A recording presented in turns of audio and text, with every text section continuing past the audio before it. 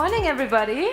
Good morning. Good It's lovely morning. to see you. What a beautiful start into our Friday Valentine's edition here at the BMW Foundation Herbert Quandt Pavilion. It's great to see you. If you hear my voice, if you hear our voice, this is the kind of invitation to join us here on the upper stage.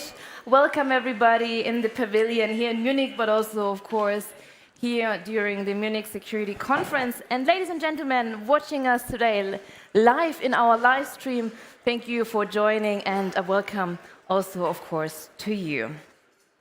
To the audience here, just a little organizational note at the beginning. We have headsets for you as well, so if you are in need of a headset to better understand us, please find the colleagues at the welcome desk, so you get a headset with different channels.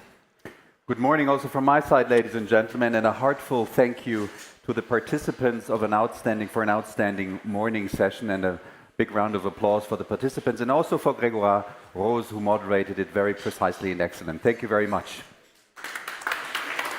And when we talk, ladies and gentlemen, when we talk about excellent moderation of rather complex topics, we're also talking about my dear colleague, Katie Gallas. Katie is one of the best in her field, traveling almost non-stop around the world to moderate panels, sessions, conversations in all kinds of places, both possible and seemingly impossible places.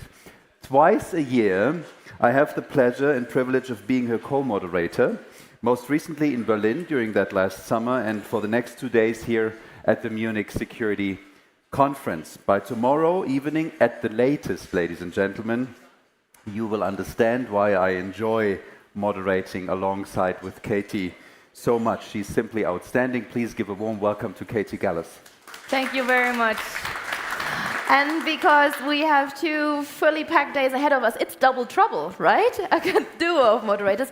Dominik Wichmann, ladies and gentlemen, best-selling author, journalist, but also the founder of one of Germany's leading PR companies here in Germany, the Looping Group. Dominik, it's a great pleasure. Double trouble in the best case. Yes, I mentioned we have 2 very packed days ahead of us in these, I always call it crazy times, but we want to share constructive psychology and positive psychology here as well. So we need the conversations that we are having here, the conversations about collaboration in these times of transformations and change, but also in these times of multipolarization, where it comes to security policy. That is, of course, very deeply rooted and connected to a resilient and secure supply of energy. And for that, we welcome now very warm-heartedly the board of the BMW Foundation Herbert Quandt, Heber Agib and Heike Schneeweiß. Hello. Yes, good morning, and a very warm welcome to our Energy Security Hub here at the BMW Foundation Herbert Quandt Pavilion. Good morning, everybody, and welcome to Munich. Great. Thank you for being here.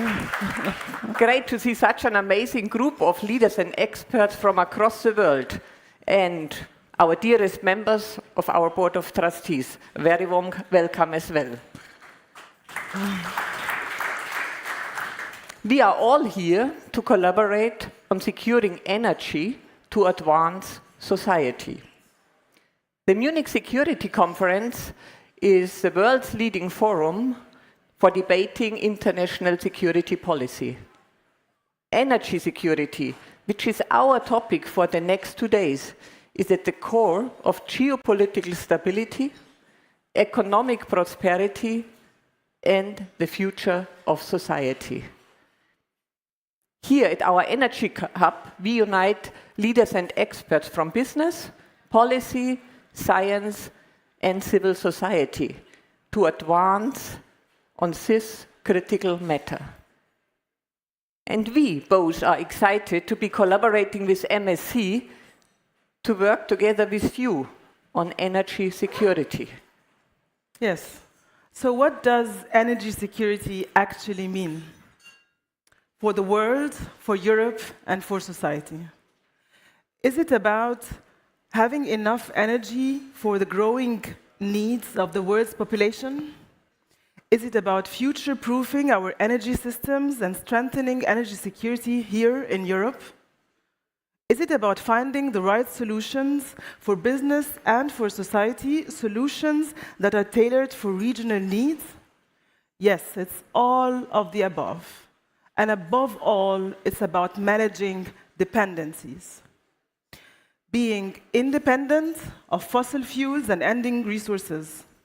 Being independent of energy imports, materials, and geopolitical events that affect supply chains.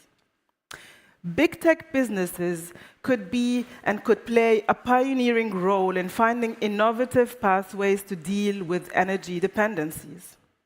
Let's take a look at the 7 megas and how they do diversify their energy strategies. Rather than focusing on a single energy solution, both Microsoft and Google are exploring a diverse portfolio of clean energy technologies, including hydrogen, solar, wind, ammonia, SMRs, and nuclear fusion. Tech companies are beginning to collaborate with partners across the energy ecosystem, including research institutions, startups, and industry players. Microsoft started a pilot program with hydrogen supplier ESB that deploy hydrogen fuel cells to provide power to its data centers and campus in Dublin. And they have similar approaches in the UAE and other countries. This ensures resilience and adaptable energy strategy. This open and collaborative approach can serve as a model for other organizations and countries by leveraging external expertise and resources to advance their energy initiatives tailored for regional needs. We have to see that there's just not only one way forward.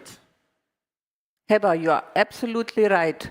Flexibility breeds stability. Diversification breeds security. The world needs a diversified energy mix to reach net zero. Economic competitiveness is a lever for energy security and requires strategies beyond today's boundaries. And we need to be open to all tech solutions and innovative pathways. We need to find the best solutions addressing regional and also cost needs. But you all know that the energy demand is still growing, especially if you look at the most populous countries like India and China, and if you look at new technologies and AI, we still speak about an increasing demand. So the question is, how do we cope with this growing demand? We can only move forward by aligning short-term and long-term strategies, by setting focused and goal-oriented partnerships, and above all, by speeding up. I think we would all agree on that. I want to highlight that public-private partnerships are a powerful way to move faster and more efficiently, and that when philanthropy is on board, we can ensure long-lasting impact and success. As we would all agree, when the majority of society is supportive, we can take bigger steps. We need focused projects that are implemented on the ground. We need these projects to be run by partners and leaders across sectors that are committed. And we need to have tangible, long-lasting impact. I'll take this from the high-level thoughts to the on-the-ground, real-time examples. First, the innovative and scalable Otana CO2 energy storage project in Sardinia, where Energy Dome, Breakthrough Energy Catalyst Fund, and EIB are on board. It does not only provide an innovative and scalable solution for energy storage, but also creates jobs and know-how in the region. Second, the already realized Noor solar power plant in Morocco, where EIB, CIF, Akawa Power, Acciona, and ADB have joined forces. This international collaboration shows how to build infrastructure, secure renewable energy supply, and deploy at speed and scale globally. This collaboration led to energy to 1 million people. And there are other examples like Binban in Egypt or Holland Hydrogen One. So we do believe that philanthropy needs to play an active role, a neutral and credible partner at the intersection to ensure implementation, to drive the transition, and to move society forward. Why are we talking about society? Because the energy transition is a massive undertaking for society as a whole. We see the energy transition as a driver of social development and safeguarding democracy. Energy is a cross-cutting issue that affects industry, business, and citizens, and they all need a reliable and affordable energy. To gain a better picture, we commissioned last month, together with the Fraunhofer Institute, a representative survey. The Allensbach Institute conducted this survey on attitudes towards the energy transition. What was the major outcome? What did the survey say? 60% of the Germans consider the energy transition necessary, but many doubt its implementation. So there is a broad support for the transition, but there is a growing dissatisfaction with the way how it's implemented. And that's now where we come in. This is now our task. We need to form the necessary majorities to implement the right solutions on a large scale. We have to make clear to people that it is a conscious choice to help shape the energy transition. Strengthening economy and society means strengthening democracy. The more successful we are in advancing the energy transition, the more wind we will take out of the sails of the populists and dividers. But at the moment, however, we are making by far too little progress. And our collaboration is stagnating in a pivotal time in Europe. We have the real responsibility to steer the opportunities to make a meaningful difference to society. If we in Europe focus on our values of society, we can build an open-minded society and they will resist egoism and populism. How can we do it? Through dialogue, joint action, and working together. We all are here to secure energy, but not only to maintain the competitiveness and reach the climate targets. In fact, we are here to advance society. We invite all of you to join us, to walk with us, and to benefit from our global network. So, let's walk and work together to a successful energy transition. Yesterday, you can clap if you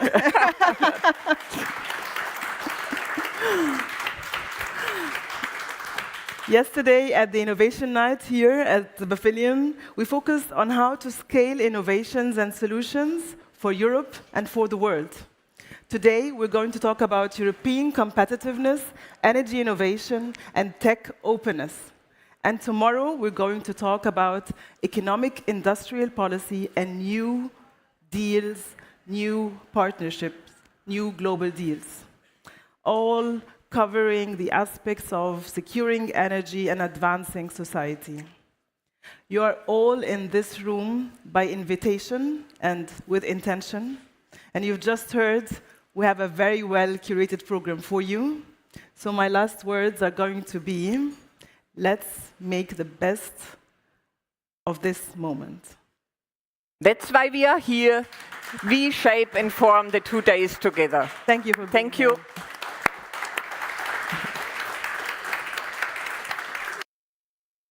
Thank you very much, Heike, and thank you very much, Heba, for your introductory words. It is wonderful to see how the constructive path the constructive path the BMW Foundation Herbert Quandt is taking and how it's creating more and more impact. Thank you very much for that, and congratulations to Heike Schneeweiß, Heber Agib, and also Dr. Peter, who plays a significant role in that, I guess.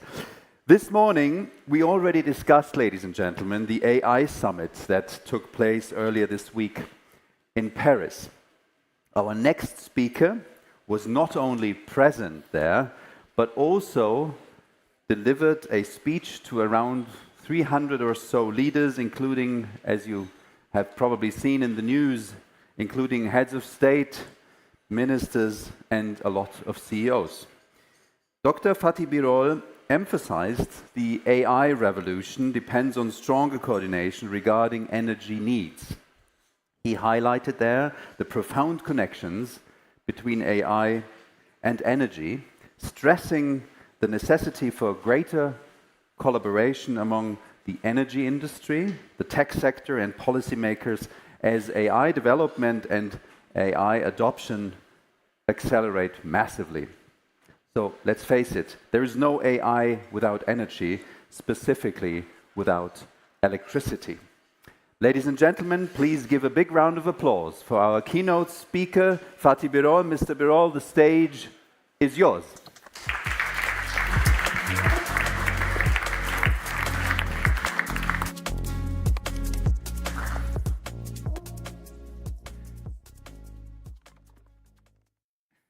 A very good morning, ladies and gentlemen. I am very happy that I am going to share some thoughts, and off-the-cuff thoughts with you.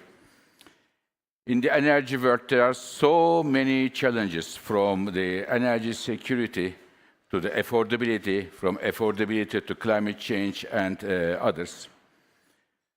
I thought maybe I take one angle and share this with you, namely the angle of electricity.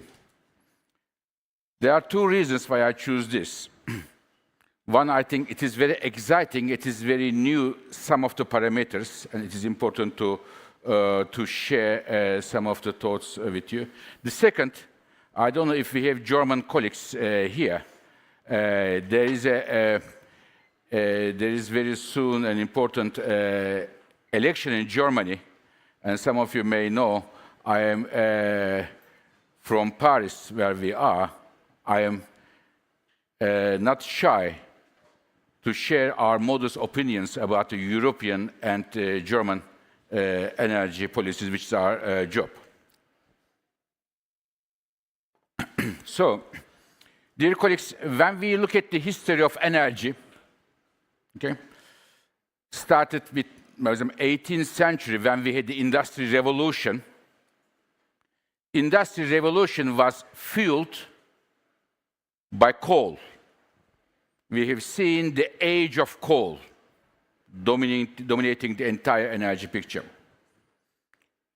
Then, slowly but surely, we have seen the emergence and now the dominance of age of oil and gas. And today, oil and gas are dominating the energy system, and they will be with us many years to come. However, when I look at the numbers, I see that the age of electricity is coming very strongly. And I am surprised that this is not well understood.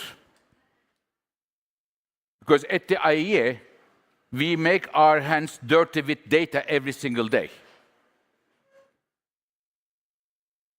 I give you, if I may, a couple of numbers which may not be difficult to keep in mind.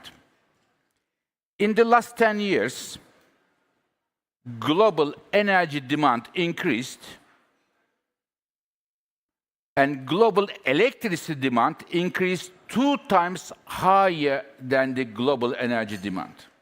But in the next 10 years, even with most conservative assumptions, global electricity demand will increase 6 times higher than the global energy demand growth. So 6 times higher. Again, to put in a context, between now and 2030, amount of additional electricity consumption added to the world will be equal to the current electricity consumption of the United States plus China put together. So US and China current consumption will be added to the global electricity consumption. So it is the reason we see the role of electricity is growing very strongly. What are the new drivers? Why we see such a strong growth in global electricity demand? Number one, in the industry sector, we see a lot of processes are now run by electricity for efficiency reasons. Second, for many of you, it may be a surprise, but globally, number one driver of global electricity demand growth is air conditioners, increasing number of air conditioners. In the United States or in Japan, 90%, 9 out of 10 households, they have an air conditioner. In Nigeria, it is 5%. Indonesia, 18%. India, 20%. With the increasing income levels and increasing temperatures, people buy air conditioners, a very basic need, which in turn drives the global electricity demand growth. This is another driver. Third driver is electric cars. They are growing very strongly around the world, China, but other Asia, in Europe, and elsewhere. And fourth and the last one, we just heard from our moderator, data centers and AI, another important driver. Again, this week, in fact, President Macron organized a major AI summit in Paris. More than 50 heads of states were there, including Bundeskanzler Scholz, J.D. Vance, and others. The IEA's message at that summit was, there is no AI without electricity. Why? Very simple. An AI data center, a medium-sized AI data center, not a huge one, consumes electricity as much as 100,000 households consumes. And it's a medium size, and around the world, dear colleagues, data centers are coming one after another as a mushroom, like mushrooms. In the United States, in Europe, in China, India, Middle East, and elsewhere. They will need electricity, and they will need electricity 24/7, without interruption. So this is another driver for the electricity demand growth. Industrial process, moving to electricity, electric cars, air conditioners, AI, all of them means we are seeing a staggering growth of electricity demand growth and the age of electricity with us. Now, of course, this brings a few implications and challenges with itself. What are those challenges? I'll tell you a few of them. First, when we look at the power plants built in 2024 in the world, we look at all of them at the IEA, we have every single number. Of all new power plants built in 2024, 85% were renewables, solar and wind, 5% nuclear, and 10% coal plus gas. Why I am saying this is the following. When we look at the electricity system, renewables, especially solar and wind, because they are cheap and in many countries they are supported, they are variable source of electricity generation. which means their availability is depending on the currently on the weather if we don't have the storage. On the consumption side, electric cars, you don't use the cars 24/7. You use it and you stop it. Air conditioners, you don't use 24/7. They're also variable consumers. So number of variable consumers and number of variable generation of electricity is growing. Therefore, it creates a challenge of finding the secure electricity systems. So this is becoming a challenge for the electricity systems, if I can summarize it briefly like that. This is one challenge. So we have many challenges. I will maybe tell you 3 of them, and plus highlighting one trend. The second challenge is the following, dear colleagues. Electricity, when we talk with the politicians, they think electricity is building power plants. This is true, but half true.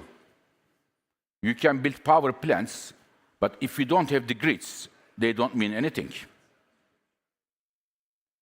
The world last year made a record installation of renewable capacity. We have never seen so much renewable capacity, more than 600 gigawatts. But now I come to the problem. 3 times of that capacity connected to grid is waiting to be connected to grid because we don't have the capacity, the grids. Power plant is there, you build the power plant, but you cannot send it to the consumers because there is no link, there is no grid there. This is economically insane. We are in the offices of the BMW. Here it is something like you built the best car, very fast, very nice, color, efficient, blah, blah, excellent car, and looks very, very good, but you forget to build the road. Just like that. You build the power plants, but you don't have the grid. So this is a big challenge for the age of electricity, building grids and having smart grids. This is number 1. Number 2 challenge is the following. Electricity means, in my terms, copper. You need copper for the grids, you need copper for the transformators, you need copper for everything. But we are seeing copper is being squeezed in terms of its availability. And when we look at the numbers again, we see around 2030 there is a big gap between the investments made in new copper mines and processing and the demand growing, about 30% gap there. This is the second point I wanted to mention, and the copper will be, in my view, one of the most important minerals in the next years to come. Third point, and I stop here. So it is, I have to choose something, as I said, about not directly Germany, but in the German discussion context, which is about nuclear power. It is, of course, up to every country to decide which energy source they are going to use. And to the people of this country and the others, they should choose what they want. But I want to say, when I look at the world, I see that nuclear power globally is making a comeback, and a strong comeback. After the Fukushima accident, we have seen the appetite for nuclear die down, but it is coming back for many reasons, but mainly for, in my view, energy security reasons. I give you 3 numbers to support my argument coming back. As we speak now, 70 gigawatts of nuclear power plants are under construction. 70 gigawatts. Second, 2025, this year, will be the highest nuclear electricity generation in the world. We have never seen it since 60 years. It is going up, generation. Third, more than 40 countries around the world have firm plans and investments to build first nuclear power plants or expand their current capacity. And fourth, maybe, we made an analysis of 10 top SMR companies, scrutinized them, and SMR may meet the markets around 2030, first SMRs coming commercially. So looking at all of these things, I think one of the drivers of the age of electricity and its consequences is nuclear power. And I mentioned the AI, artificial intelligence. It is also one of the drivers of the need for nuclear power and makes nuclear power, the tech companies, more investable as they have high credit ratings. I am finishing. So, dear colleagues, just to put it again in a context, we will see, in my view, the big chunk of the new power plants in the world will be still renewables. We will see natural gas also coming, but also nuclear is going to make a good comeback. And the countries, when they make choices and plans, they have to make their choices based on the security of their energy systems, affordability of energy prices, what it brings to their economies, competitiveness or not, and also, of course, addressing one of the biggest challenges of our time, climate crisis. And I hope Age of Electricity will address all of these issues in a good way for the betterment of our planet. Thank you very much for your attention. Thank you. Thank you very much. You're going to stay. Could you please stay on stage? Because thank you very much again for your keynote. It was a pleasure listening to it, and I hope you're going to elaborate a little bit more on the last point, the question of nuclear energy, because this is mostly discussed here, or will be heavily discussed in Germany within the next years, I guess.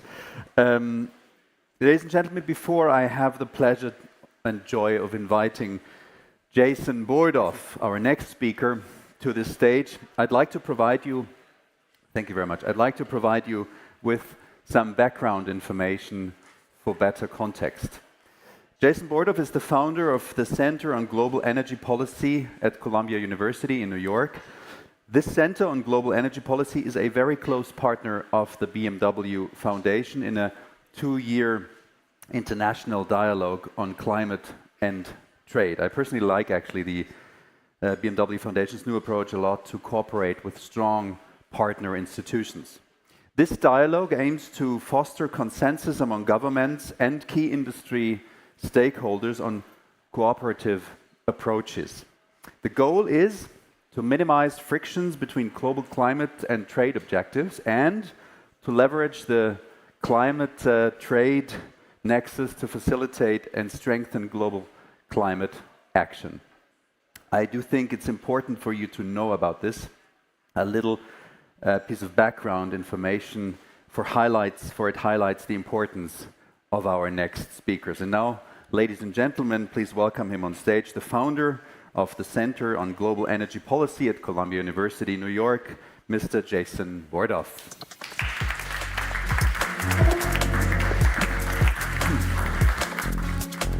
Kadri and Joe should come up here as well, since I'm not making remarks. My job is to moderate and let you hear from all of the extraordinary people who are here with me on stage right now. So just want to say thanks to Heba and the whole team at the BMW Foundation, Gregoire, who's here somewhere. As you just heard, we've had a really phenomenal partnership with the BMW Foundation on issues that we identified several years ago as being core to the pace of the clean energy transition, which was growing economic fragmentation, protectionism, forces of deglobalization that were picking up steam, and all of these were going to be potentially significant headwinds for the pace of the clean energy transition, even though here in Europe, in the United States, and elsewhere, people were being reminded that we also needed to think about industrial strategy and protecting the resilience of supply chains in maybe ways that we hadn't seen before. So the question is, how do you reconcile these goals? And we've had a really very, very strong partnership with BMW Foundation that we're really grateful for. So it's a pleasure to be with all of you here today, and I'm just thrilled to have this phenomenal pavilion and the significant focus on energy security. We live in a moment where energy security and affordability and competitiveness are as high on the agenda as critically important issues of sustainability and decarbonization.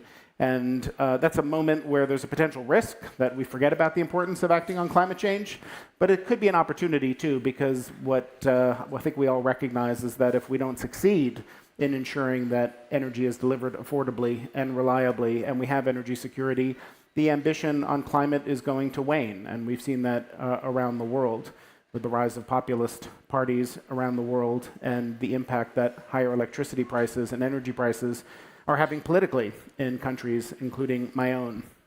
So really delighted to have this phenomenal group of panelists here. Fatih Birol, who you all already know and needs no introduction.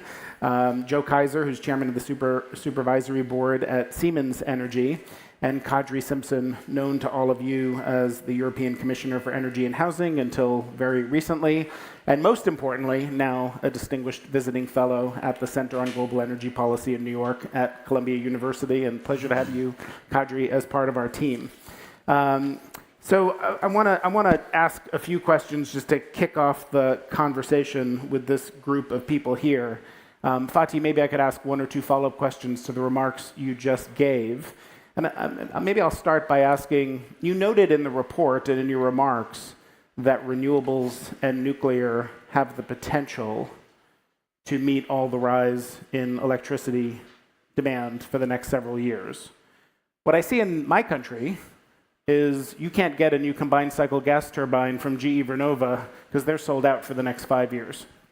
So I'm wondering, when you say we can do this all with zero carbon energy, is that what is theoretically possible? Or is that what you see actually happening for where investments can go today? And if we need to try to meet both of these goals at the same time, continue to bring emissions down and meet that growth in electricity demand you talked about, what do we need to do from a policy standpoint or a market or investment standpoint? Thank you, Jason. So I see that there are gaps between the targets, the climate targets or energy security targets, and government plans and what industry is able to do in the time we have. So from a theoretical point of view, we have huge amount of renewables to build and also CCGT, but the main problem is today, as I tried to mention, is the grids. We don't have the grids ready to get all these power plants electricity to go to the consumers. If I have to choose one problem to be fixed, if we have something magic thing to touch and fix this problem, it should be building grids around the world. In US, it is a problem. In Europe, it's a problem. In China, it's a problem. India, it's a problem. Japan, it's a problem. Grids and the smart grids, I would think this is number one problem. And number two problems, of course, building there is a long queue of the turbines of power plants in many countries. This is the second problem.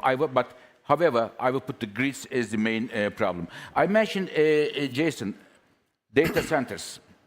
You build a data center in less than 1 year, but to build a grid to go in there takes about 5 years. There is a big gap between those two. Therefore, for me, the biggest problem is grids today in the world. I want to thank Fatih also for, as an energy analyst, something I find incredibly useful. I'm going to ask everyone here about the rise in AI and data center power demand. But if I want to get data from the IEA now, there's a new ChatGPT AI tool. Exactly. And I just asked it, what is the most important question that I should ask Fatih Birol about the new Electricity 2025 report? It's a good question. What are the key strategies and actions needed to ensure global energy security while accelerating the transition to clean energy? It's a little anodyne. It's kind of generic. It's a broad term. But I'll put it to you, and by that I mean, in this world of rising protectionism and trade tensions and economic fragmentation, we have an administration in the US that's looking at tools of economic statecraft, like tariffs in ways we haven't seen before. But on both sides of the aisle, tariffs, sanctions are all quite popular these days.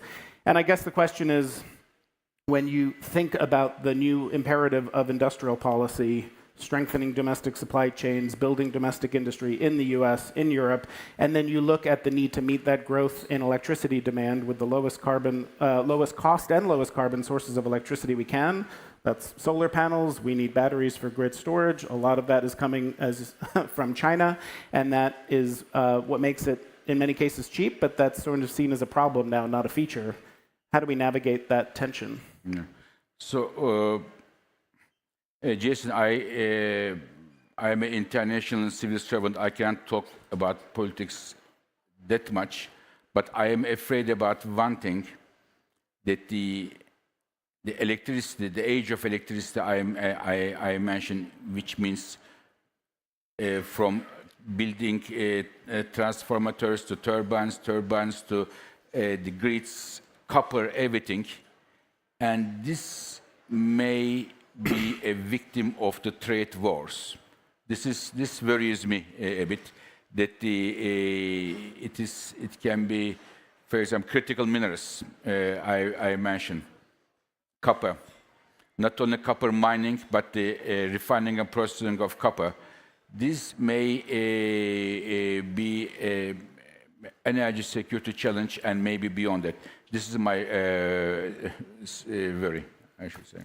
Kadri, your successor, Dan Jorgensen, has been tasked by Ursula von der Leyen with doing three things at the same time. Lowering energy prices, because there are significant concerns about economic competitiveness now in Europe. Moving faster to decarbonize the energy sector, and bringing Russian gas imports to zero. It seems hard to do all three of those at the same time. So that was your job until recently. And can you talk about what needs to be done in Europe to try to really achieve security and decarbonization and bring prices down all at the same time? That seems like an incredibly difficult task. Indeed, it is. But this is necessary because this will address three biggest challenges European households and companies are facing. I do agree with Fatih that grids need to be strengthened here in Europe, despite the fact that European Union is relatively well interconnected. But we do have in place a solid plan for mainland and also offshore grid developments. Now, what my successor Dan Jorgensen has to address is mainly to address the public acceptance, because you might think that European Commission is presenting initiatives and they are reactions to the global developments, but actually Commission can only initiate a legislation where majority of the member states will support this. And now they have to address three challenges. First of it is that Europe is still too dependent on imported fossil fuels. So it is necessary to present a clear roadmap to get rid of the remaining Russian gas.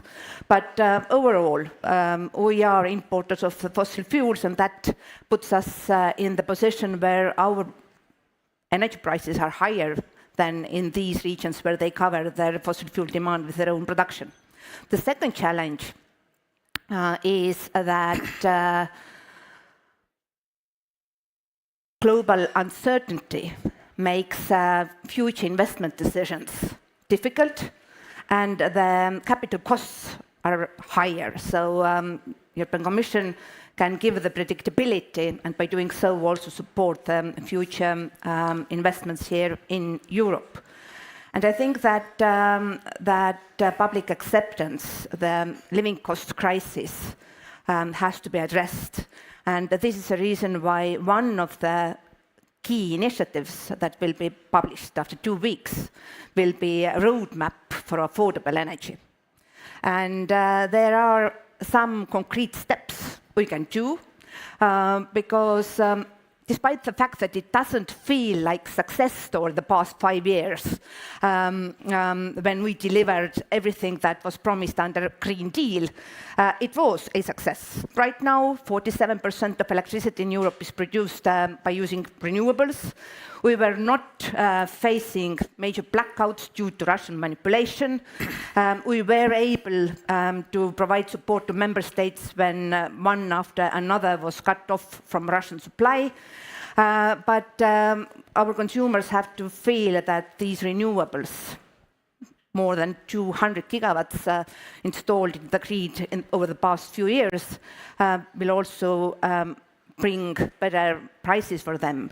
And this action plan actually is designed to deliver that, to strengthen schemes that are already at disposal but are not so popular right now. For example, PPAs, and of course addressing also all the other components that final consumers have to pay on top of electricity prices. There are grid tariffs, different kind of taxes and levies that differ in regions across Europe. And as a final consumer, sometimes you are always you are upset about the final bill, not the single component that is energy price in your bill that you have to pay. Just say one more word about what you think the core components of that affordability plan will be or should be, because the points you're making are clearly correct, and we've been talking about them for a couple of years. I mean, and Fatih and the IEA in the wake of the energy crisis in 2022 prompted by Russia's invasion of Ukraine and ceasing, I mean, most, not all, but most of the gas exports to Russia. The idea was, let's use this moment of crisis to remember that if Europe was less dependent on globally traded hydrocarbons exposed to geopolitical risk, that would help with energy security too. But we've seen very ambitious goals for things like green hydrogen that are just nowhere near being on track to be met. And part of that is because there is a cost, there's a price. And a lot of people want to make green hydrogen, but not quite as many people want to buy it because it's expensive. And you kind of go down the list, and I think that's a feature that you see in many parts of the energy transition plan, not only in Europe, but around the world. And the deep concerns now over bringing energy prices down to help with European economic competitiveness, because that is a, if not at crisis level, a significant source of concern now. So what is it actually, and there's very little money to spend. Governments are just really stressed financially now. So how do you do that? What are the actual policy mechanisms that both accelerate the pace of clean energy deployment but try to bring energy prices down for consumers and businesses? First of all, European consumers and industry, we are paying hundreds of billions of euros each year for our fossil fuel imports. So the very moment when we will be able to replace some of the imported fossil fuels with homegrown renewables, the money is there for strengthening our grids and financing future-oriented investments. I think that there are 3 pillars on this initiative. One of them is that we will stay true what was agreed under the Green Deal and what is put into our legislation for 2030 targets. So this doesn't disappear, that we will cut our CO2 emissions, despite the fact that some of our key partners are announcing that they will increase drilling. The other component for us is very important, that we have to address security issues. Still, many EU member states are dependent on Russian supplies, mainly I think about nuclear fuel coming from Russia. 5 member states might be impacted very severely if this fuel supply will disappear. They do have plans, but these are still taking a couple of years. And the third one is that we have to attract investments into renewables. As I told you, 2023 was exceptionally good year for that, but we cannot lose pace.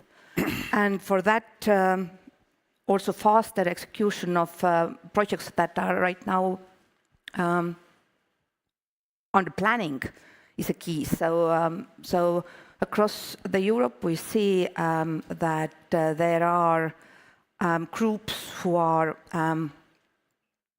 fighting against renewables, and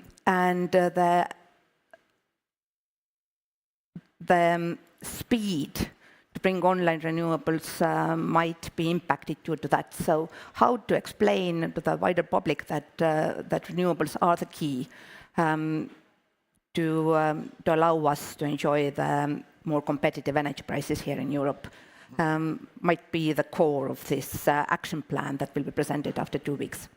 Joe, can I ask you to bring those two threads together, how you see the state of European economic competitiveness today, what should be done in Brussels and national capitals to help improve that, the role of energy prices, and then in this moment where, as Fatih said, there's significant growth in the need for electricity and what that means for investment with the kind of technologies that Siemens Energy is putting in the market today, and which ones compete and which don't? Well, I mean, first of all, good morning, everybody. Great to be here. Look, I mean, energy is one of the worst places where you put ideology and political volatility to work. Very bad place, because it's a long cycle foundation for doing business, first of all. Secondly, whenever we talk about energy policy of an economy or a European Union, we always need to be clear there is this energy triangle. There's energy triangle: affordability, sustainability, and security of supply. You cannot escape that triangle, no matter how hard you try. So an economy needs to figure out where do we want to be in that space. And then obviously face the consequences and do solutions. As far as I believe the European Union is concerned with the Green Deal and the like, that needs a revision, because not always is the desirable also the doable. And that's been one of the reasons why I believe we are in Europe where we are. Economic stagnation, especially in Germany, where the ideology panel has swung too much into one direction. And that's the situation where we are at. So how can we solve the problem? We need a plan. We need a long-term, 10 years energy agenda in Germany, first and foremost, and then secondly, maybe even in Europe. I think one of the things which didn't go well with the Green Deal, although it was well intended, was that the demand side has never been asked what they want. The supply side got regulated, but the demand side was never asked what we actually want. It's like, you have BMW not asking their customers what they believe the best car is and what they want to buy. And that needs to change. That needs to change, because otherwise our societies are ever more divided, fueled by, let's say, drastic actions in one of the biggest economies in the world. And that one we need to overcome. So if you have an energy agenda, it needs to be out 7 to 10 years in terms of how long do we want to have renewable, how do we price carbon capture, what are the cost of energy, levelized cost of energy in the next 10 years? Not the prices, but the cost. It doesn't do any good to say the prices need to go down, if that is going to go into the subsidy area. We need to have a 10 years plan on what the energy cost will be in Germany. And then the private sector can make choices. Maybe we come to the conclusion that we say, look, energy-intensive industries have no place in Germany. Maybe they need to be in the Middle East, in the Kingdom, in the UAE, or elsewhere. Maybe that is the conclusion then, and then we focus on industries which have a future based on what the cost of doing businesses are. And that agenda needs to be made for Germany, first and foremost, because unfortunately, I'm afraid we cannot wait till the European Union has a plan where 27 countries agree. And can you say a word about how that looks from a company like Siemens Energy in the current geopolitical landscape, supply chain challenges, economic fragmentation, growing industrial strategies, use of tariffs? Well, look, I mean, Siemens Energy is in the sweetest spot of all time because of that energy challenge. You know, I think we've got almost 7 years delivery time now for combined cycle gas turbines. We just collected 90 gigawatt of reservation till 2030. So everybody, you know, sells out. The grid, as you rightfully said, the grid is an issue because all of a sudden people have figured out that the place of generation is not necessarily the place of consumption. And in between, you obviously have the grid. So for Siemens Energy, this is not a real issue because we are sold out. And the question is for us is more, when will that bubble burst?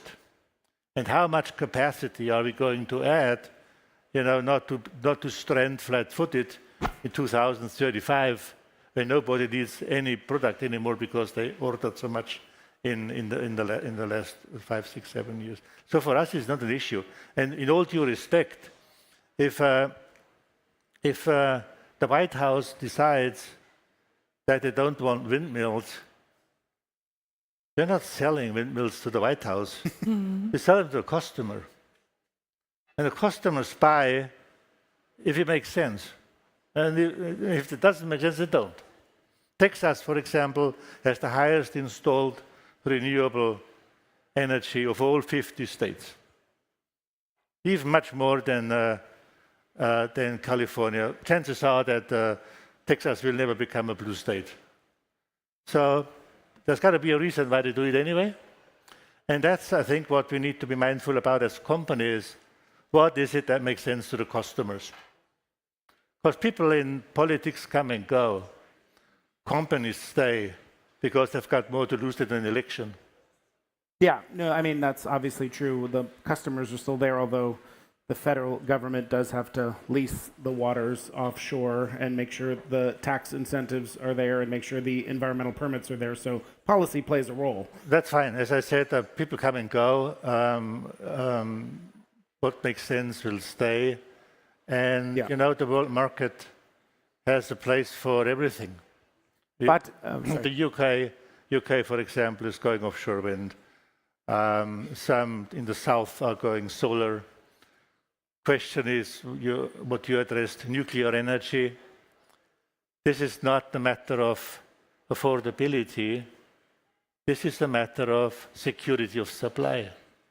I don't know a single nuclear power plant, the whole world, which makes economic sense. Not a single one. If you add wall to wall from building it, operating it, and dispose of nuclear waste for about 2,000 years. You put that all together, there will never be such a thing which will ever make economic sense for the private sector. It may make sense if a government and a country decides, you know what, I'll do that anyway, because that's security of supply and maybe even sustainability if you assume that nuclear waste is not bad for the environment, which is a debatable topic. Yeah, I'd love for you to react to that comment. He's sold out on gas turbines, nuclear. We're sold out on grid, we're sold out on wind. Yeah, and nuclear makes no economic sense. And maybe in the context of the upcoming elections here in Germany and what you think that means for energy policy or should mean. I follow German politics and Bundesliga very closely, both of them. And I think can a tell you- Bundesliga is simpler to predict I than think the government. Bundesliga is, or I would say Bundesliga is a bit boring compared to German politics because Bayern Munich is always the champion. Dortmund and Leverkusen make some surprise from time to time. Don't forget but Leverkusen. Pardon me? Leverkusen now is Düsselkusen, not Vizekusen anymore. No, so- I have a respect for Leverkusen, I have a respect for Dortmund, even Schalke, all of them. But, of course, Bayern Munich is always the champion, which is, in my view, like in France, we have PSG always the champion, so it is... but when it comes to politics, it will be, in my view, one of the most consequential politics in election in Germany, when we look at where we are in terms of the German economic situation. If I may, Jason, I want to say that German economy, which is the engine of the European economy, one of the engines of European economy, is in trouble. And in this, why German economy is in trouble is, among other things, I believe, as a result of historical energy mistakes that Germany made. And I think Germany made 3 historical strategic mistakes, in my view, when I look at the last 20, 30 years. Number 1, over-reliance of Russia on gas. You don't rely on one single country on a strategic good. You make a diversification here. And it was very difficult to say in Germany, which I did, 2004, when you look at it 20 years ago, I said it is, and Germany at that time wanted to even increase the reliance on Russia. And at that time, the authorities here thought it was a good idea, cheap, abundant Russian gas, and they will never cut the gas. We saw it was wrong, and we are paying for that. Number 1, because the economy was modeled on the abundant and cheap Russian gas. Historical mistake number 1. Historical mistake number 2, again, in my view, phasing out of nuclear power plants. German nuclear power plants were working like a Swiss clock. No problem, push the button, 24/7 clean electricity. Working electricity, you just shut it down. There may be political reasons, but I don't get it. I mean, this is already there. I am not talking about building new ones, but existing ones. This is the second one. Third one, many of you may not know, it's about solar energy. I mentioned a few minutes ago that about 85% of all new power plants built in the world last year were renewables. And in fact, 60% of all new capacity built in the world last year was solar energy. And 85% of solar panels in the world now being built in China. But go back 25 years ago, it was Germany, Italy, Spain who started the solar manufacturing. But we dropped the ball. China took it over, and China is now taking over. So these 3 historical mistakes, over-reliance on one strategic good on one single country, and it could have been the most innocent country in the world. It's still wrong, but it was not the most innocent country in the world anyways. This is number 1. Second, shutting down the existing nuclear power plants. And third, dropping the ball on a very important technology and just giving it away is a big mistake. In my view, my hope, the next German government, whoever it will be, will bring the energy realities at the heart of the biggest challenge the German economy has today, which is the competitiveness of the German economy.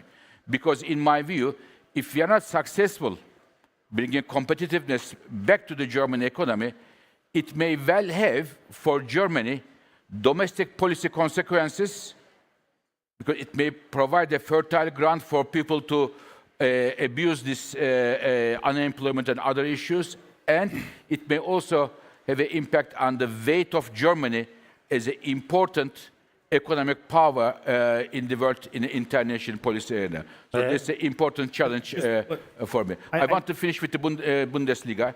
So I have a great respect for German football, and since I am here, I just want to mention that Gerd Müller was one of my heroes in life, so I just wanted to mention that. I know, I'll come to you in a minute, Joe, but I know Fatih has to leave a few minutes early. I just want to ask one more question before we lose it, because we've talked almost entirely about Europe, a little bit about the United States, but the report you released today says 85% of the power demand growth is coming from emerging and developing economies. 6% growth in China, more than 6% in India. Where is that going to come from? There's a lot of cheap coal around the world. How do you think about de-risking and mobilizing finance for emerging and developing economies? I see my friend Scott Nathan here, who led the Development Finance Corporation. That was his job in the United States. Talk about where this demand growth is actually going to be coming from. I mean, a bulk of the demand growth, more than 85%, comes from the emerging and developing countries. If you put China there, the rest. The one news is, in fact, what attracted my attention is the following, Jason. After 15 years, for the first time, we see electricity demand growth strongly coming from the advanced economies. It was almost stable.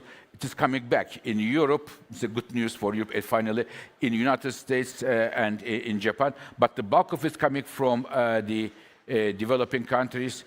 And I believe it will be solar #1 again, because not because of climate reasons, because it's cheap and easy 2 years, but in the absence of financial incentives from the advanced economies or intangible financial institutions, I don't want to exclude that they may even look at the fossil fuels such as coal and natural gas. Having said that, natural gas, abundant, etc., but for the most of the electricity demand is coming from countries where the natural gas infrastructure is not yet built. So if you want to get the LNG, you have to build the terminals, infrastructure, etc. This is another story altogether. I don't want to go to details, but just to tell you that the big chunk will be renewables, but I don't want to exclude the coal and natural gas as well, even though they have their own challenges. Yeah, there's a lot to say about where the LNG market is going and how that's going to shape up through the end of the decade. The U.S., a huge player in that. Joe, you were going to respond to... I would like to. I mean, I agree with you on the strategic mistakes. Question just is, could we have anticipated it or not? I fully agree with you. Shutting down existing nuclear power plants is it's foolish. It's just totally nuts. I don't know how meaningful people can ever do that. Not saying they should build new ones. What I'm saying is if you have them and have an energy problem, it's hard to understand why people are shutting them down. It's been 6, which is about, 7 gigawatt at least, if not more, which is a real issue. On the first topic, the strategic mistake with the Russian gas. Look, it turned out to be a problem, but first of all, just for the record, Germany shut down the gas supply. We said to a single source supplier, we said, do you know what? We don't want to buy from you anymore. We don't want to do business with you anymore. That's what we did. I'm not saying it's right or wrong. All I'm saying, we went to a single source supplier and said, you know what, we don't do business with you anymore because we don't like you. Or what you do is what we don't like. So if a company goes to a single source supplier and says, you know what, I don't like you anymore, you better think about that twice before. If the country had been my company, Germany, I would have rented out 50 different storage places everywhere in my neighborhood. I would have gone to my supplier and said, you know what? My business is so great. Can you ship more? More. I would have filled up my storage, would have qualified a new supplier in the meantime, and then would have gone and said, you know what? Sorry, not working anymore. So just for the record, we shut it down. Not saying it's right or wrong, but it was us who said we don't ship anymore. And then Are you talking about after the invasion of Ukraine? Yeah, and then Mr. P said, you know what, if you don't want to do business, I shut it down first. Right, but my perception was that the declaration in Europe that it would not buy, and Germany would not buy gas from Russia was after Russia, starting before the invasion of Ukraine, had already started to reduce flows to Europe and then cut off supply. So, because we said we don't is that want correct? Yes, because we it said we already don't want to happened. do business anymore with you. It already happened in 2021 when Russia cut the supplies to LNG market, and by doing so, they created panic at the TTF market. They left the underground gas storages that were owned by Russians empty. That created another demand and triggered the price increase. So the manipulation already started 2021. 2022, Russia, one after another, cut off our member states. First Finland, Bulgaria, and then Germany. So it was not so easy that you will buy Russian gas. They set their own demands, which were not possible to meet. They did set their own demands because they wanted to bring Novatek into the business for an Arctic LNG towards Japan. And then I'm going to let Fatih go because he has another commitment. Thank you, Fatih Birol. Thank you. Thank you. And then we have 15 minutes left, so I don't want to get sidetracked into a conversation about kind of the cause and effect of how the flows of Russian gas were curbed to Europe. I do think one of the big questions in the global gas market now is whether that gas supply will come back and whether that's a Russian decision or a European decision. But in an era where, I guess my only editorial comment, even though I'm the moderator, is history teaches us that memories are very short when it comes to energy crises. And when economic pressures build and political pressures build, the kind of economic competitiveness concerns we see from gas prices here that are 4 or 5 times higher than they are in the United States. And who knows what's going to happen with the conversations that apparently are starting to happen between my new president and Putin. But at some point, the idea that economic pressure and political pressure will win out and relatively inexpensive, still expensive, but less expensive Russian gas might start to flow again, I think is not impossible. And that's a major factor in how you think about whether the gas market is oversupplied by 2030. I want to come back, though, to sort of the topic of the session, which is how we think about energy security, these industrial policy and trade tensions, and also the potential for these dramatic new improvements in technology to play a really significant role. We've talked a lot about how much energy AI will need, but the innovations we're seeing in digitalization, in technology, some of what Siemens Energy is doing, how AI can be a tool to help the energy sector, help improve efficiency, help on the demand side. I'm wondering, Joe, what you see happening in the technology space right now. Yeah, of course. I mean, going back now into the supply side, of course, AI can help us a lot. If you think about the grid and the volatility which comes to the grid because of different sources of energy, gas, nuclear, wind, solar. So there is a massive strain on the grid. And with simulation through AI, you can obviously optimize the grid automation and make sure there's a demand response intelligence there, which helps to ease the stress on the grid and helps, of course, to secure supply. So that's massive, absolutely massive. If you look into optimizing, for example, high-efficiency gas turbines, yeah, I mean, what you can do today, you build a digital twin, and then you basically simulate the temperature stress on how far you can actually operate a gas turbine. You can simulate what will be now from the customer side, what will be the optimum where you do the service. You know, and shut down your power plant because, you know, this is demand, this is supply, these are other factors like the weather, and you can optimize and plan your perfect turbine outage for service. So there's a lot which can be done, but many of the things are already there. What really has changed is that the power of the compute has gone up. So you can all those great things, you know, which we were not able to do because we didn't have the compute power. before that. So there will definitely be a lot of benefit on AI for the industrial energy sector. But by the same token, AI obviously is a massive demand factor for the future of energy. And a lot of, not just the hyperscaler, but also smaller ones, they are now looking for a solution which they call so-called behind the meter. That means they build their own power plants behind the meter because the utilities are considered to be way too slow to get them enough power. So the matter of decentralizing power, becomes ever more important. And that's why those so-called SMRs, the small medium reactors, are so much in fashion, because you, first of all, you modularize them. If you need one, if you need 400 megawatt, you put one. If you need another one, so you put one in, one after another, basically right next to the data center, which people like. A lot of question. I think the jury is still out on the SMRs, whether or not they be the right thing, because the efficiency per megawatt goes down. Or in other words, the nuclear waste per megawatt goes up, which is not helpful, and somebody needs to take care of the waste.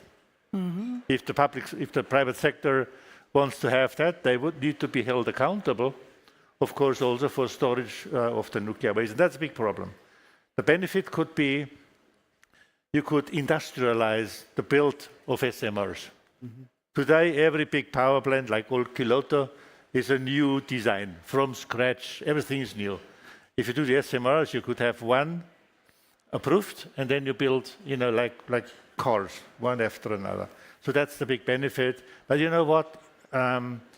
What's missing in that discussion is what is going to be the long-term solution for the world, and that needs to be copying the sun. Yeah. And I'm missing this vision. I'm missing this, entrepreneurial approach to say, you know what, we are going to solve that problem, and if it is 40 years from now, and that's what we are going to do. Those are the type of messaging. That's the type of communication. You need to go out to the people and say, you know what, this is what we are going to do. We don't know exactly how, but that's what we are going to do. And that is, I'm missing, especially in Germany. We always talk about the problems and the issues and the challenges and this and that and Putin and Trump and what have you. And we're missing, the big thing where everybody says, you know what, that's what we are going to do. This is what we are going to be up for. And companies can live with high-cost energy if they know where we are going with that cost in the next 10 years. If they can plan, then they will find a way to do this. And this is so relevant. And by the way, you always talk energy. On average German companies, from the small one to the big one, all sectors, 11% of the cost of German businesses is energy. 16% is labor. So just that we sort of, get the right calibration again, what really matters in the continent. I'm telling you, in my view, we need to come to the conclusion at some point, when we know what the cost of energy will be the next 10 years in Germany, we need to figure out what industries do have a future here, and which industries need to go someplace else where the relevant resource, like energy, is going to matter.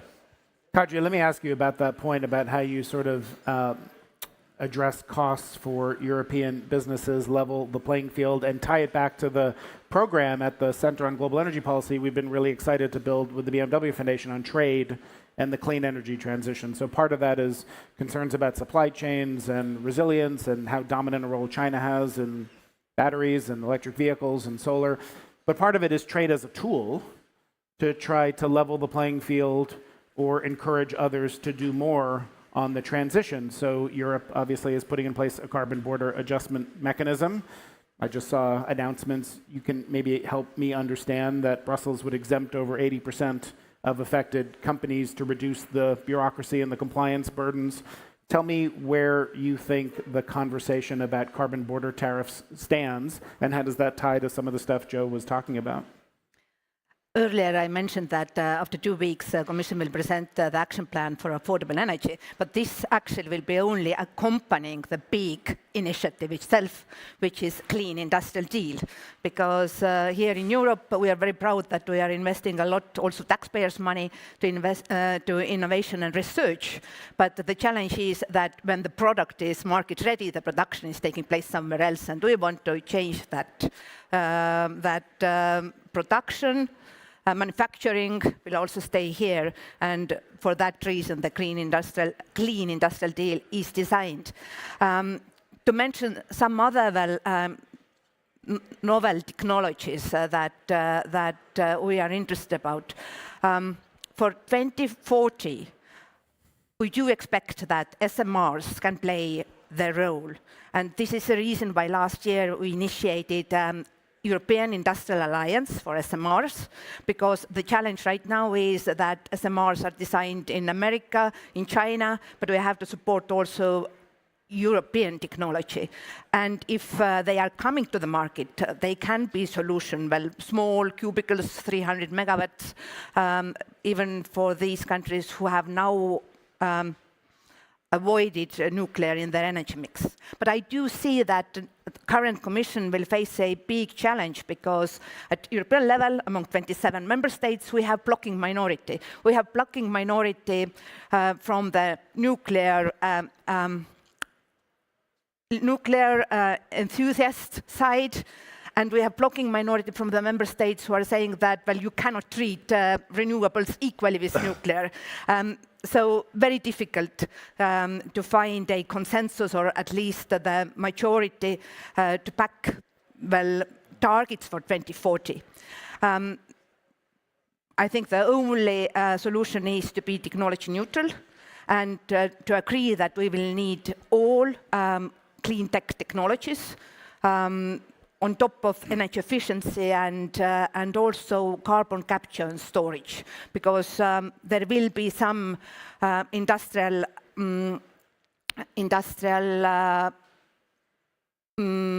sites in Europe that will still emit CO2, well, cement, for example, but if you capture the CO2, you can address the emission part.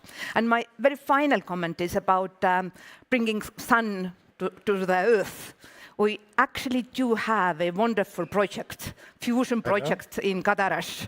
And when it was agreed that it will be set up here in Europe, and tokamak will be built here in Europe, the decision makers also decided that we will avoid the espionage by allowing all the major players to be part of this project. So there are not Europeans, only Europeans, and Americans, but Japan and Korea and India and China and even Russia are part of this big project. And unfortunately, the deadline when the plasma will be produced is moving further and further. The latest backlash was due to COVID, but tokamak as such is now complete. And this is a promising development indeed. About carbon border adjustment mechanism, this is just to avoid that carbon will leak to neighboring countries, that our energy-intensive companies will lose their production sites due to the cost of carbon, and some other regions who don't care about the environmental impact will take over our market. So the very moment when you have similar pricing system in place, you don't pay any tariffs. But if you emit CO2 into the environment and you don't care about that, then the tariff is implied. Yeah. The title of the session is The Balancing Act Between Industrial Strategy, Security, and the Transition.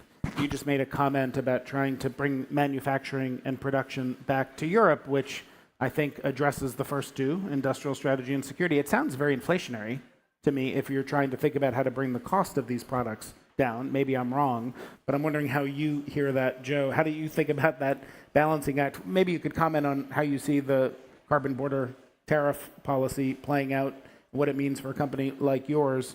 But is there actually a tension between those goals, that you want to bring production and manufacturing back within the continent, and that's just going to make things a lot more expensive? Is that wrong? Well, think you need to ask the companies which are being asked to do something which doesn't make economic sense. And they will tell you how they react, because most companies are extraterritorial in nature. They look at where they have the best condition to do business. That's true for the market, that's true for labor, and that's true for resources which matter. And if energy intense companies are being obligated to follow rules which are not supporting their business, they will make a decision. So I think we shouldn't do that black and white. It's like the lawyer's answer, it depends. It depends on what certain industries and companies will do, just bringing back labor, bringing back business from or manufacturing from other places. You need to have the labor force to begin with, you need to have the place, you need to have demand in that region and take it from there. I mean, that's why one of the reasons why very likely, the desire of the American president is not going to work. Even if everybody brought back their manufacturing to where it used to be, there's nobody there to work. Not to talk about qualified labor. And if you have to hire people away from McDonald's or elsewhere, we need to pay them 30% more, otherwise they don't leave. So in order for that company which lost their people to get them again, they need to pay more. So inflation goes all the way up. So you'll see it's not going to work like that simple. So look at, I'm always coming from the customer side. What does the demand side want from the customer? And then go back and say, okay, fine, how can I best serve my customers' interest? Preferably in an economic way, to stay competitive by innovation and productivity. And so to say, well, we do energy policy and then the businesses have to deal with it. It's one way to do it, but the business will let you know what they think. We're just about out of time, but this has been a really fascinating discussion about these competing tensions. We got to figure out how to do all of these things. Strengthen our domestic economies. We're thinking differently now about a world of geostrategic competition, great power rivalry, concerns about the resilience of global supply chains. The whole world, I think, has been reminded, after, frankly, a few decades of complacency, the sort of collective amnesia that risks to energy security were still alive and well, that we hopefully will not lose sight of the urgency of moving faster on the energy transition, but that's not going to be possible if simultaneously we are not making sure that we have energy security, we keep energy prices affordable for people, and we've been talking a lot about what it's like in Europe, what it's like in the US, but as I asked Fatih, most of that growth is coming from parts of the world with rapidly growing energy needs that struggle far more than we do with the ability to get access to and afford electricity, and we're going to have to make sure that we have smart policy, development policies, trade policies, as well as national industrial strategies, and the technologies that companies like Siemens Energy is pioneering to help figure out how we do all of these things at the same time. So I really enjoyed this conversation. I learned a lot. I want to thank Kadri and Fatih and Joe, and most of all, thank the BMW Foundation for the opportunity to have this conversation with all of you. Thanks for being here.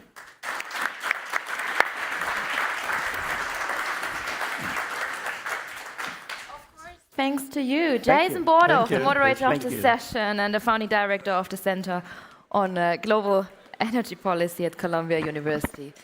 Thank you. Before we start into our next panel, when we talk about economic security and we talk with global investors, it's time for a little coffee break. For a 30-minute break, so get your caffeine, and then I'll see you back on stage at 11:30. I'm looking forward to have you here.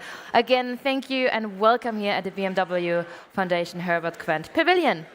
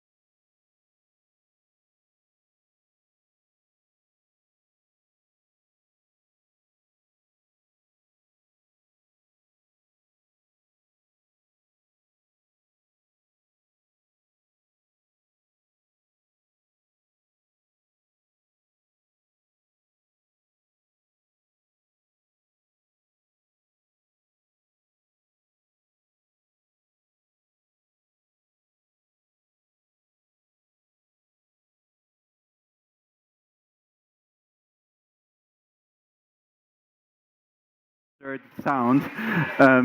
Just thank you. Welcome back, dear friends. I hope you all had a very good networking lunch with a lot of inspiration, good food, and new LinkedIn friends. So, you know, there's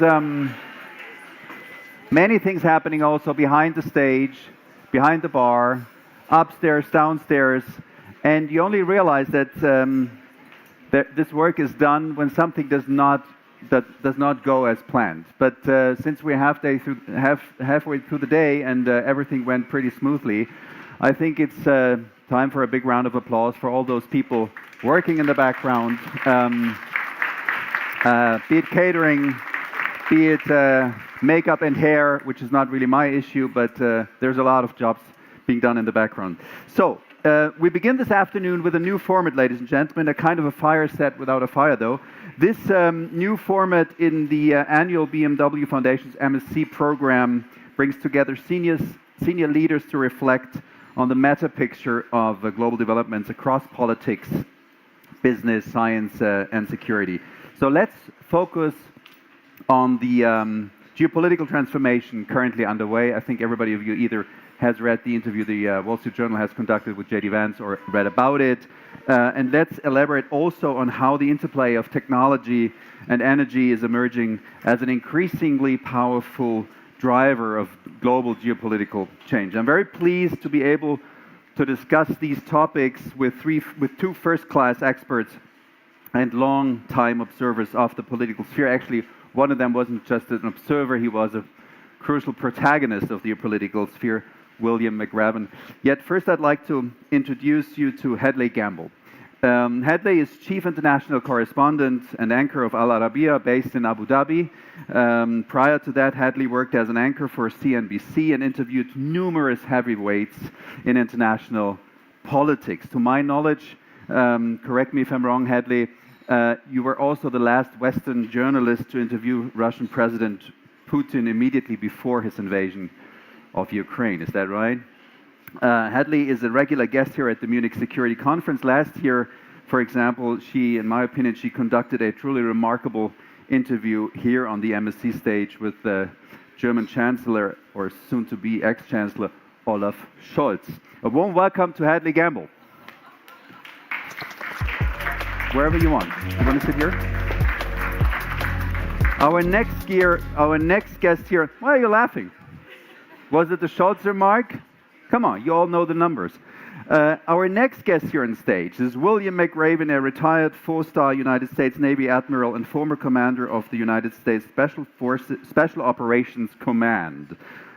Obviously, Admiral McRaven brings a wealth of experience from his military career and subsequent roles in academia and in business. He just arrived 2 hours ago from Texas, where he was teaching yesterday a class, he just told me. As a New York Times best-selling author and recognized authority on United States foreign policy, he has advised presidents and continues to shape global conversations on critical issues. Currently, William McRaven is Senior Advisor at Lazard and Professor of National Security at the Lyndon B. Johnson School of Public Affairs at the University of Texas. Please give him a warm round of applause for William McRaven.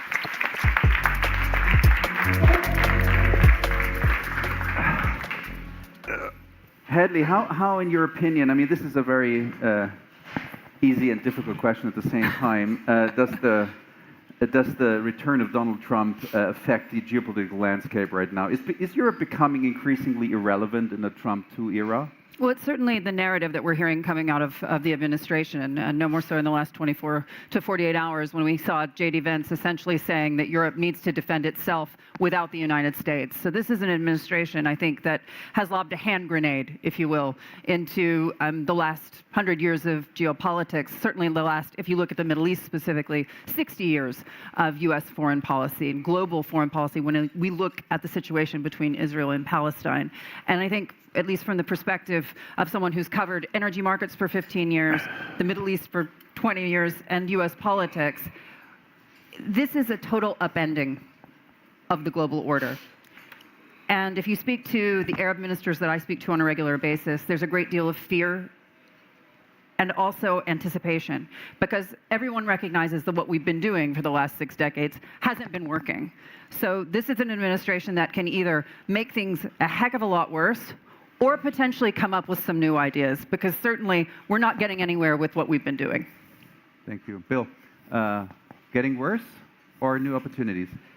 Well, I've always been a huge fan of Europe. You know, when Putin invaded Russia, there was this narrative in the United States that somehow Europe would not hold together, that they would become fractionalized because of the gas, and that's not what happened. And part of this was that was the big fear. It was absolutely. Okay. In the U.S., there was a fear that Europe wouldn't hold because Putin would choke off the gas, and then what would the Europeans do? They would have to capitulate, etc.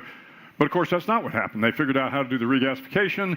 They, realigned things, and the Europeans came together. Europe will never, ever be inconsequential on the world stage.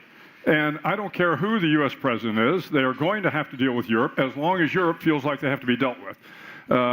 So with all of the changes that are coming in the new Trump administration, I think this is a time for Europe to become even more galvanized and find a way collectively to deal with what Trump is bringing to the geopolitical stage. And do you expect that to happen, or do you expect some forces of fragmentation as well? No. There will always be forces that will be attempting to fragment Europe. But again, I've got great confidence, great faith in Europe, and I think they will come together and find a way to push back on things that need to be pushed back on, and to find ways to move forward on ideas that are worthwhile. Bill, what advice do you have for European leaders in their future dealings with the new United States administration? Yeah, don't deal from a position of weakness. Don't think you are weak.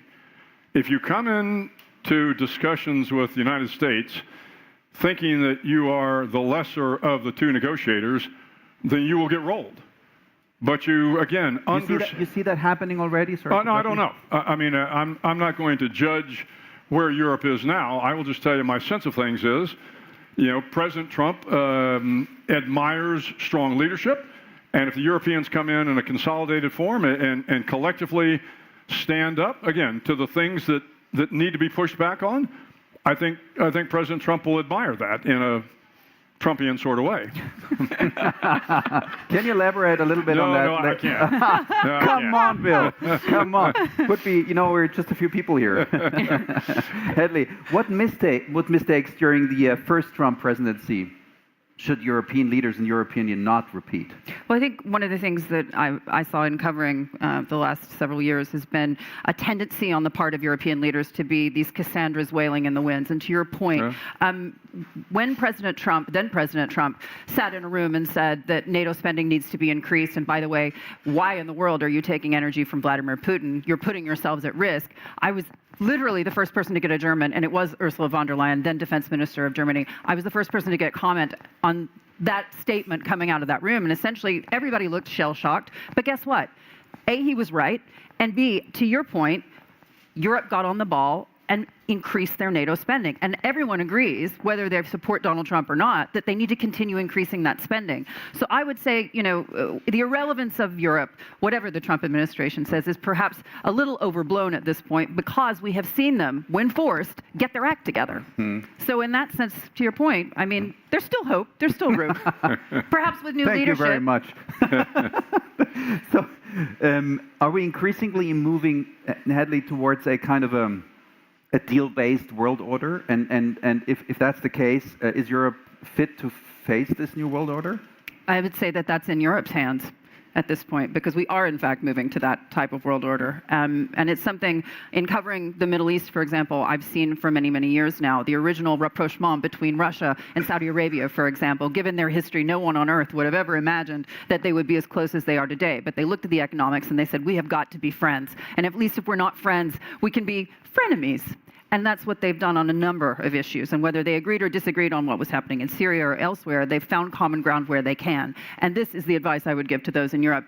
Yes, stand up for your principles, remain the center of Western democracy, if you will, even if the U.S. at times feels as if they're moving away from that. But you got to work with the people that you're given. and don't shy away from making deals where you can, because it's working for Donald Trump. Right. And we've got 4 years to watch how this plays out. Who of the European leaders, Bill, is best equipped for having discussions with a probably far more aggressive U.S. administration than we used to be? Yeah, but before I hit that one, let me go back to that previous question, because I think it's important. Donald Trump is transactional. Everything is transactional. But Hadley's point, if you fall off your principles, if you forget why you're here, that you are the soul of democracy and representative government and the rule of law and all the things that are important to the Western world and, frankly, to the world at large, if you forget those principles, then you will live in nothing but a transactional world, and that's not good for anybody.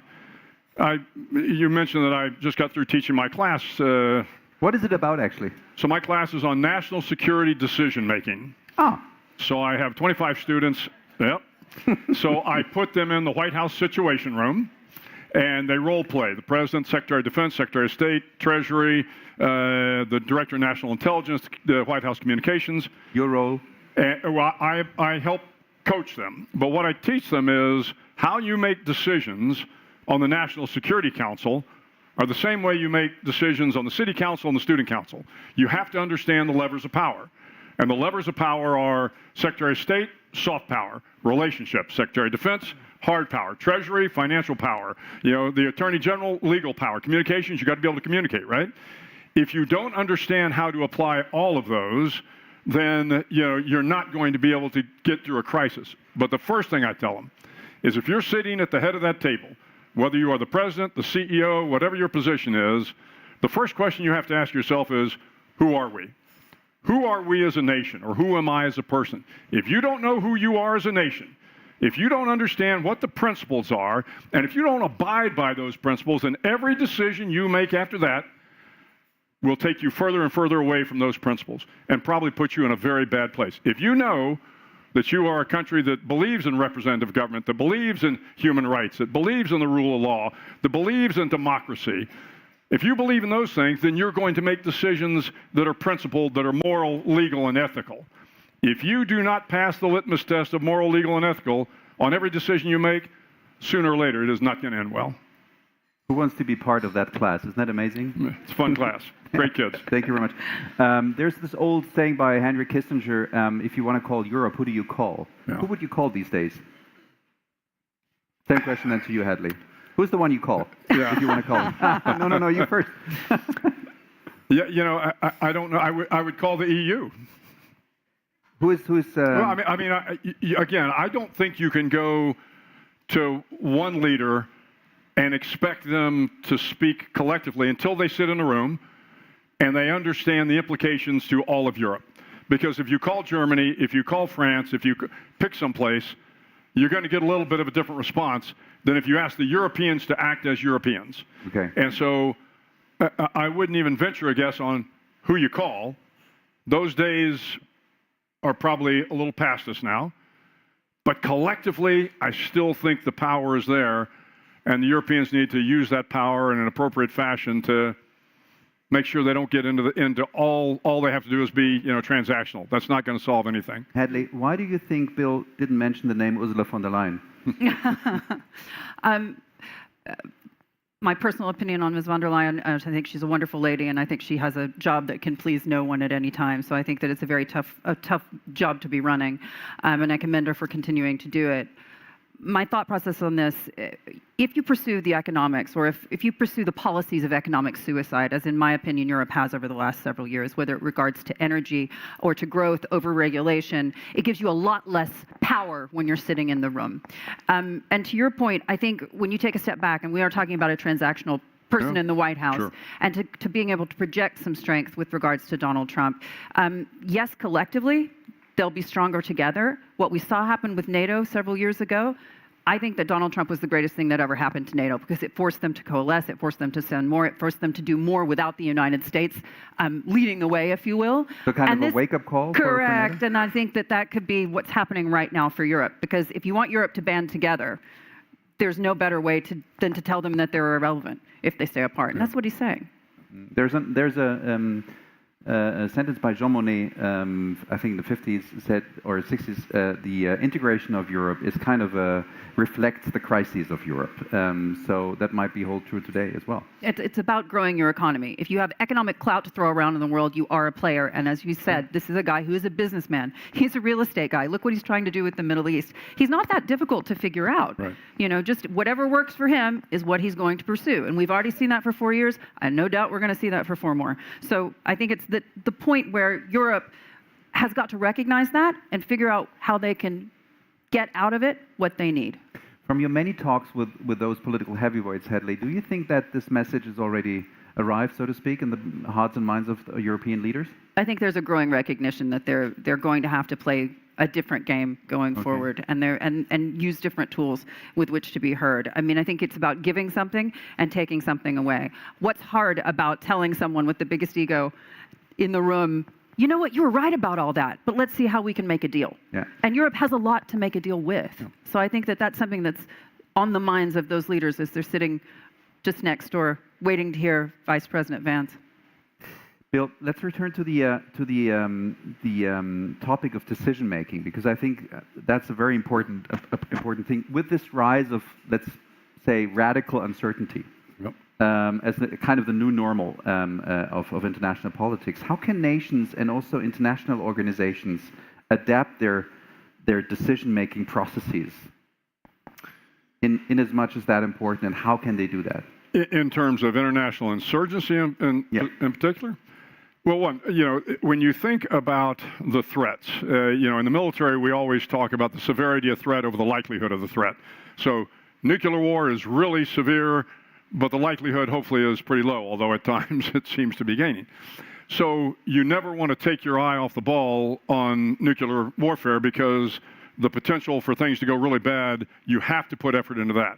But then when you go down that curve, you get to things like terrorism or insurgency, and they probably are not an existential threat, but you have to apply some resource to them. So when you think about the decision process for any country or the EU or whoever is dealing with this, is you want to make sure you are addressing the most significant threats first, and you're going to have to assume some risk. And you assume risk, oh, by the way, by having allies. If you don't have good alliances, if you don't have good alliances in Asia, if you don't have good alliances in the Middle East, if you don't have good alliances across the Atlantic, then your ability as a nation, whatever nation that might be, to deal with the threats that are out there, that are many, that are varied, is going to be greatly diminished. Build alliances, help people help themselves, and you're going to be a lot better off. So I think that the best way is to have strong alliances. So do you see the current administration in the United States following that path? Oh, no, I do not. I do not. And I think this is a problem, and they're going to find this out pretty quickly. What means pretty quickly, and what happens then? Well, you know, there will be a crisis. It happens in every administration. It will be something unforeseen, something that none of us can take a look at now and say, oh, I saw that coming. Invariably, there's something that is out there that it's not the black swan, it's just we're not paying attention to it, and then it happens, and you can handle it a couple different ways, but you better handle it with allies. It's the old Churchill saying, the only thing worse than, you know, fighting a war with allies is fighting without them. And I think there's a lot of merit to that. So there will be something that will test the United States. It will probably test Europe. And when that happens, if we do not have a strong alliance, if the NATO alliance has been diminished, if we don't confront the Article 5 requirements, if we don't confront the threats that we know by partnering we can handle, we may not come out on the winning end of it. You said that happens to every administration. Yeah. Is there an example in your political career where that happens exactly the same way? Sure. So Tell us about it. Yeah, so when I was at the University of Texas, I went there as an undergraduate. And in 1975, Vietnam fell, Saigon fell. And I was in school between 73 and 77. And I was going to be a Navy SEAL. I was, you know, I wanted to join the military to be part of the warrior class. And in 1975, Vietnam was over, and it was disaster as the United States left Vietnam. And we had a Marine colonel who had been in Vietnam, was part of our ROTC instructor cadre. And those of us that were going to be warriors lamented the fact that we weren't going to have an opportunity to go to war. And he said, well, then, son, you haven't been paying attention. He said, every 10 years, the United States finds itself in a conflict. Well, it wasn't 10 years. About every 5 years, in my 37 years in the military, there was something. There was Bosnia, there was Kosovo, there was Panama, there was Grenada, there was Iraq 1, Iraq 2, Afghanistan. I mean, went on and on and on and on. Maybe the audience also should know that you were directing the operation, the Osama bin Laden operation, right? I did, yeah. But so there is always something on the horizon, and a lot of times you don't see it coming. But as a nation, you better be prepared for the unforeseen. And you have to be organized, you have to understand the levers of power, you have to understand how to make decisions, and you better have alliances. Hedley, given the forecasted economic downturn here in Germany for 2025, how might this impact the country's role, in your opinion, in global security affairs? It's very difficult. I don't think anyone should deny that. I think you have to have economic security in order to project strength. Yeah, absolutely. Yeah, absolutely. I mean, I think that's undeniable. I think, and you have to choose your leaders with that in mind. I have interviewed Olaf Scholz on a number of occasions, actually, and I never understand why he sits back down with me because I tend to beat him up. Last year at this Munich Security Conference last year, I asked him, how does it feel to be, running the sick man of Europe? And he denied that you were the sick man of Europe, and we all know that that is not the case, sadly. But this is a great country. This is a country with enormous possibility. As you can get that energy situation under control, which you are doing as we speak, things can be turned around. But again, to the bigger point, you have to have that economic clout to project strength. But just as an aside, while we're all sitting here in Munich, we're thinking about the future of the world as we know it, Western democracy, what's going to happen with Ukraine and Russia, what's going to happen in Gaza, and numerous other things, including AI and China.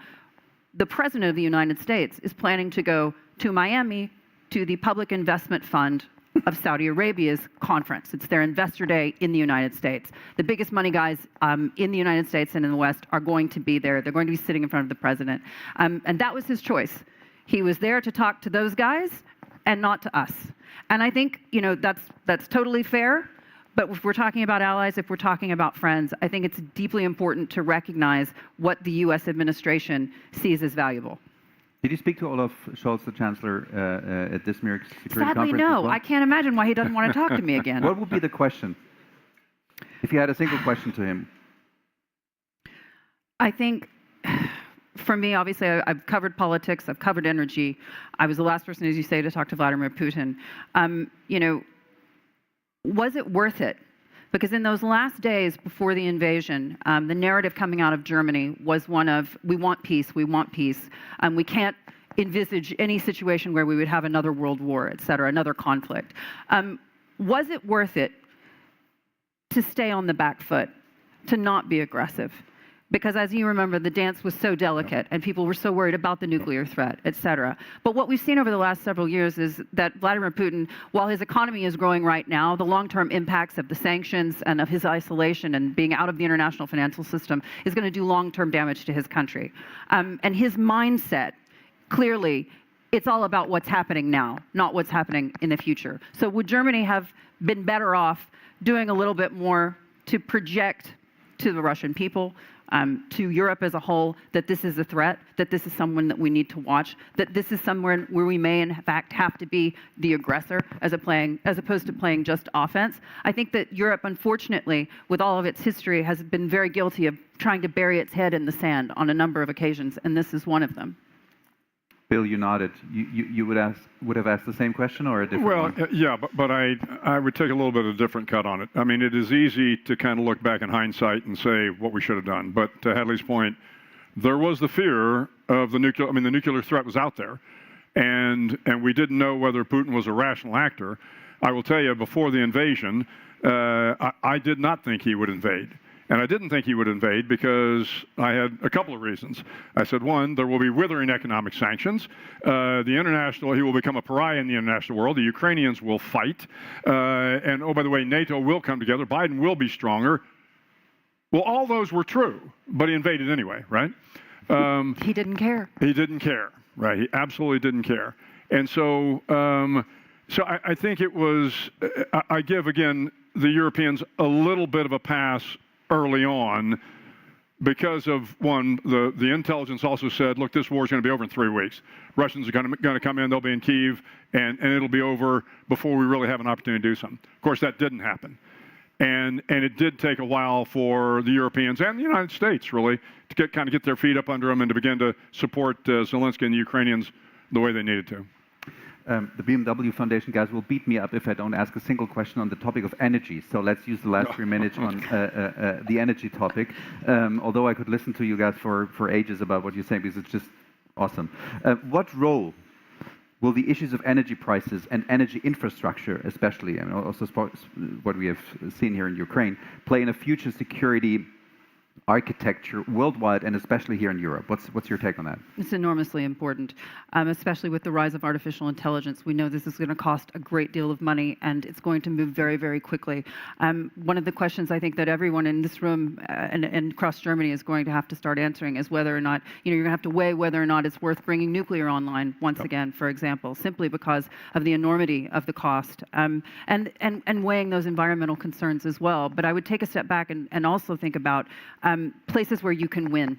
For example, as much as energy is important in the coming race of artificial intelligence, for example, you've got to also remember there's a sweet spot, and I'm talking about semiconductors. If you can find ways in which you can benefit from the opportunities that the next 10 years are going to bring, and even in the short term, like the United Arab Emirates is doing, Arab Emirates, like Saudi Arabia is doing, they've decided, okay, we can do a sweet spot where we can be a hub, for example, for semiconductors. There are ways to make this work to your advantage, but it does require a great deal of movement on the part of the government and also on the part of politicians being honest with citizens about the trade-offs. You know, yes, we want a green planet, but unfortunately, we also want to be able to power our phones. So, you know, honest conversations with people about what that actually takes is something that everybody, I think, across Europe is guilty of not having had with their citizens, and I think they need to do that now. Bill? Yeah, and I would just, I agree with everything Hedda said, but I would also say we have to be realistic about when peak oil is going to be. Yep. The fact of the matter is we're going to need fossil fuels for a very, very long time. As much as we would like the energy transition to move quicker, it isn't. Now, again, I'm a big nuclear guy because having spent my time in the United States Navy, we have 18-year-old kids running nuclear power plants and doing a fine job of it, right? We've got to figure out a way to modularize these power plants, reduce the cost, put them into practice and into action so that, again, we can begin to power the AI generation with the fabs that are coming online, with all the power that's going to be required to run hopefully the quantum computing. All of that will be important. But we also have to figure out a way, do we use more LNG rather than crude oil? How are we going to balance fossil fuels? Because they're going to be around for a long time. And we're going to have to build these things in parallel. The energy transition, recognizing that we're still going to need fossil fuels, and find a way to live harmoniously with both of those until the fossil fuel curve can begin to drop off. No doubt about it. And I think one of the most important stats when we talk about artificial intelligence, when we talk about powering this AI boom, for example, I don't know if you all are aware, but China spends more on the import of semiconductors than they do on iron ore imports and crude oil imports combined every year. And I say this just to sort of another wrench in the game, which is who makes all those semiconductors other than the United States? Taiwan. So if you want access to that, instead of having to grow your own semiconductor industry, which you're 10 years behind on, Taiwan is sitting right there. So I think that we need to start making those correlations between the energy that we're going to need globally and where we're going to find it.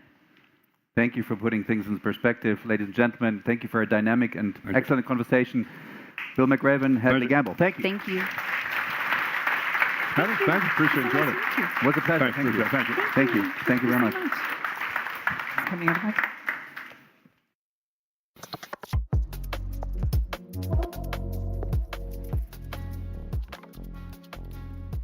Thank you, Dominic, for this very interesting and insightful fireside conversation. And to all of you, again, welcome here at the BMW Foundation Herbert Quandt Pavilion during the Munich Security Conference. It's great to see familiar faces, also new faces. It's coming and going here, so this is wonderful. So thanks again for coming, and a warm welcome to all of you. Please stay with us as we are diving into our next session right away, and the session takes place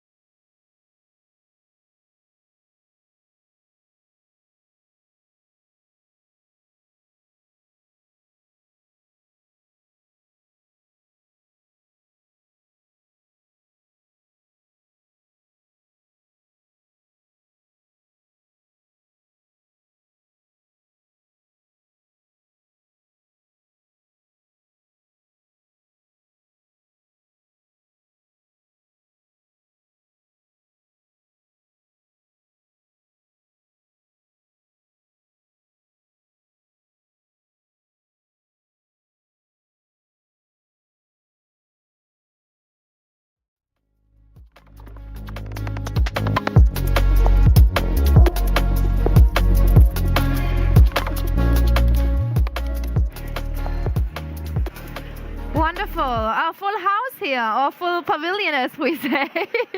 Lovely to see you, ladies and gentlemen, here. Hello. Familiar faces, new faces. Great to have you. May I have your attention? I know there is so much to talk about. I mean, there is, of course, so much happening right now, just a few meters away at the Munich Security Conference. But hey, we have also a very exciting program here, and we will continue, of course, our conversation, ladies and gentlemen, here on stage, when it comes to energy security and when it comes to the European energy transition. And for the next session, we're gonna dive into the cooperation aspect as well. So it's my big pleasure and honor to welcome here on stage for moderating the next session, the Vice President of Europe of Breakthrough Energy. Please give her a round of applause. Anne Medler! Thank you. Is the mic on? No. Hello? Yeah, you can hear me. Wonderful. So, good afternoon. Hello. Can I ask for everyone's attention, please? It's mandatory. So, good afternoon, ladies and gentlemen, dear friends. We're here to discuss balancing innovation and security in the European energy transition in a session that's hosted by the BMW Foundation, Breakthrough Energy, and the Energy Resilience Leadership Group. Now, let me set the scene for today's conversation with actually a little backstory. The Energy Resilience Leadership Group, short ERLG, we launched this 2 years ago, just next door at the Munich Security Conference. And it is probably to date the only initiative that intersects energy security with clean technology innovation, bringing together corporate CEOs, startups, investors, and policymakers. As we're convening here, 2 years after the launch of the ERLG, I cannot help but wonder, is Europe more energy resilient in 2025 than we were in 2023? And if we're not, then what does that say about all of our policy activism and the literally hundreds of billions of euros that have been spent on addressing the energy crisis triggered by the Ukraine war? And if we are more resilient, what were the precise actions that we took to shore up that resilience? We need answers to these questions. Let me stay in the past for just another second.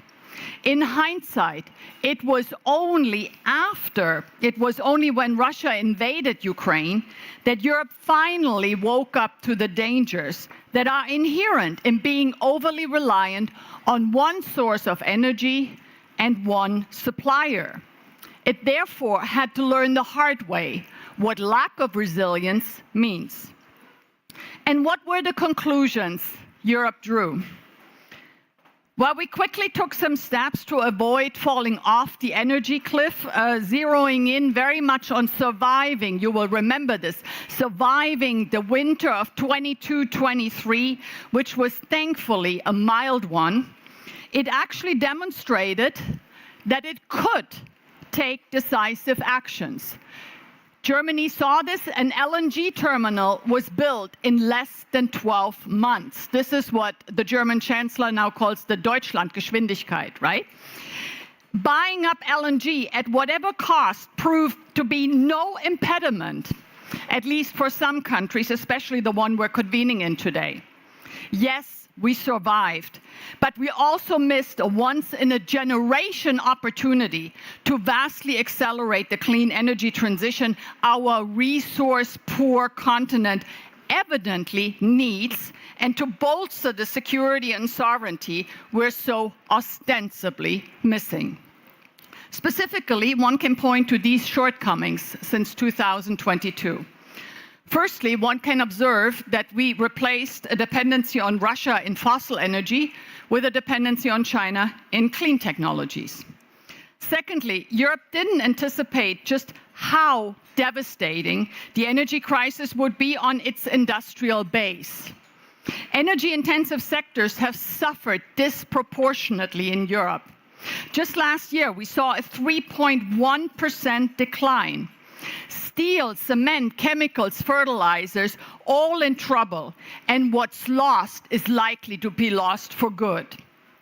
So this is a very serious situation. At the same time, we seem unable to stand up new clean industries. The bankruptcy of Northvolt, despite having raised some 15 billion euros, we had offtake in the billions for Northvolt and supportive EU industrial policy. The bankruptcy of Northvolt is a real wake-up call for all of us because it could have been the deal that we were promised in this Green Deal. Thirdly, we misjudged the dynamics of power and resource politics, which ended up creating an unlevel playing field for clean technologies. We thought that through sanctions we would succeed and Russia would lose. Little did we anticipate how fossil energy sanctions can not only quite easily be circumvented, but how we ourselves would cave in, importing significantly more LNG from Russia in 2024 than we did in the year prior. What we're learning is that those with the resources are in the driving seat, not vice versa. And as a result, fossil energy subsidies in the EU have skyrocketed, accounting to 123 billion euros in 2022 and 111 billion in 2023.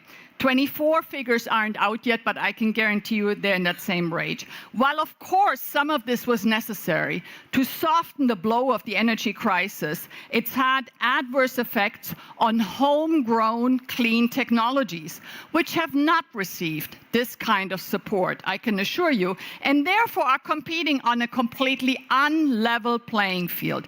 And of course, exposing us to more dependencies, not least financing a war that's such an existential security threat to ourselves.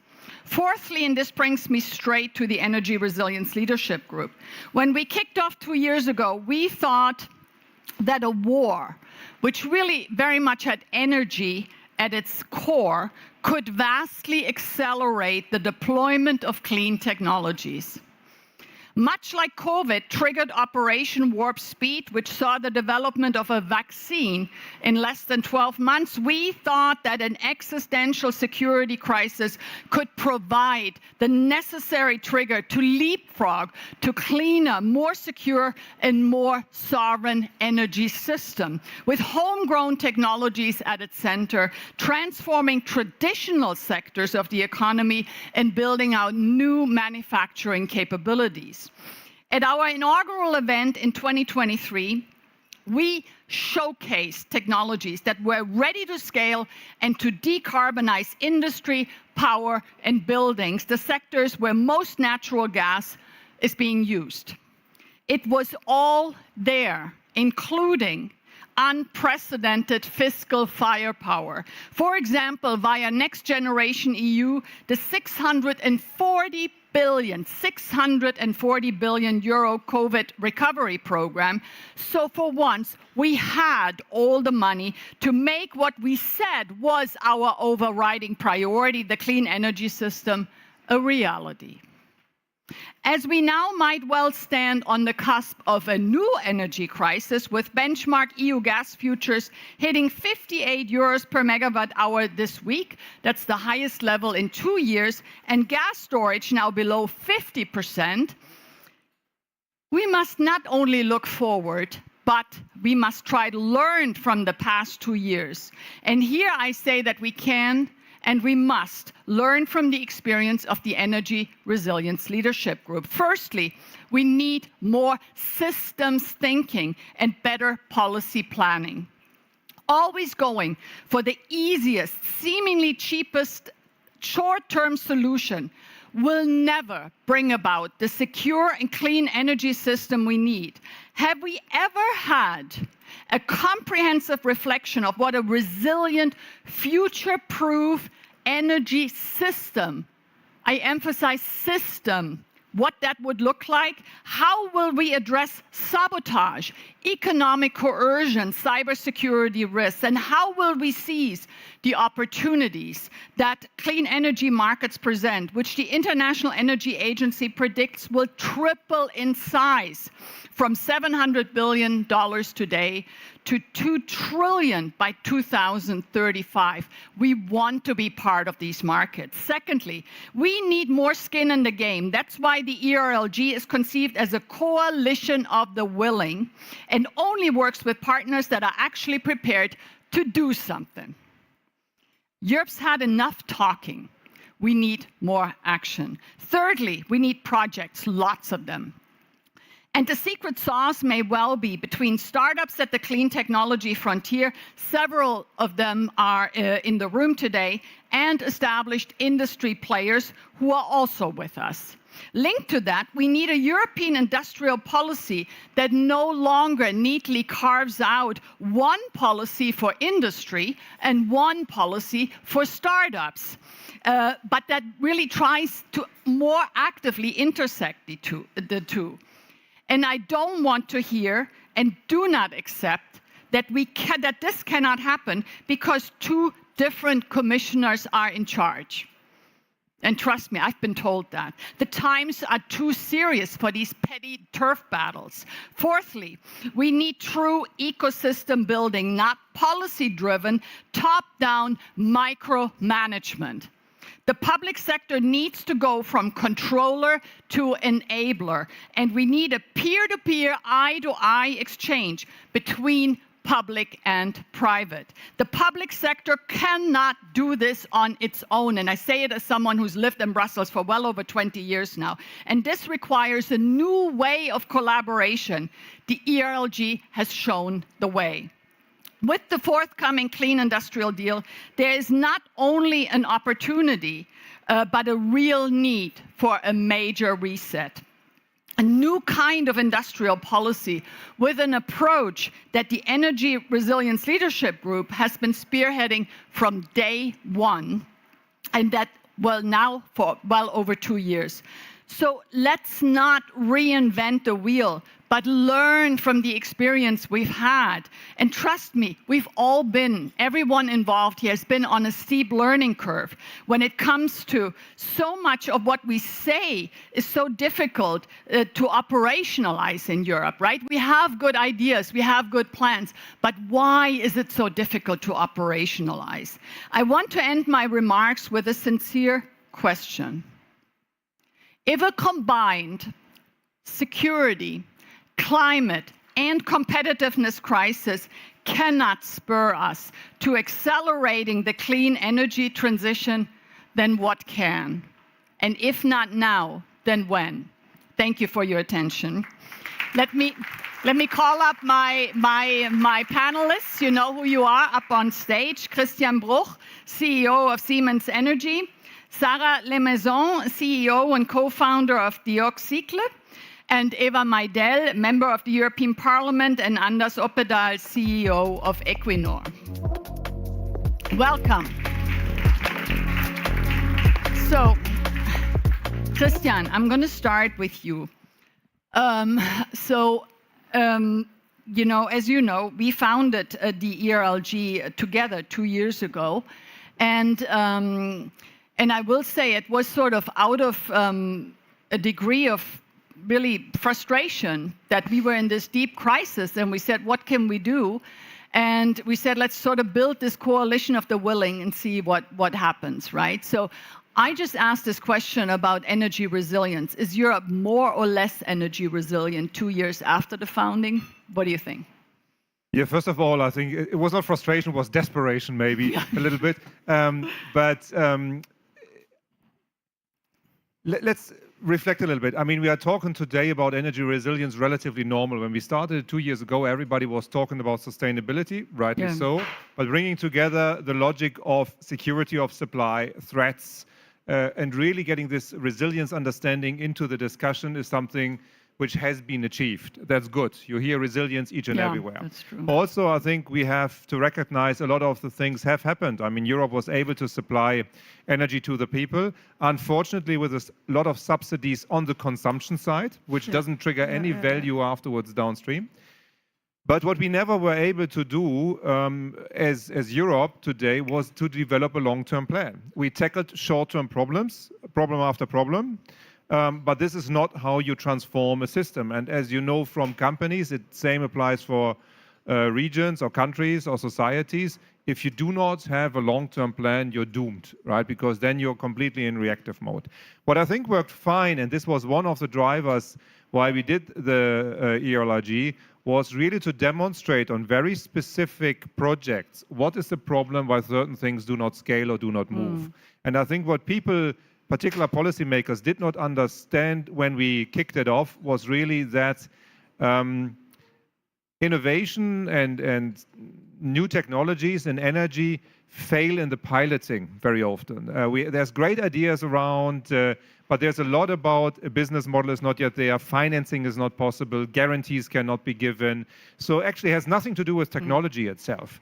But, and I think we were able to, let's say, have like 3 handful of projects which were really taken off and really taken forward. And we also had an ability to very specifically on concrete startups or projects can show, look, this is why it's not working. And I think this was tremendously helpful. But once again, this is only one activity. What we're missing is the plan which ties everything together. That's the systemic thinking that I'm talking about, that in my opinion, neither really occurs at national level nor at European level. So we always have those sort of these short-term fixes. Before I continue with the panel, I want to get someone in who was with us 2 years ago when we first founded this, and that's John O'Donnell. He's the founder and chief innovation officer of Rondo Energy. So 2 years ago, we had, at the time, we had Ursula von der Leyen, we had Robert Habeck, we had the president of the EIB in the room. And it was really important for them to hear of companies that have real solutions that can help bring down the demand for natural gas. So Rondo was one of those first companies that we highlighted. And I have to say, from day one, you are American, John, but from day one, you've had really sort of an extraordinary grasp of what Europe needs, what you can offer. And I think, as I said it earlier, we've all been on a steep learning curve, I think, including yourself. But you also see opportunity in Europe. So it'll be really interesting, just a very short intervention. You know, what happened in those 2 years for you? And anything you want to share with us on energy resilience for Europe? I have to say the Energy Resilience Leadership Group is one of Can you stand up? Is one of the most valuable things that we have participated in and is transforming things. There is clear, concrete evidence. 2 years ago at the Munich Security Conference, I think, Anne, you said energy security is climate security, is economic security, is national security. Christian, I think at one of the second Energy Resilient Leadership Group, you said Europe needs not just innovation, but industrialization of new energy technologies. They're not, you know, and at the first ERLG meeting, you introduced me to Markus Stielmann, who at Covestro is trying to build a circular, deeply sustainable, cost-effective, competitive global company. And you introduced me to Jean-Christian Lalou of the European Investment Bank. In July of last year, we announced a first project in Germany, located in Schleswig-Holstein, that is 1 kilometer from that LNG terminal that you mentioned. And last week, we submitted a gigawatt of connection requests to the local local grid operator, to TenneT, for other customers there, because we now have utility partners offering 5-year fixed intermittent electricity supply contracts at 1/2 the cost of LNG. At the most recent ERLG meeting in Berlin, the summit you put together, we identified that last year, Germany spent more than €3 billion in redispatch costs, and the estimates are 20 billion euros a year, throwing away renewable energy because it can't be used.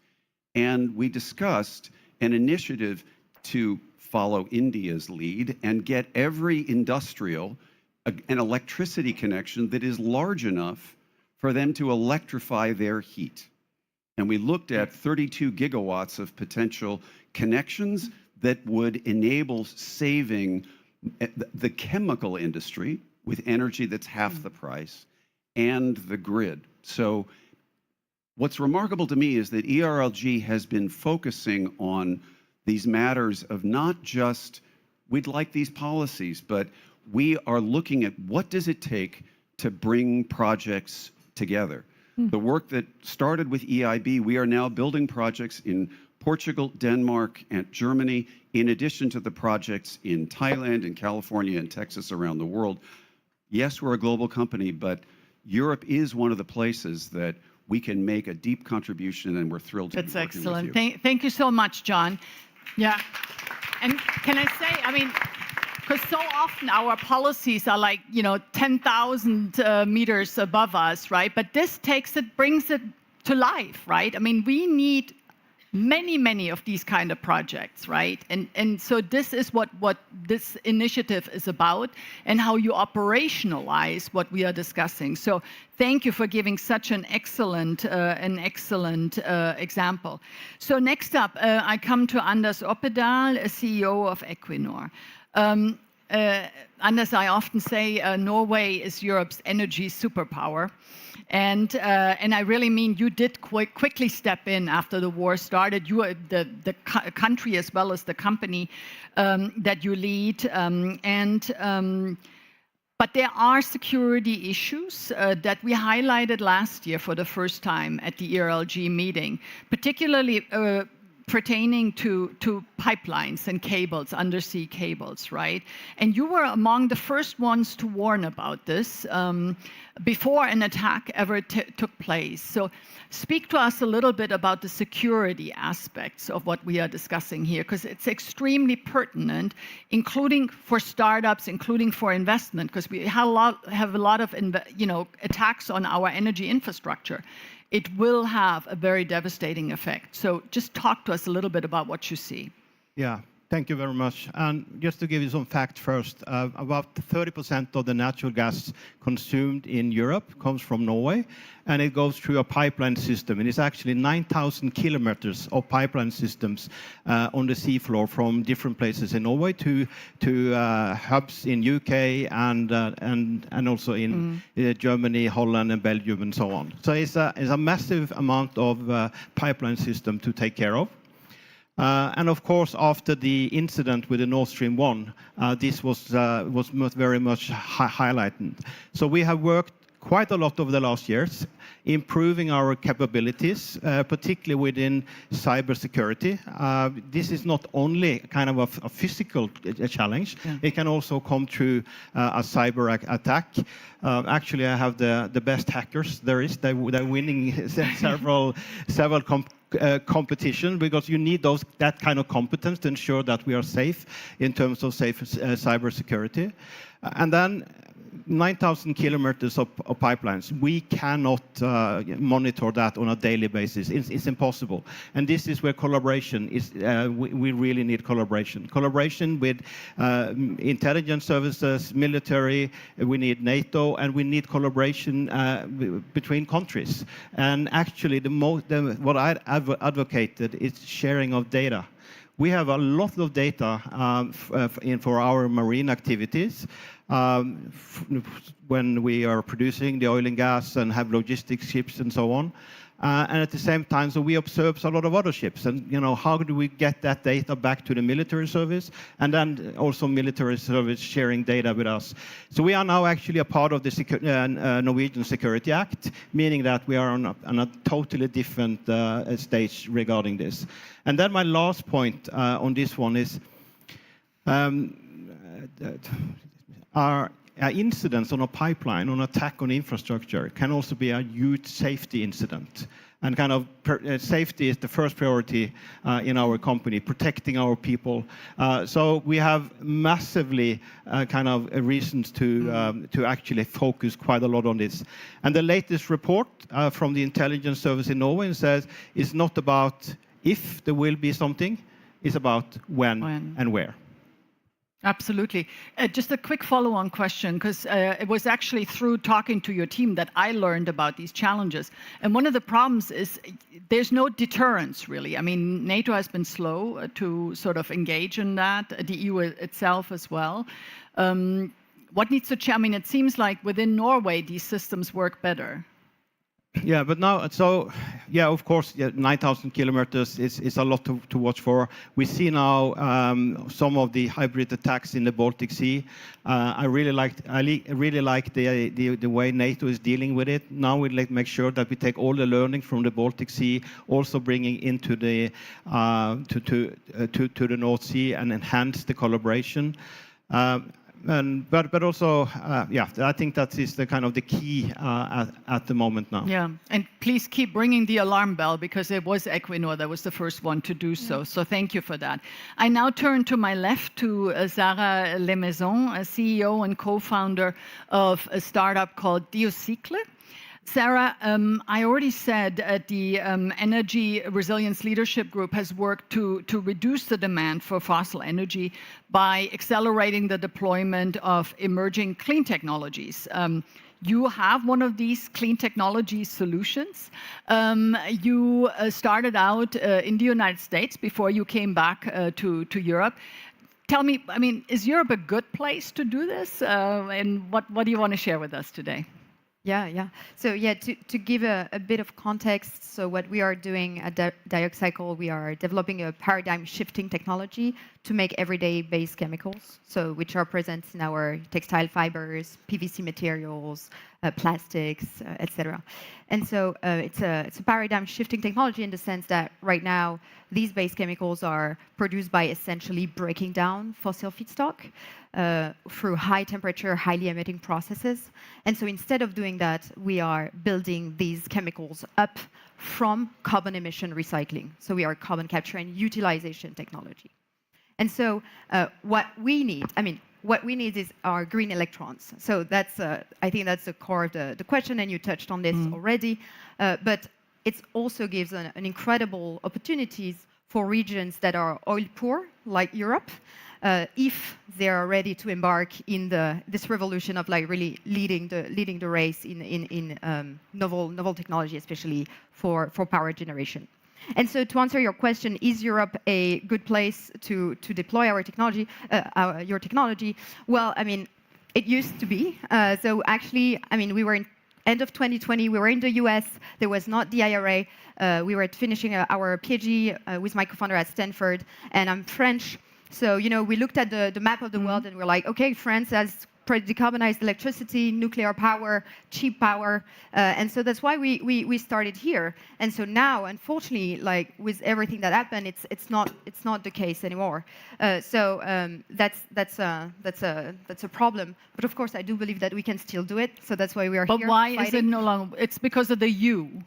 Because the cost of power. We need electricity. So, you know, we have been using like fossil resource we don't pay the energy content of for years and years. And now if you want to remake these chemicals and these fuels from CO2 that is already available at the surface of the earth, you have to pay for the price of energy that goes in there. And so that's the big problem. So yeah. But nonetheless, it's the CCU, right? The utilization part is also challenging. It's challenging because of the cost of the energy you need. So if you get a cheap electricity, you can actually be cheaper than fossil in the long term, and that's what we shouldn't forget. You know, so we always talk about green premium. There's a green. I mean, it's actually not really a green premium in the long term if we do our homework. It's only a scale-up premium to deploy the first project, to scale up these technologies. But ultimately, we do need cheap energy to Absolutely. Get there. But I mean, what's intriguing in your case is it's so new, this technology. Neither policymakers nor you and I just had a meeting with a representative of one of Europe's largest automotive companies, because they obviously also use a lot of plastics in their materials. But unless they know this exists, right, and is a much more less CO2 intensive way of making plastic, they can't actually buy your materials. Yep. Yeah, for sure. That's the ultimate problem, yes. Which takes me then to policy, because policy is, of course, needed. I always say the policymaker cannot regulate for the clean technology frontier or finance the clean technology frontier if they don't know where it lies. I want to be very clear that this lady next to me does know where it lies. She's always had an intense interest in everything innovation, entrepreneurship. It's Eva Meidel. She's a very esteemed member of the European Parliament. I think, Eva, you and I have been fellow travelers in trying to make Europe more innovative, more technology friendly, more entrepreneurial for as long as I can remember. But is it a hopeless cause? Indeed, I think you and I have been singing from the same hymn sheet for quite a while.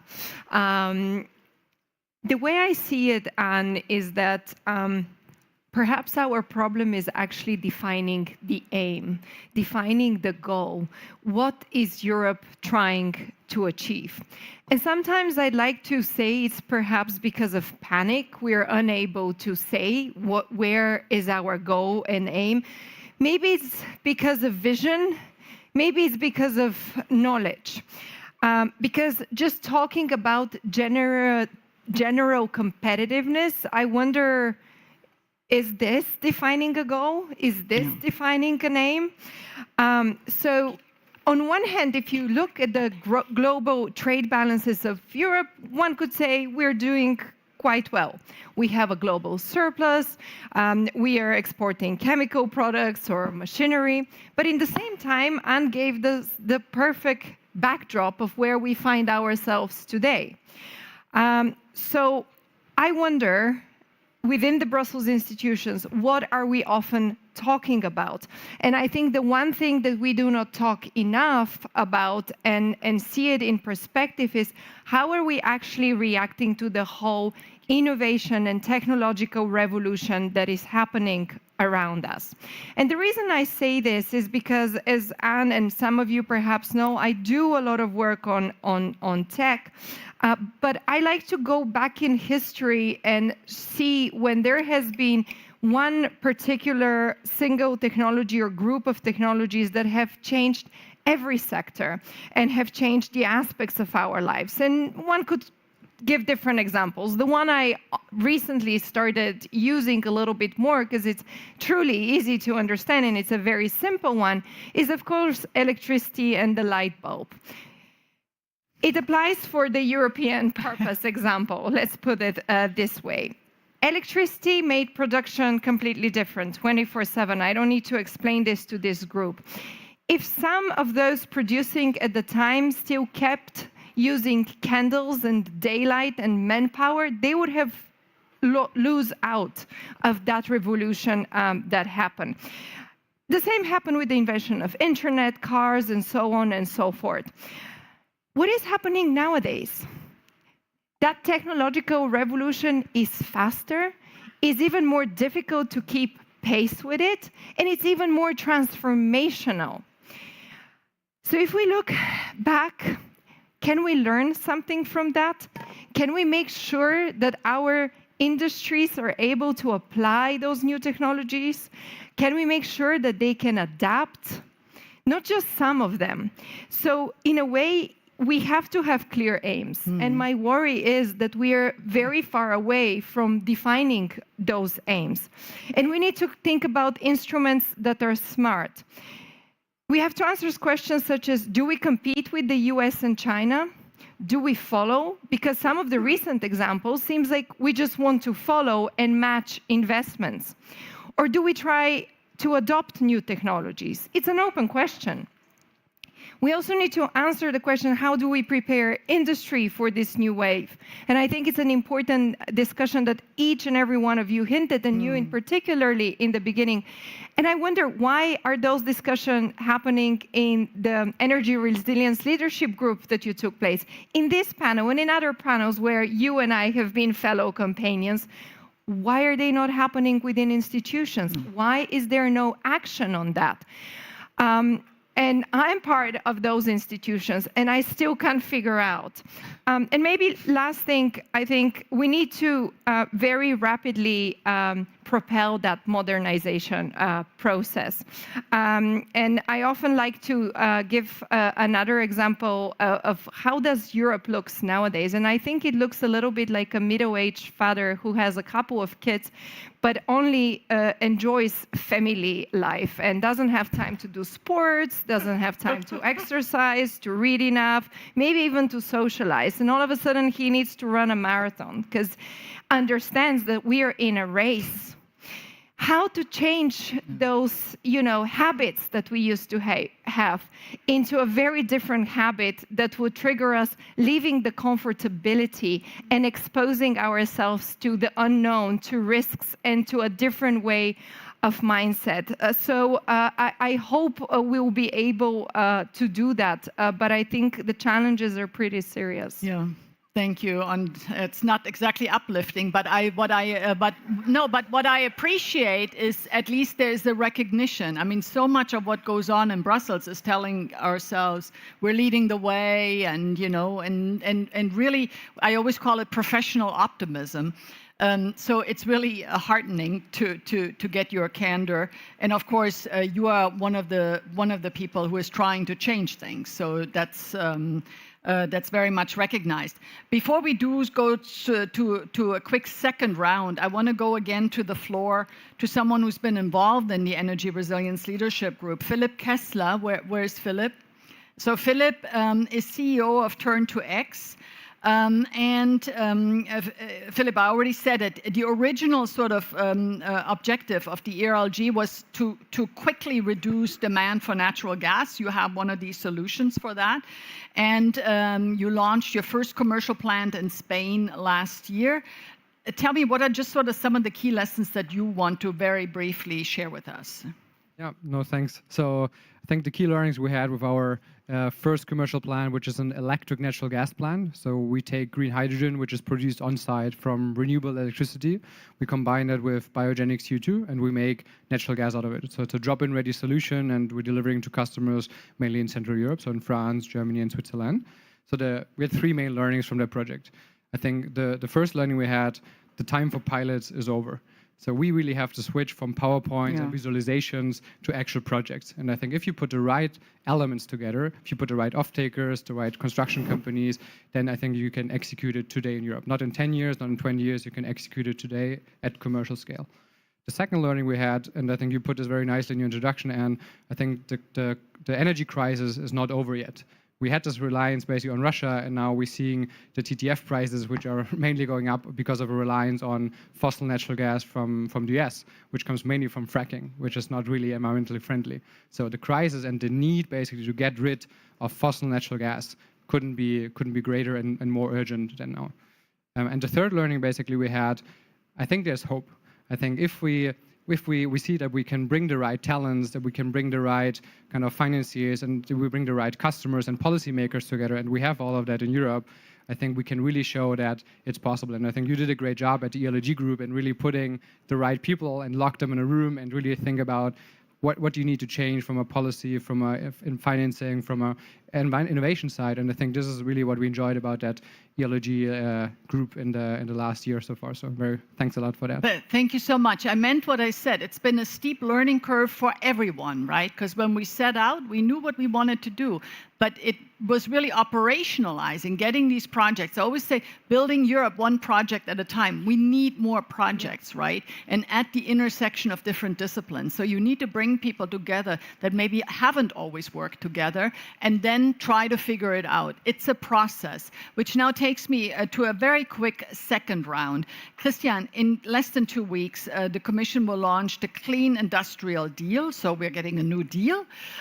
Tell me, I mean, just sort of from your vantage point, being the CEO of one of Europe's most eminent energy companies, what needs to be in there to convince you, to make you happy about the future going forward? What would really sort of make you smile the way you do now?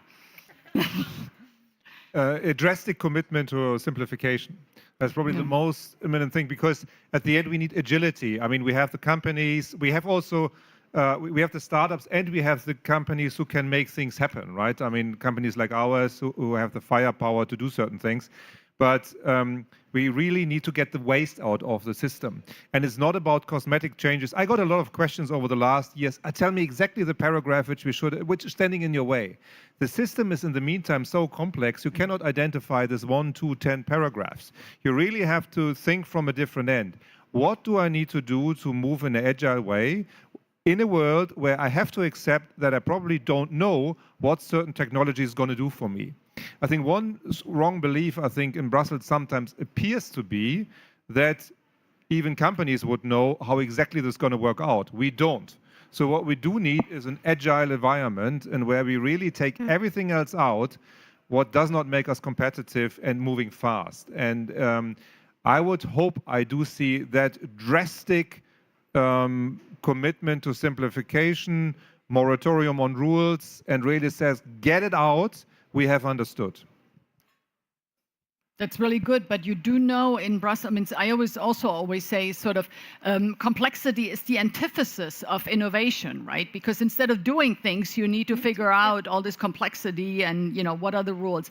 But in Brussels, this is not universally loved because a lot of people equate the current regulatory body very much with sort of the green and the pathway towards decarbonization. But we cannot, I mean, first of all, rules are not entirely bad, right? Also to be clear, we live in a rule-based society, that's good, but you cannot regulate your way in the future and believe things are going to happen.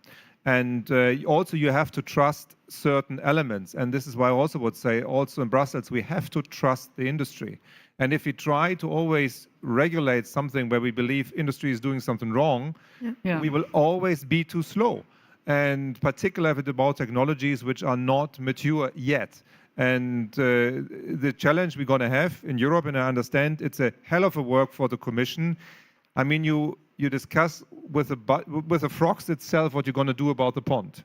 And so my point also to the Commission is always, tell us what we can do to help you to also create the environment that you can be brutal, that you can be courageous in terms of these things, because obviously, yes, there's a lot of people who are going to be affected by it. Right? No, it's a very good point. So thank you for sharing that. Just quickly, Anders. So Norway's government recently collapsed, actually, over EU energy policy, believe it or not, for those that don't know. What do you make out of this? Are you guys tired of our erratic energy transition? And how much, you know, should we take this as a threat to our energy security, energy resilience? Okay, I'm an industry leader, and I don't want to get involved into the politics. But let me give you a few reflections. First of all, this is about electricity and some power cables and kind of EU regulations. You know, it's a very heated debate. I can trust you. Equinor will always provide energy, you know, oil and gas to Europe. We provided 100% of what we produced on gas goes to Europe, and 95% of all the oil we produce go to Europe. Actually, the amount of energy we deliver to Europe is 10 times the Norwegian electricity production. So you can trust us being reliable. But I think the debate, you know, either kind of you have EU, pro-EU, or kind of against EU, or don't want to have the directives implemented and so on. The underlying debate in Norway is also about affordability of energy. And I think this debate takes place in every country, has different forms, the way it plays out. And in Norway, it plays out like this. But they broke up the government, but the current government is firm. It's a kind of, we need a good relationship with EU. This is our biggest export market. And speaking for myself, you know, most of what we produce goes to EU. So we will always have a good relationship with Europe, and you can trust us in the long run. Very good, and that's actually good for our energy resilience, I would say. Now, very quickly, coming to you, Sarah. So one of the areas where clean tech is genuinely different from digital tech is just the difficulty in scaling up, right? I mean, the length of time it takes. John and also Philip were already talking about it. tell me, how important is it for a company like yours then to collaborate with some of the big players? Can you do this all on your own? I mean, how do you see that? Yeah, our vision is that we have to collaborate because there's, I mean, the industry we are playing in is based on so many billion-dollar assets that already exist across the world that it would be just from a society efficiency perspective, like really inefficient to be like, yeah, we are going to do that alone. So of course we need support, and so our idea is that we can also, I mean, our technology is very modular, so the good thing is that it can also be used to retrofit certain installation, to take their emission, to show them how it works, to build trust, to scale modularly so that we reach scale. That being said, what we need then are courageous leaders, industry leaders, who can really also say, yes, let's do a bet on this. And each type of leader can do the bet they are comfortable with, whether it's like helping us, like an engineering company, helping us with warranties, or downstream customers helping with offtakes, with even, you know, outs that are manageable for them, and this is really needed. And so the last thing I'll say is that for that to happen, because we see courageous leaders, industry leaders, for that to happen, and it takes me to your point, Christian. We really need also, like, for them to not feel that tomorrow the regulatory framework is going to change and you know, make our technology irrelevant. And so I would really be in favor of a technology agnostic regulation, so that, like, very Darwinist, very brutal approach. We are fine with brutal, you know, we are fine. It's very hard every day anyway. So, like, just let us race and may the best win. Very good. I mean, I'm so glad you mentioned all this about sort of the ecosystem in which you need sort of different elements from different actors, right? From policy this, from large corporate players this. So that takes me then back to you, Eva, and I already mentioned it earlier. It's really sort of, and you and I have even written about this, it's at the intersection of sort of big corporate players and startups as sort of the secret sauce of innovation, right? But why is this so difficult to do?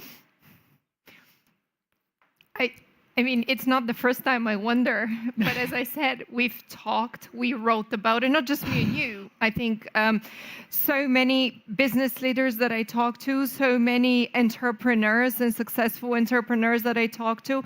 And then I also talk to society and society members, I mean, constituents, and they're like, really? Is this a problem? We think that's natural and it's happening. And I'm like, really? Where? Can you talk to the industry? Can you talk to those that are coming with the innovative solutions? So I think where institutions might be able to help is to make some of those connections. But I think it goes back to how do we want to modernize our industry and our economy. And only if we understand that this is a way forward and have it as a clear goal, then perhaps we can have the to-do list and act on it. I do think that we need to link emerging technologies, AI, or clean tech startups with industry. But we need to develop very clear targeted policies and programs that can help connect those startups with large industrial players. We have to facilitate that collaboration and technology transfer. It doesn't have to be through regulation. There's many other methods and ways to do that. It's even through your vision. It's even about talking about it. It's how do you close the innovation gap? Does not give an answer currently in the competitiveness strategy that the Commission has put forward. So it's about, you know, giving that vision how it can happen. It's about also, of course, ensuring capital that those ideas can scale and that you have the capital to integrate those solutions. And we need those industry-led adoption model to encourage established companies to actively participate in the emerging technologies and clean tech adoption, possibly through different incentives or sometimes regulatory nudges that enable. And I think this is the sort of mindset that we would need to have, and then find the right way and path to promote that. And here, talking between different actors is essential. It is not just the startup or the industry that has been leading. It is those that invest. It is those that are going to be effective. It is also the institutions, but it's a broader group. And this is why your leadership group is a great example, and it's one of the very few successful examples that were announced at the Munich Security Conference that produced very clear and tangible results. An idea I have, you might want to enlarge it and include digital and emerging technologies. But we have to learn from those examples because they're the ones that actually are successful. They produce results. The way we measure success in European investment, public investment, is by how many people were awarded a contract to Horizon, for example, but it's not by the outcome that it has produced. So I think fundamentally we need to start doing things very, very different. We cannot use the same tools and instruments that we've been using for the past 20 years in the next years to come. I mean, I think I mentioned that once with you. It's the definition of madness. We expect different results, but you use the same methods. Very good. Thank you so much. Unfortunately, we're almost out of time. Before I get to the next segment, I just want to leave with you, particularly, Eva. So much of what is closing the innovation gap is now the new slogan in Brussels.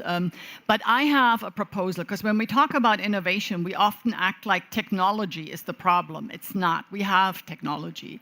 It's innovation in deployment, and it's innovation in public policy. And here I'm looking at you. We really need to do things differently. The ERLG is actually an effort to do this differently. So it's very important for me that these 2 years that we have now been on this steep learning curve at least feed into what has to be a very different EU industrial policy going forward, because we don't want to become mad, right? So this is really of existential importance.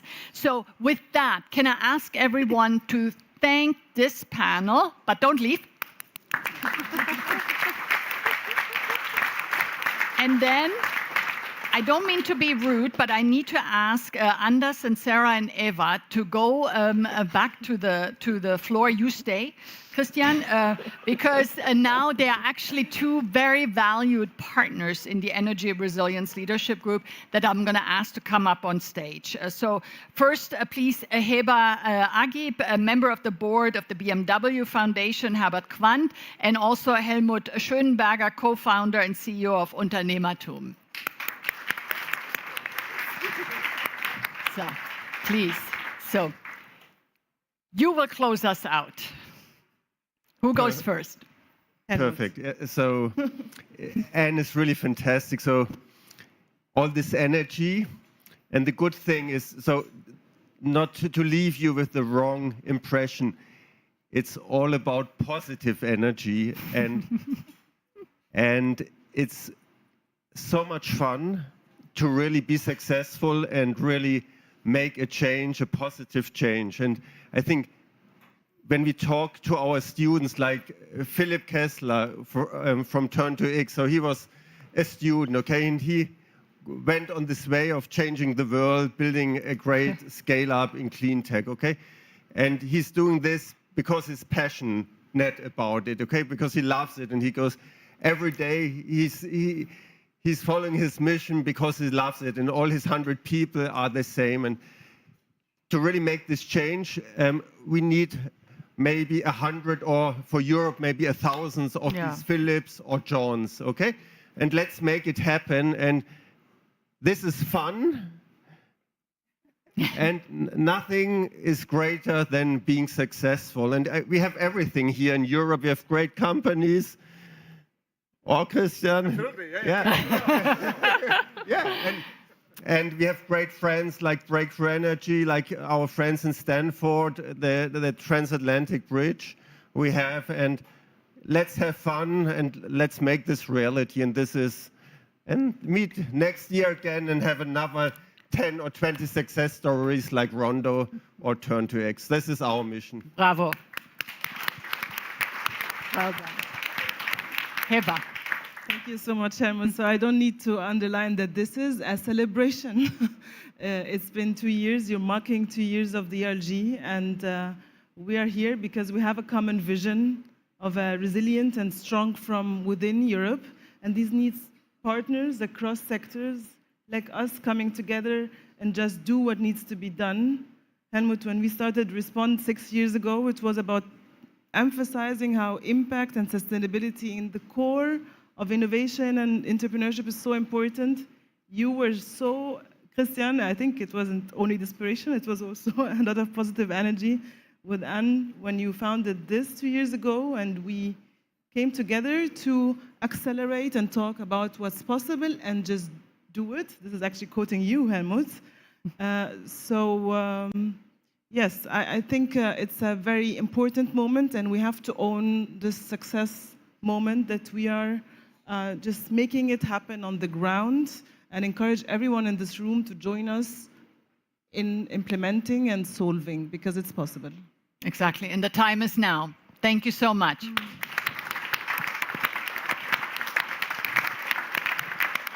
I think there's now a photo, if I'm not mistaken. Yeah. So a photo of the board. So come. This. I think you need to look here. Yeah, yeah. Thank you very much. Perfect. Thank you. Thanks to all who are in the room who are involved with the Energy Resilience Leadership Group. You are awesome. This will continue. We'll meet again later in the year. And thank you for all that you do, because it's not us who makes it happen. It's you. Thank you. All right. Thank you also from my side for an excellent moderation. It's always fun listening to Anne Mettler. Thank you so much. And thank you also to Helmut Schönenberger. He's a blessing for the Munich not just the Munich, for the German startup scene. Special applause for Helmut Schönenberger.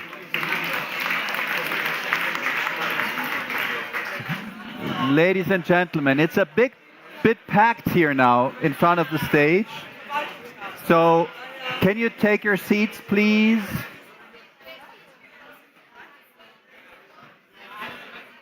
Can you take your seats, please? Thank you very much.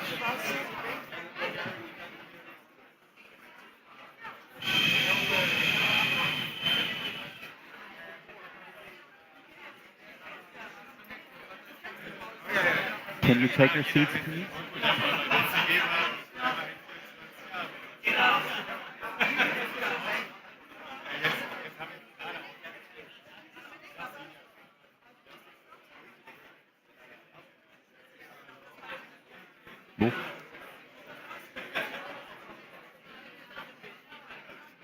Okay, ladies and gentlemen, we would like to continue our discussion. Can you please take your seats? Thank you very much.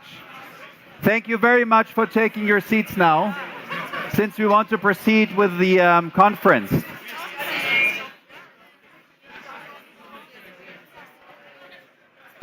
Könnt ihr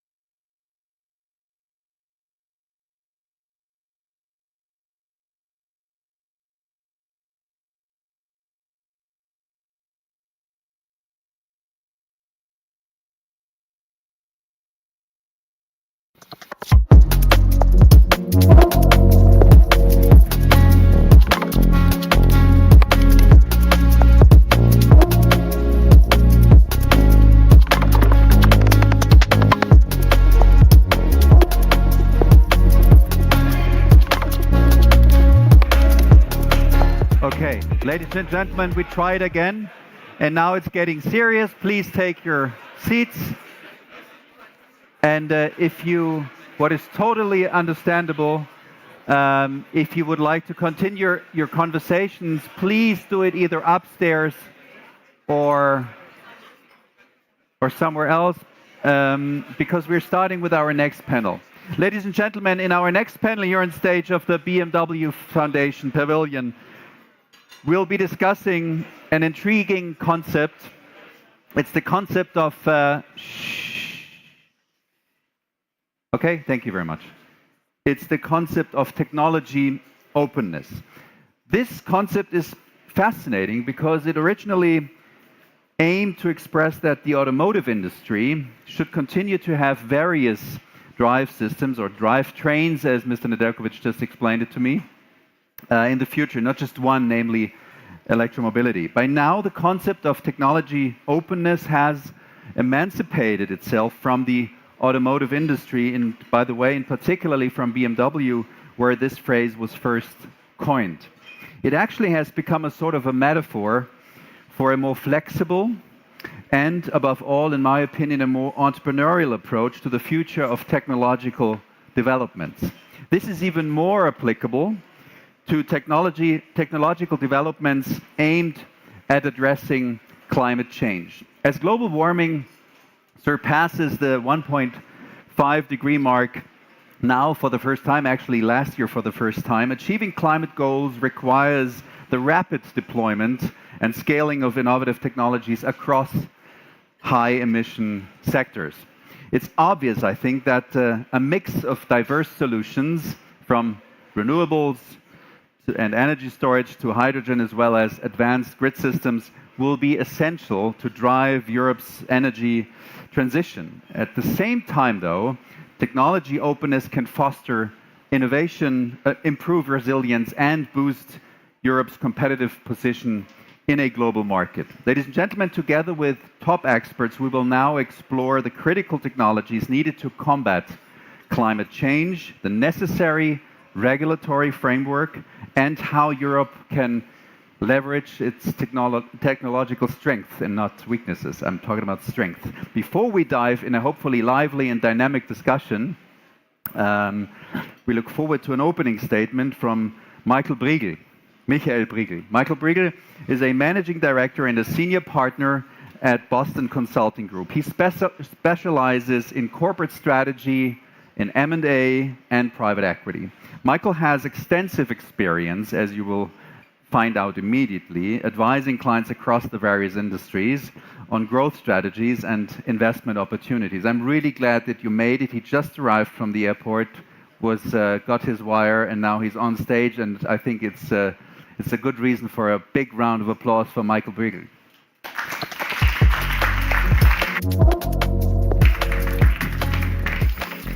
Thanks a lot for the nice intro. Good afternoon, everyone. Fantastic to see you here.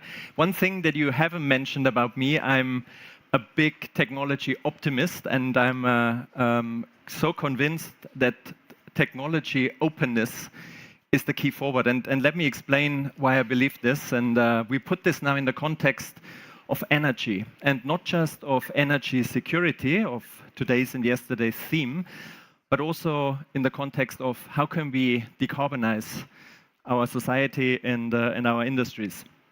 Bit of context at the beginning. I know you know these numbers. Emissions haven't peaked. We're not on track.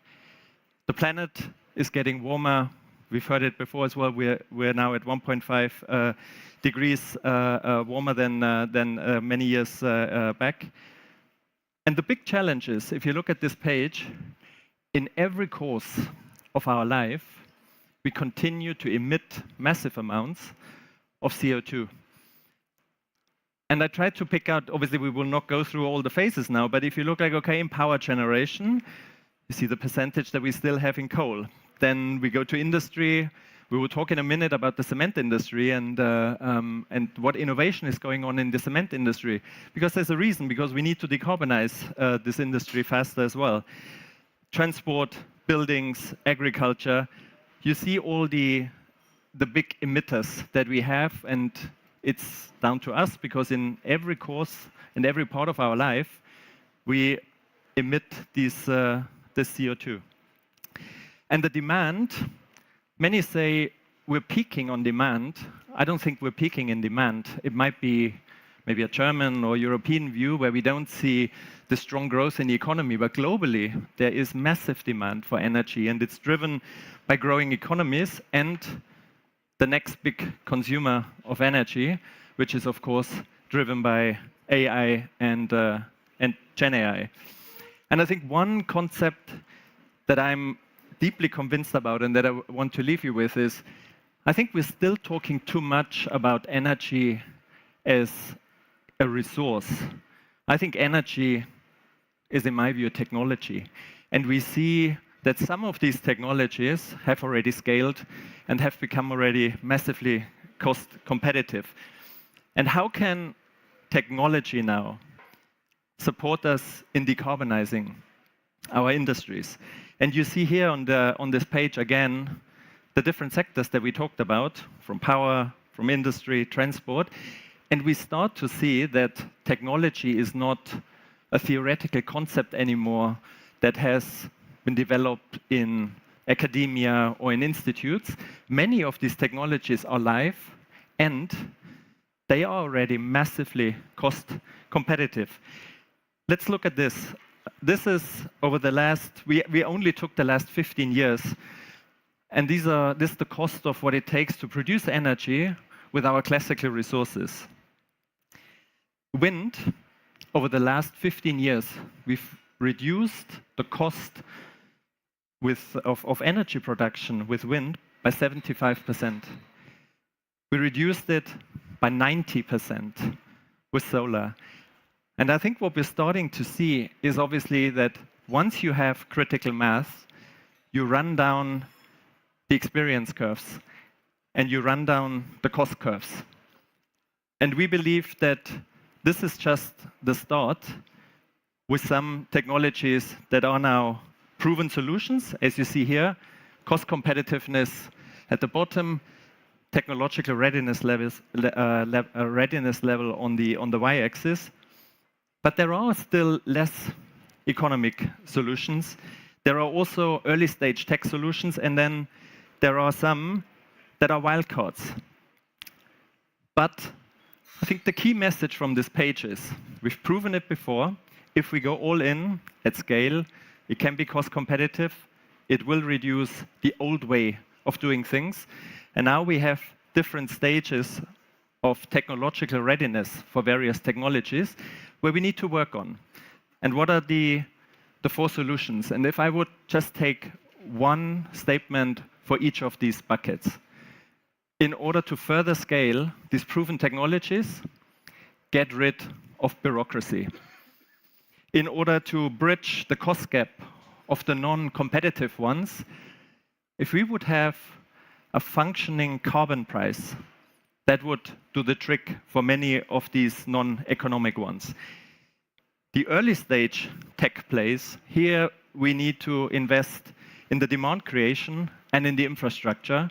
And lastly, there are still many wild bets out there. But what better place than Germany or Europe to develop these wild bets? We have the best universities, we have the best institutes, and we have the best engineers in this country in order to scale wild bets. Thank you. Michael Bregel, the applause is yours. Thank you very much. Thank you very much for your introductory words, which were much more than just an introduction. I believe now we have a solid foundation yet for an exciting and insightful discussions, ladies and gentlemen. For this discussion, I would like to invite 3 more experts on the stage, whom I will briefly introduce to you.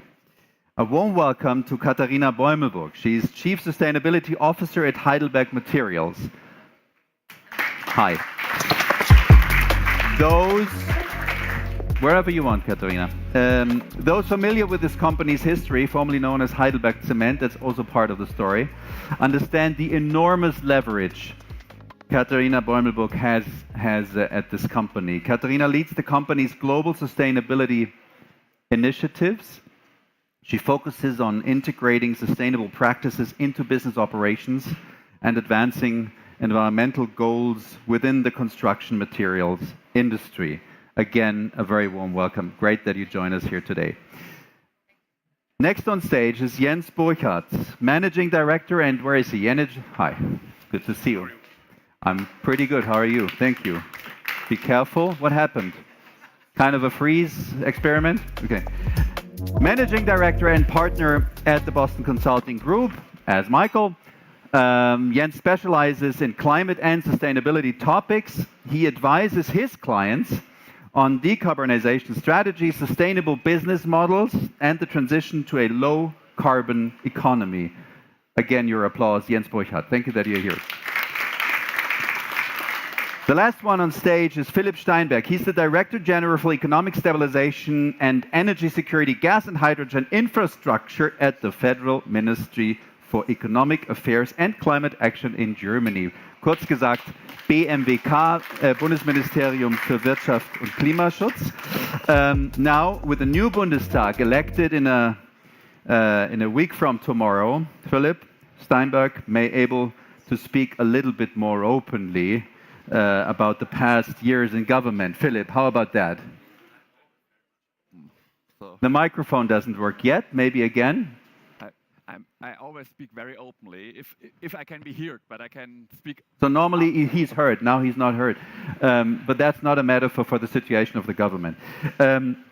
Philipp can speak openly now about energy crises, about opportunities. Do we need another microphone? I think, oh no, now it works. Now it works, perfect. So, we start again about crises, about opportunities, about successes. And perhaps also about missed chances. I'm very pleased, Philipp, that you're here today. And again, your applause with a functioning microphone. So, Philipp, since you had to suffer so much now, let me start with you. How is Germany ensuring its industries stay competitive while decarbonizing? What have you done in the past to bridge the cost gap for emerging climate technologies? And if I may ask you also, what has the future government to do? Well, I mean, Michael has shown us the cost curves of renewables, and of course, renewables are one of the possibilities to bring down costs. That's actually a no-brainer in a way. On the other hand, of course, one has to say, and that was not on the chart, of course, that the infrastructure is actually adding cost, of course. Transmission grids, of course, are very costly. We are speaking about more than 300 billion euros, so that adds up. But of course, in the long run, this will actually help tremendously to bring down costs. For transitionary period, we will need to have some subsidies, targeted subsidies as well, to bring down costs. We are talking about network tariffs, bringing them down. That will be necessary as well.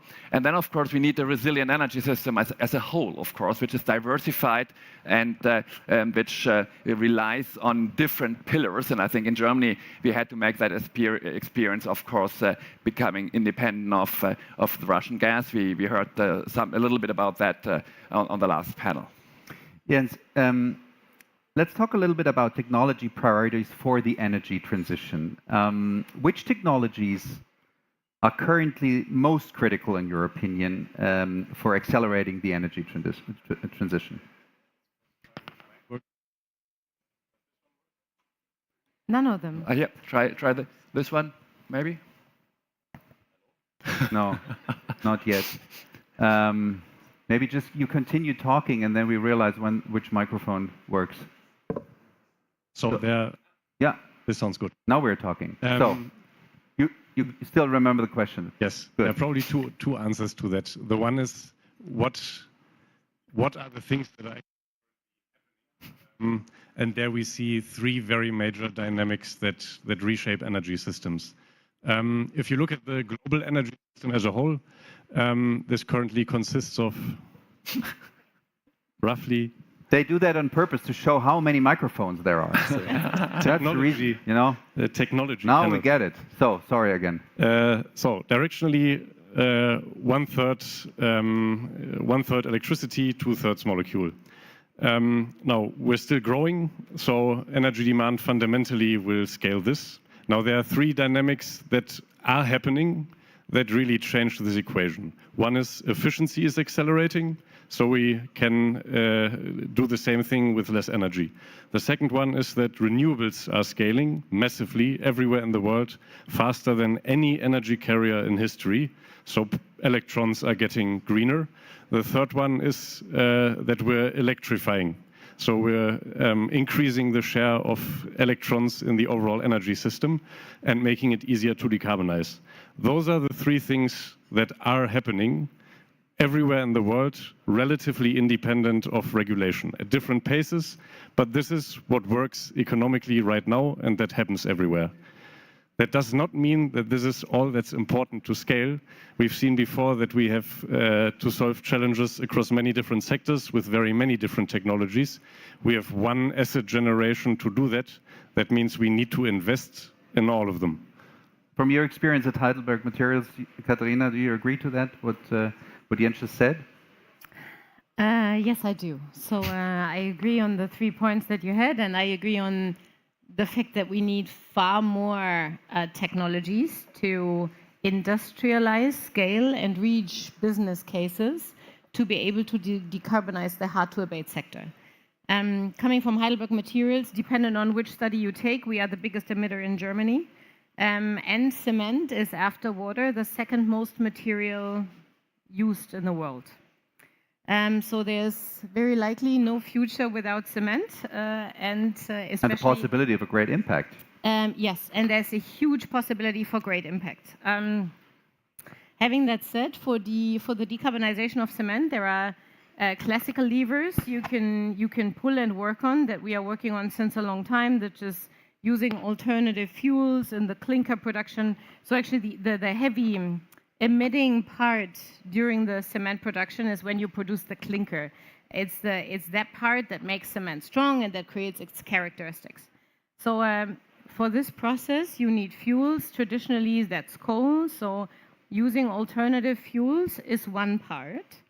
But actually, the bigger part in the cement production is the fact that the process itself emits CO2 because it's based on limestone. And when you burn the limestone at a very high temperature, the fact is that the CO2 comes out of the limestone, meaning that our process produces a very high emitting CO2 stream. Now, we have the traditional levers that bring this down, but then we end with a huge chunk which just comes out of the process. And there's literally no other current available technology than carbon capture and storage to get rid of this huge part, process emitted emissions. Now we will introduce our first large-scale, industrial-scale carbon capture plant in Norway, in Brevik, this year, where we do, as a first of its kind, carbon capture and storage and store in Northern Lights. To get to zero carbon cement, and that will be introduced into the market in 2025. Okay, thank you. Philip, in your perspective, are we focusing on the right mix of solutions right now, or are there any key technologies being overlooked?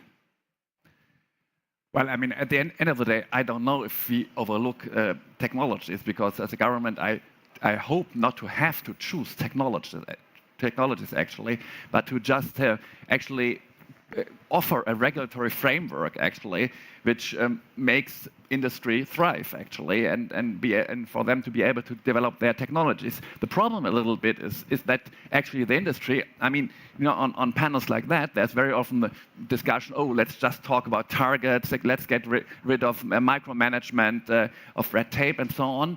But then if I'm in the office, the same people come to me and say, oh, I need a little subsidy, I would like to have a little regulation here in order to actually have this transition going on. And I mean, that's fair enough. Of course, if we talk about the energy transition, because if you have market failure, and we do see market failures in many areas, like, I mean, the cement industry, I think, is a very good example. If you want to decarbonize that with direct reduction facilities or CCS, I mean, this costs a lot of money. In Germany, we do think that we do need to subsidize this for a transitionary period, of course. But at the end of the day, we need a regulatory framework which is really as simple as possible. There I can concur. Of course, a CO2 price is, in our opinion, I would even say, is key. But of course, it's politically very, very hard actually to sustain the prices which actually drive change. So for at least like a transitionary period, once again, we do need incentives as well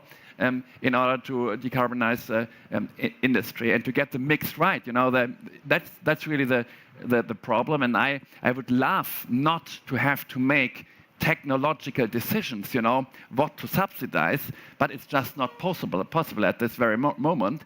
So therefore, we have to kind of try to get the balance right, actually, of sticks and carrots, basically. But to do, and then Mariana Mazzucato, others, they say mission-oriented policy making. Well, we try, but at the end of the day, it's very hard in practice. Jens, you were smiling a little bit during the last minute. Why? And what's your take on the question? Are there any key technologies which might be overlooked these days? I smiled not because I thought. Because you're a happy person. I am. No, the reason I smiled was less because I think there are major technologies we overlook. But what I at least think is that we have curious priorities in accelerating this transformation in Europe. If you look at the macroeconomic effect that this has, sector by sector, in power, you have an industry that can't move away. There's no carbon leakage. And we replace resources, as we learned earlier, that we have to import from another place with capital goods that we produce at home. That creates growth. In buildings, it's exactly the same. We replace imported Russian gas with heat pumps. Building renovation creates growth. Transport is a bit more complex because we have a very strong automotive industry that's, of course, threatened by the technology transformation. But I would at least argue that we have to be early in this transformation to help our industry succeed in the new technology that will make up the majority of the market going forward. Where this transition is the biggest risk is in industry, where you have international competition, where you often have relatively substantial cost increases through more expensive green energy. Yes. And now if you look across those fields, where we accelerate most in Europe is in an ETS regulation that penalizes the area of our economy that is most in danger, where we have long accelerated very slowly is in the areas that actually create growth. And in China, they do it exactly the other way around. What I hear the biggest in your opinion, Jens, the biggest, and the question goes to everybody then of you, the biggest roadblocks preventing large-scale adoption of clean technologies. What are the biggest roadblocks? You want to start first and then maybe Katharina and then Philip? It's a bit different technology by technology. So for things that are economic, renewables, electrification, by the way, also by country, in China, zero. Here, traditionally, a lot of bureaucracy in building new things, a lack of infrastructure that can integrate renewables or e-cars, and a surprising amount of public resistance against most of these technologies. For things like hydrogen and CCUS, so far, economics. And this is something that has to be where the cost gap has to be bridged. Okay. Katharina? Yeah, if I may take it from there, I completely agree that it's very regional dependent. If I look at Europe, the thing that is most complicated, to be honest, is the business case. And I'm a true believer that all these sustainability and transition cases only work if there's a business case behind it. And the business case will take time, and we need industrialization and scaling. And in the meantime, it still needs to work for the private sector, because otherwise our shareholders will leave us, which would be very unfortunate. So I think the first thing is that we need to find ways to make the business case work. And then obviously the whole discussion around how fast are permits, how long does it take to get certifications, how long does it take to be able to store CO2 in Germany, taking into consideration that we do have 3 CCS projects in the build-up in Germany, but we don't have the legislation to be able to then really store it. All of that makes it very difficult for the private sector and makes it even more difficult for the business case. So, Philip, if I may push it a little bit further, what policy, what regulatory changes are needed, in your opinion, to make these technologies a bit more viable? Well, I mean, first I would agree with Jens. Of course, it depends a little bit on the sector. Of course, yes. I mean, it's a little bit difficult to have a catch-all recipe. It would be the silver bullet or the golden bullet. It's a bit difficult. I mean, certainly what we need is, of course, we need, and you mentioned it.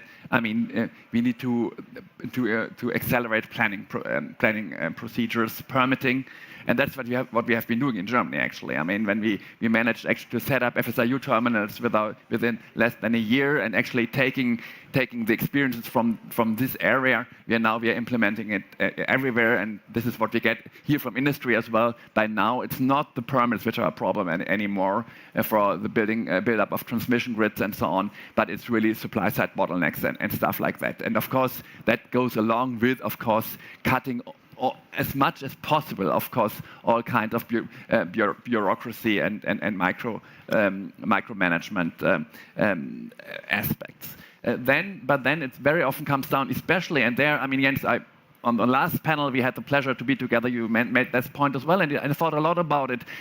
Are we prioritizing it the wrong way? Are we really going on the industry sector only, and is that maybe the wrong way? I mean, the point is, I mean, we have been actually reaping all the low-hanging fruits already, actually, especially, and we have been focusing very much on the power sector, actually. I mean, many say, rightly so, that the Energiewende, the German Energiewende, was mainly an electron-centered exercise, and that is pretty true. So I'm afraid if we are to reach our targets, the Paris targets, if we want to become climate neutral by 45, then we actually have to address the whole spectrum. And of course, since industry does play such an important role in Germany, we have to also put that into perspective, and then once again with the right mix of incentives, of course, and regulatory conditions which actually make it possible that we don't see a carbon leakage and that we remain an industrially strong country. Philip, I said in the beginning, tomorrow in a week there is the election for a new Bundestag. If you look at your own ministry, the Ministry of Economy and Climate Action, what, in your words and from your perspective, were the biggest successes of the last 3 years, and what was the biggest failure? I would certainly say so. I mean, securing energy security. I mean, after the dropout of the Russian gas, I mean, it was more than managing basically that there is energy. That there is energy. That actually we managed to not have energy. The gas leak, too little gas, actually to keep the industry running and so on. That was, and of course not only gas, but energy in general, being so dependent on Russian gas. While at the same time, and I think this is really important, actually, accelerating the energy transition, really speeding up permitting procedures and really speeding up the deployment of renewables. We see really a radical build-up of new permits, of actually the build-up of solar, of wind, actually really skyrockets, really. We have seen last year more than 15 megawatt new permits of solar. Wind is following now. This is really taking off. So I really thinking combining like securing energy security in the light of the Russian aggression on Ukraine and the repercussions on Germany, at the same time speeding up Energiewende. What was the biggest failure, if you may? Of course, I mean, there's a threat of losing public acceptance for this, and you can see it everywhere, which is probably related to the question of how people are affected of prices. I mean, we have probably not managed to bring down prices as much as necessary for the consumer as well as for the industry. I mean, the discussion about the Industriestrompreis, the price for electricity in the industry sector, I think is like really the best example for that. So that implies that the major failure, in your opinion, was just communication. No, it's not only communication. I think that would be too simplistic. I mean, that would be maybe communication as well, but also, of course, I mean now I would say we have actually reaped like all the low-hanging fruits. Now it gets really, I mean, and Jens has made the point. I mean, like 2/3 of our energy consumption and energy consumption is still molecules. You know, it's only 1/3 which is electrons, and molecules are so much more difficult because then you have to go to the traffic sector, into the heating cellars, the famous heating law, the Heizungsgesetz, and of course also have to turn towards industry, and that is so much more difficult. Like the hydrogen economy we are trying to build, or the hydrogen pillar of the decarbonized economy, shows how difficult things are. Jens, let's move into another topic. Are there any examples of corporations in the field of public-private partnerships which accelerate the deployment of critical climate solutions? I think there are quite a lot. What are the most important to know for us? So the ones that and from which we can draw some lessons. That to me come to mind immediately are in Sweden and other regions of the Nordics, the climate partnerships, where the government initiated roundtables with every individual industrial sector. Maybe you can elaborate a little bit on that so that we can draw the lessons here and say, maybe you focus on one or two examples and show us exactly why it worked and what we can learn here or in other regions from that example. Three come to mind. One are the Nordic climate partnerships. How they were set up is that I think the first country that adopted them was Sweden. They initiated roundtables with every individual major industrial sector to understand what the sector needs in terms of regulation and in terms of support to move to net zero. And out of this, they developed sector-specific regulation and support schemes that, among other things, enabled early projects in CCUS, that, among other things, enabled the first non-fossil steel production in the world. In my view, an amazing scheme, a bit more difficult to implement in a country like Germany, where the cement sector is not one plant, but a whole industry. But still, I think as a role model, extremely good to apply. The second one that comes to mind is the Dutch CCS projects, where the government sat together with infrastructure providers, major emitters, and oil and gas players with depleted fields in the North Sea to discuss how to build up infrastructure, capture and storage, and coordinate this all together, and how a regulatory support scheme would have to look like to enable that. As a result, the Netherlands will have one of the most dynamic CCS industries in the world. The third one, I feel, you didn't mention that as a credit of your ministry, are the German climate contracts, which is a scheme that this outgoing government put in place to bridge the cost gap in major industrial decarbonization projects, where companies can bid in auctions with own decarbonization plans, and the government will bridge the cost gap between the actual cost and the fossil alternative. Those three things, I think, are. In the last one, we have to see how well it's adopted, but my impression is that that it has been adopted quite well in the first round.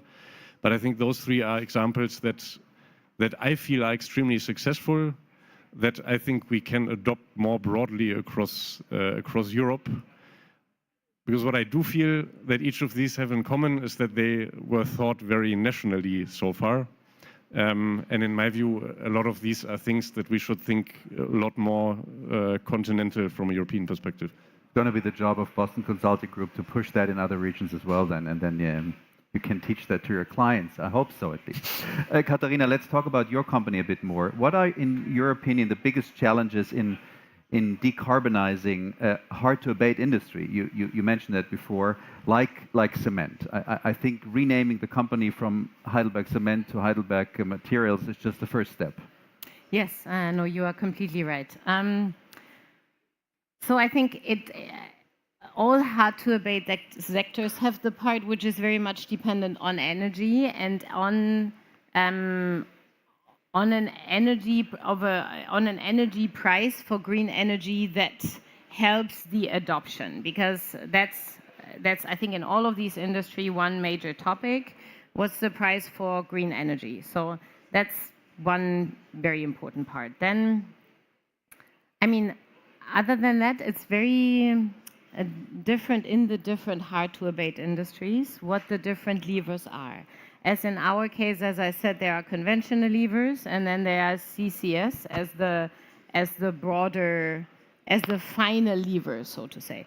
And if I look at where we are in Europe and where the ETS is and how we think it's going to progress, it does mean that for an industry like ours, which is a very, very local industry because you cannot transport cement, it actually means that we will have to build carbon capture and storage facilities in lots of different parts of Europe, because that's going to be the only way to decarbonize broad scale. The other thing is that we need schemes to be able to work with this decarbonized cement, be it book and claim mechanisms to be actually able to really sell it, and mechanisms to certify that the product is net carbon zero. So all of this is in the making. I think for the company itself, it's complicated because there's so much uncertainty in the process. And for example, you talked about the contracts for difference. It's very important that we have stable conditions, because the private sector has to make big decisions on FIDs and on investment. And for that, we need a regulatory framework as well as a subsidy framework, which is comparably stable, because otherwise we will not be able to get to these decisions. Over there sits Helmut Schönenberger, and he stands for Unternehmertum, and Unternehmertum stands for a lot of initiatives, as we heard before. Yes. One of those initiatives is the so-called Circular Republic initiative. And I'm saying and mentioning that because another gentleman yesterday from Climeworks was here on stage, and they stand for carbon capturing. Yes. I'd like to know, in your opinion, how critical are those two topics? One is circular economy principles, or implementing circular economy principles. The other one is carbon direct air capturing in achieving net zero in those sectors we have spoken about. Is that something that is kind of 10 years down the road? Is that something that is, in your opinion, an overlooked technology? Maybe you can comment a little bit on that in a few words, because we have just 5 minutes left. Okay. So circular economy, in my view, is extremely helpful because it makes our problem smaller. Somebody's nodding there. Every shred of material we don't have to produce from scratch. We don't have to decarbonize production for, and decarbonizing production of base materials is among the most expensive thing that we do in this whole transformation. So the more circular we become, the smaller, especially the very expensive parts of this whole decarbonization journey get. One, two, and I think that's often a bit overlooked from an industrial policy perspective. Europe is a continent that's extremely poor in resources, so a lot of the base materials for our material industry sectors we need to import. We are not a continent that's poor in waste. So whatever we recycle in terms of industrial value creation will stay here. Katharina. I completely agree. So circularity, especially in the cement industry, is very important because cement is 100% recyclable. And every bit that we get out of demolition waste is something that we don't have to get out of quarries and national resources. On the topic of direct air capture, I think that's a very advanced technology. So if you look at what direct air capture does, it sucks the CO2 out of the air and stores it under the ground. We have currently an intensity of CO2 in the air of 421 parts per million. So this is a very, very, very low intensity stream. If you compare it, for example, to the CO2 stream that we see in cement, which is between 15 and 25%, there are worlds in between. And that means that direct air capture does need even unbelievable far more energy than we need to do carbon capture and storage in cement. So I think there are lots of technologies that are lower hanging fruits in terms of energy consumption. And I still believe that direct air capture in the long run is a viable option because everywhere where you have access, for example, to geothermal. What means long run? In the long run? Just give us a number or a corridor. 2035, maybe. I mean, you see, I'm often talking to Climeworks because I know Christoph pretty well, and when I discuss it with him, I know that he can sell every single bit that he is now basically producing. Every certificate he can produce, he can sell.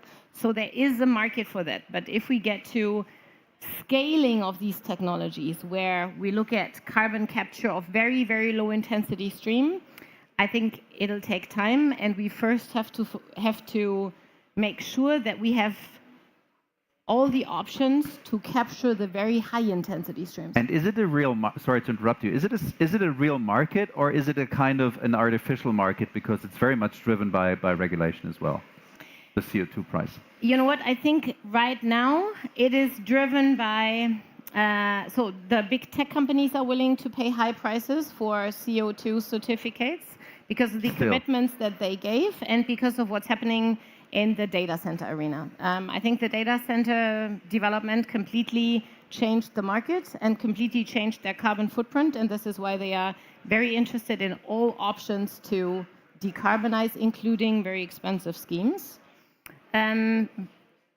Is that artificial? I think, in a way, I think it doesn't matter whether it's artificial or not. At least it is the market. Yes. Yeah. And we do need a global CO2 price because that's one way to make sure that we globally stay competitive, so that we don't only increase prices in parts of the world. So, Philip, what's your political view on that? I mean, I think on circular economy, I couldn't agree more. On direct air capture, I mean, obviously, I'm listening to what the experts say. I mean, my feeling is it's something not quite ready now. And regulation, of course, is key. And I mean, at least for Germany, I think if you're talking about refineries and so on, I think we need to look at the regulation and maybe decide, do we really remain ideologically pure, or do we change the regulation a little bit to be able to use maybe some more CO2 we are having anyway. If I may add two things very, very briefly. I mean, on best practices, of course, there are many. I would add actually like the German hydrogen core network, the financing mechanism, which is a private financing mechanism, intertemporal cost allocation, which is actually being looked at in other countries as well. And more generally, I mean, I think we're talking about opportunity for technology openness. I think, of course, like instruments which are like maybe not technologically neutral, but at least open, I think are very much to encourage. And of course, carbon contracts for difference, for example, are technologically neutral, or just like regulation, which just actually provides the targets and don't actually decrease how to reach them. I think that's really where we should what we should try to do, knowing that it's not always possible in practice. Thank you very much for this panel. Thank you very much for the conversation. And I think this applause, which hopefully comes now, is for you. Thank you very much. Thank you. Thank you. So, ladies and gentlemen, let me again thank you very much, and accompany you from stage, because we have the next speaker coming. Thank you very much, Philip. Let me introduce you to our next speaker. Unfortunately, he could not make it yesterday. Yesterday evening to BMW's Energy Innovation Night because he was somehow stuck in traffic jam. So before I announce him, can somebody tell me whether he made it today? Yes, okay, very good. So, ladies and gentlemen, it's Greg Jackson. He is a renowned British entrepreneur and the founder.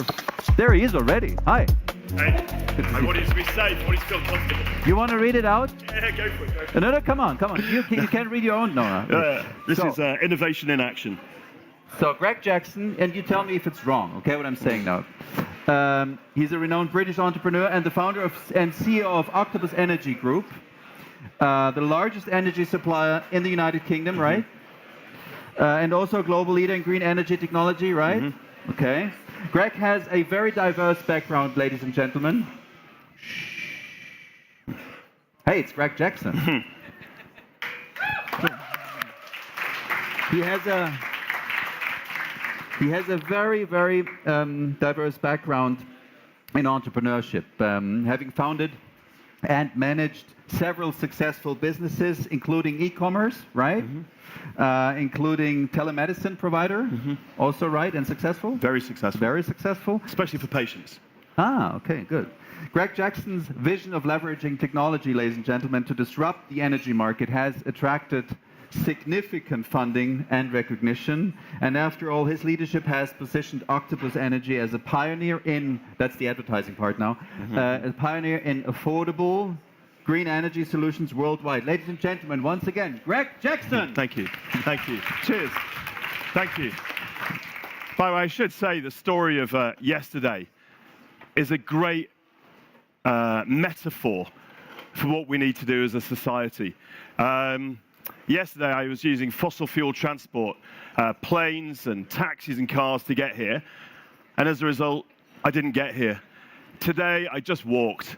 It is just, turns out it's not any more sustainable, it's more reliable, and with more backup plans if it goes wrong. So thank you so much to the BMW Foundation for being agile and accommodating a change of plan. Look, what I wanted to talk about, quick question. Who here has seen the movie An Inconvenient Truth or An Inconvenient Sequel? Hang on, how many? All the way? Okay, so it's about 5% of people, right? First of all, I invited my entire team for an away day many years ago, and I told them we were going to have movie night in between days sweating on the whiteboard. And when they sat down and got An Inconvenient Sequel instead of James Bond, you should have heard them sigh with exasperation. But within 5 minutes of that movie starting, everyone's phone in the room was buzzing. We were all WhatsApping each other to say we must do more. In fact, on that day, after that movie, we dramatically doubled down our commitment to the energy transition. You could say it jolted us into action. And the reason I wanted to mention it was I think the title has never been truer than it is today. It's inconvenient. Honestly, if only we could carry on with life as usual without threatening our planet or being at the mercy of dictators, life would be easier. But it's inconveniently true that it's not. And the worst reactions we can have to this are to pretend that it is. I'm going to be very candid with you today, and I'm so sorry if it is in any way offensive to anyone. But as the hyperscalers have been looking at the need for more energy for AI, they used to say we need clean energy. That was number one. And they've dropped the word clean. Or they've redefined clean energy. Obviously, gas is clean. I mean, I don't know. I'm not a chemist. I'm not a physicist. But I think I know enough to know that gas isn't very clean. Now, don't get me wrong. If gas is part of a transition, if you're moving to a better place, that's great. But if you're building new gas plants, at least be honest. And the reason I want to talk about honesty is I think there's precedent. When the tobacco industry first discovered that tobacco causes cancer, their first reaction was to deny it. In fact, they put doctors in ads for cigarettes. Once it was undeniable, the science was clear, the tobacco industry pretended that they could make safe tobacco, healthier tobacco. They used filters and low tar, but it still caused cancer. Ultimately, when they couldn't do that anymore, they basically started running off their businesses in the developed world and moved to the developing world. And bit by bit, even there's more and more regulation. And today, the tobacco industry can just be honest. Cigarettes kill people, but some people find them fun. Right? Good, that is honest. As a result of that honesty, the tobacco industry has enjoyed 3 decades of superior earnings, as opposed to the fights it was mired in before. And I say to the fossil fuel industry, I was listening to the incredible Andrew Forrest of Fortescue earlier, and he said, look, in the grand scheme of human history, the period in which we relied on fossil fuels is going to be a tiny blip, right? We won't notice it in the very long run.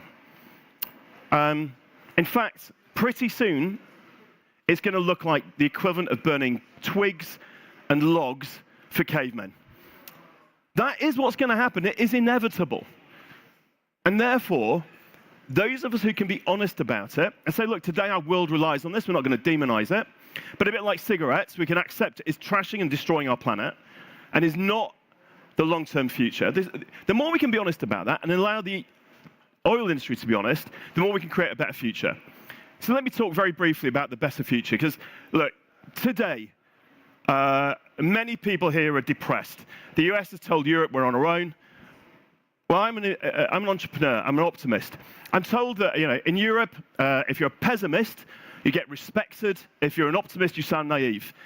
In the US that is doing this to us, if you sound pessimistic, then no one wants to hear. And if you're optimistic, you're an innovative leader. Europe is going to be on our own, right? We have learned the lesson. Surely we've learned the lesson of being dependent on Putin's gas. Are we going to make the mistake of being dependent on the gas from other regimes? Or are we going to build on our incredible work that we've done so far in building out the solution, clean renewables? Look, I wish it wasn't the case that we had to make these changes, but we do. And if you look at the fundamentals, there is nothing more efficient in society than electricity. An electric car is 85% efficient at turning energy into motion. A petrol car is 30% at best. Hydrogen just isn't going to work in cars. I know that many people would love it to, and it's going to have incredible uses elsewhere. But let me tell you what happens with an electric car, just one example of the future we hold. In the UK, if you've got an electric car with a battery that goes both ways, we give you 20,000 kilometers a year of free driving, because we can use the battery to balance the grid, and the money we earn from that pays for your motoring. When people ask me, what are we going to do on days when it's not windy and not sunny, I've seen the future. We already have 250,000 cars doing this. It's 1.5 gigawatts of flexibility. Now, no one knows what a gigawatt is. It's 1.5 nuclear power plants worth, and we've already got it for free when we've only got 5% of our cars are electric.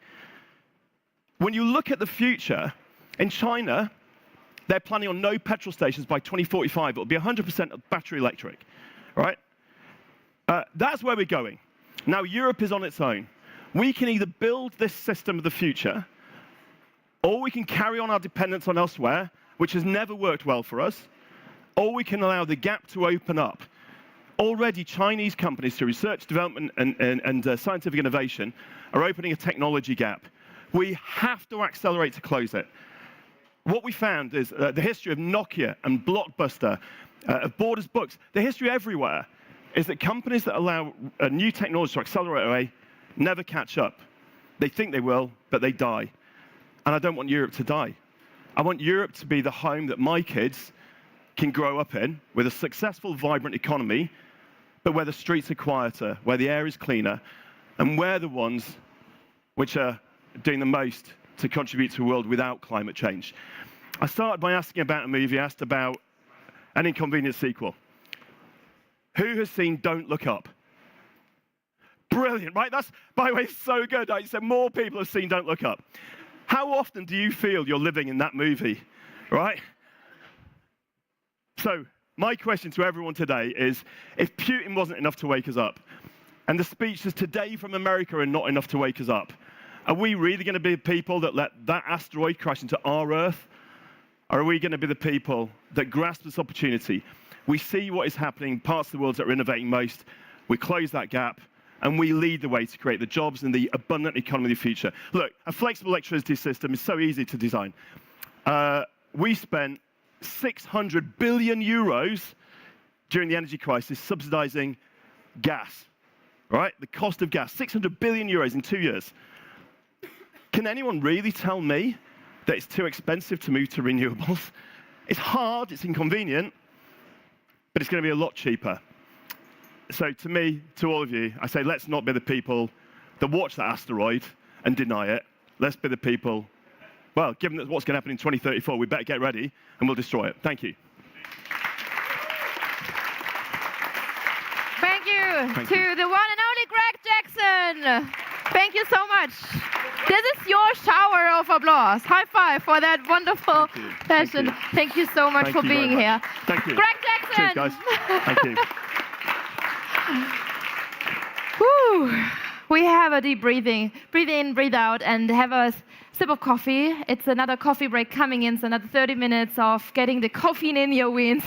And then I'll catch you upstairs on the upper stage when we talk about the next topic, net zero for global security. And we're diving into hydrogen diplomacy. So another really exciting, interesting topic. And I'm looking forward to see you then upstairs. Thank you.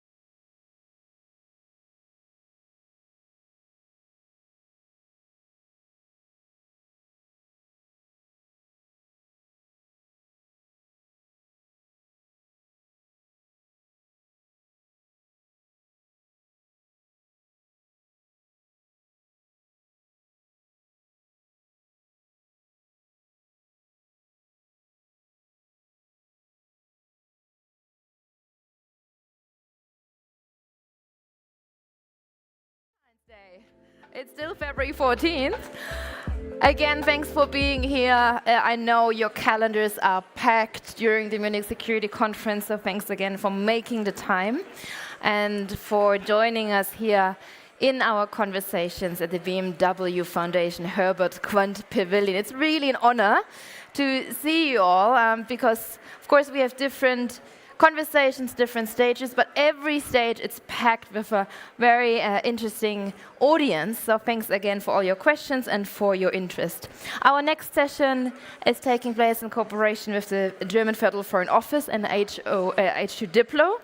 And it comes at a time where the topic of hydrogen is obviously a lot on the agenda as it comes with the topic of global decarbonization, which is not just an environmental necessity. No, it's really a matter, as we've all debated it all day long, of international security and a force that shapes global geopolitics. So the question now for the upcoming 50 to 60 minutes is how net zero shapes global security and how geopolitics of energy transition and hydrogen trade comes into place. So who will lead the hydrogen economy and how can we ensure that the transitions, that they enhance security rather than creating new dependencies? And last but not least, the buzzword of global partnerships. How do they look like in a just and secure matter when it comes to shaping the future? So with that, I welcome all the panelists in a second, but we start our conversation here on stage with an opening input by the State Secretary and the Special Envoy for International Climate Action from the German Federal Foreign Office. And prior to her current role, she was the Executive Director of Greenpeace International. So please welcome her with a round of applause, Jennifer Morgan.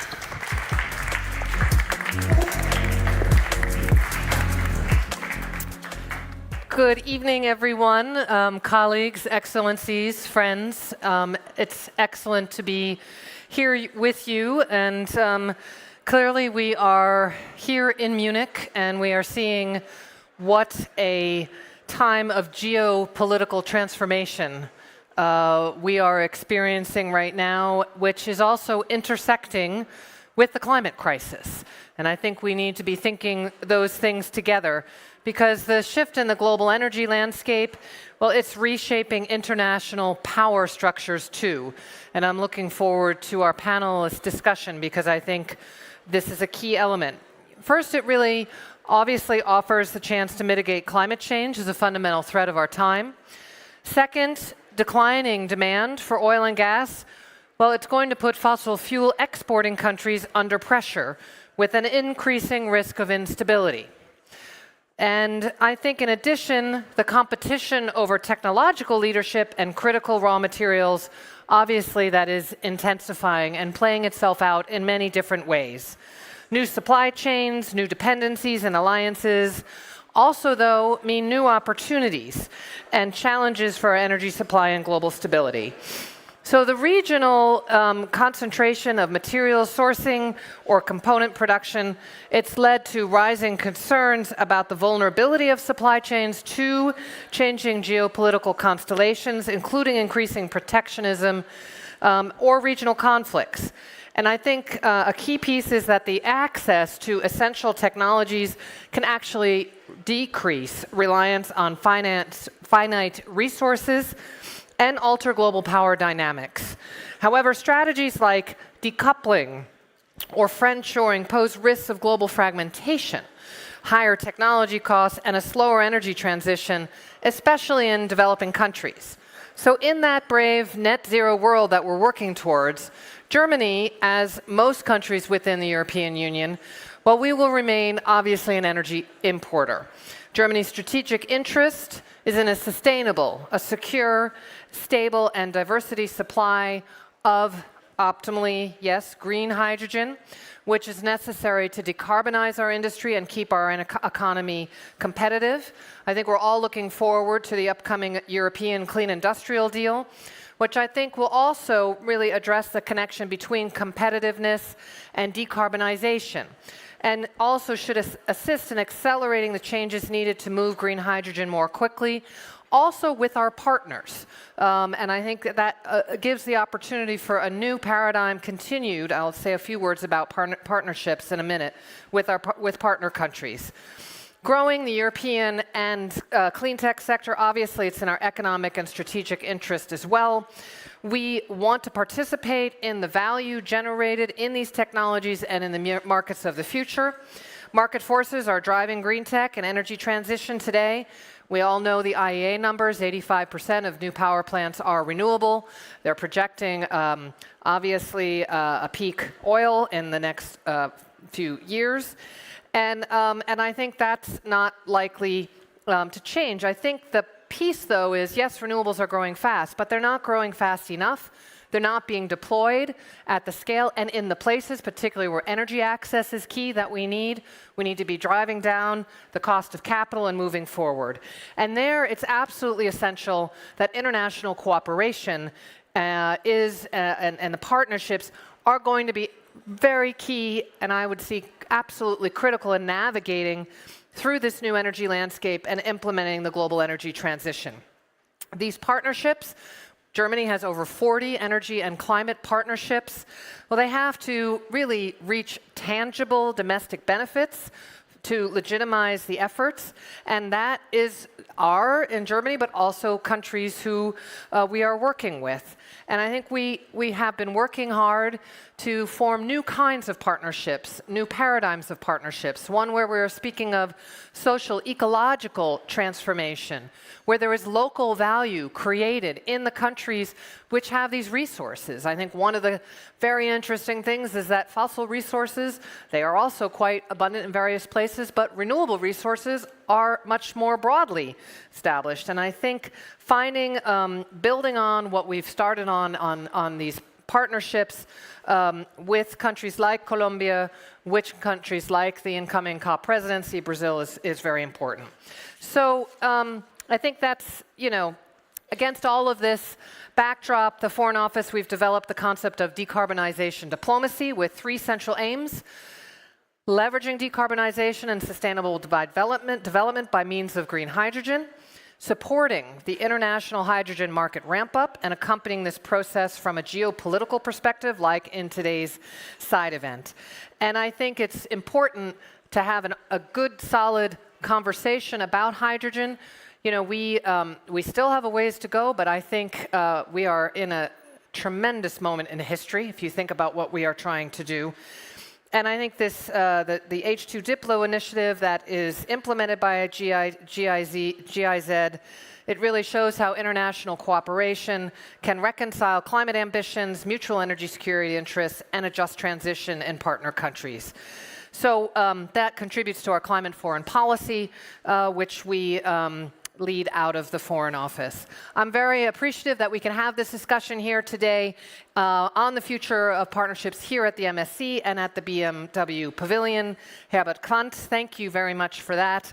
And I really want to commend our co-hosts from IRENA and RIFS Potsdam for facilitating this event with us, and thank the team at H2 Diplo for organizing it. I'm sure we're going to have a great panel discussion. Over to you, Katie.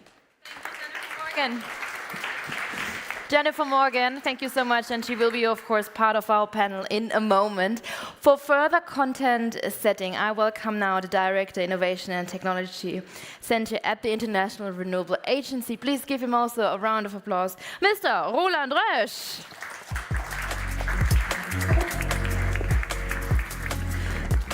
Thank you so much for the nice introduction. It's a pleasure here to speak here on behalf of the International Renewable Energy Agency, an intergovernmental organization with 172 member countries. It's a pleasure to be partner here of the BMW Foundation, but also of Hydrogen Diplo. I would like to speak about the importance of green hydrogen for the global energy transition. We in IRENA, let's say, to make the energy transition happening, to get to net zero, it is very important to diversify the supply chains, to diversify the clean tech production, and also to create markets and an environment and collaborative platforms for free trade of clean technologies, of solar panels, of wind energy generators, but also for the trade of green hydrogen and also its derivatives, so methanol, ammonia, but also steel pellets.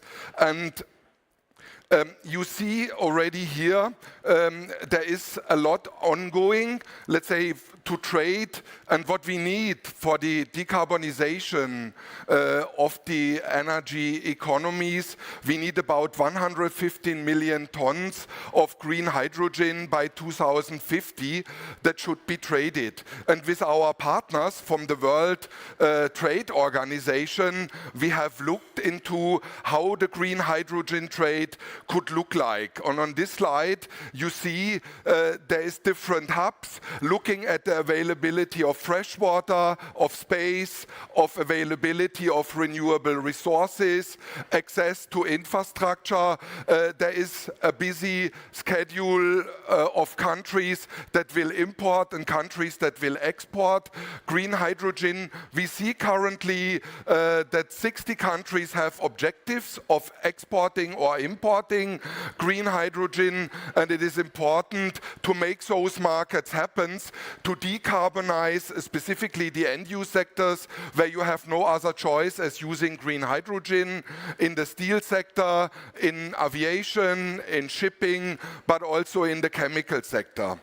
And we believe in IRENA that of this 150 million tons of green hydrogen, which is, by the way, needing an energy amount, an electricity amount of the entire global production from all sources, which is a 20,000 terawatt hour that we have now. So it will require a lot of electricity, and we believe traded of this 150 million tons will be about 25%. 55% will basically, of this 25% of this 150 million tons will go through, 55% will go through pipelines, and 45% will be traded via ships, mostly as ammonia. And that requires an infrastructure where you need ports, harbors, bunkering, and also the infrastructures to connect the harbors with the backlands. And there I would like to come to three aspects that are important for the green commodity trade. In the first place, you need to build up the infrastructure, the pipeline, the repurposing of the pipelines.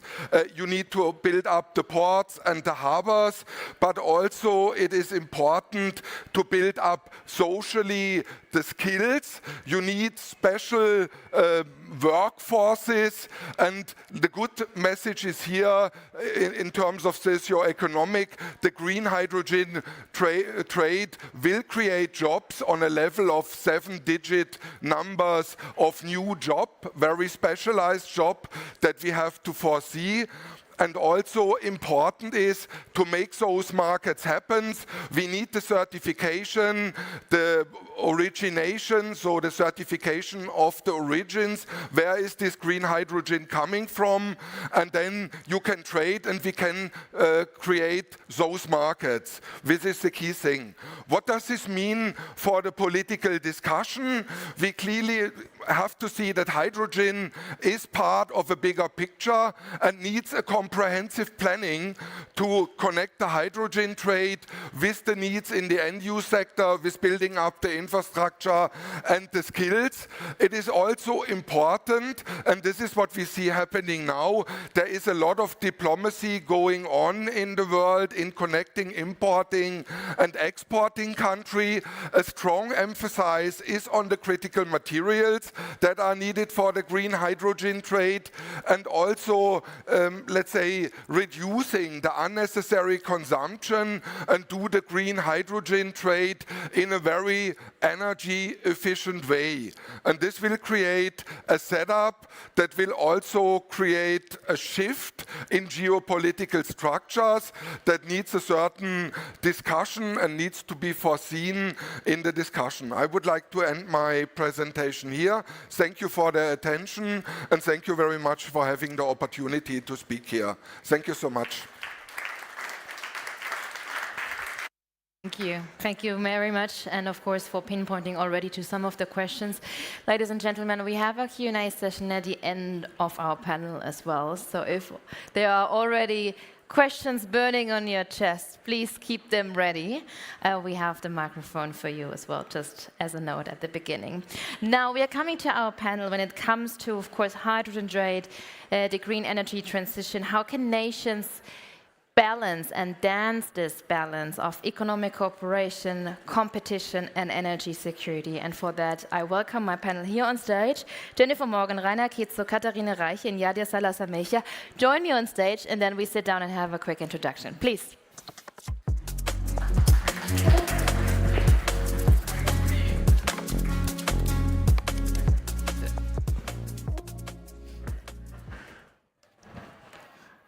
Again, thanks for making time in busy calendars during MSC. It's a big pleasure, of course, to have this distinguished panel. Just want to do a quick introduction. Laila Benali was also introduced on that panel, Minister of Energy Transition in Morocco. Maybe she's joining us a little bit later, but right now there are some other appointments coming along the way in the calendar. But we send her, of course, her greetings. Jennifer Morgan, State Secretary of the Federal Foreign Office. Rainer Kitze is also with us, Professor for Sustainability and Innovation at the Technische Universität in Berlin. Your research focuses on the governance of sustainability transitions, particularly when it comes to the energy sector. So thank you for being here.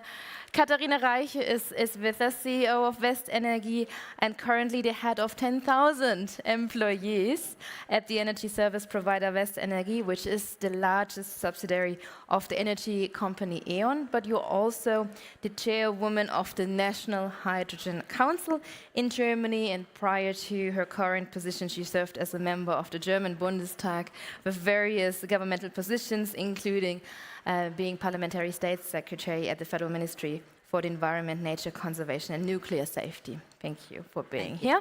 And last but not least, Her Excellency Yadia Salazar-Mecha, Ambassador of the Republic of Colombia to Germany since October 2022, very actively engaged with a lot of discussion when it comes to energy transition.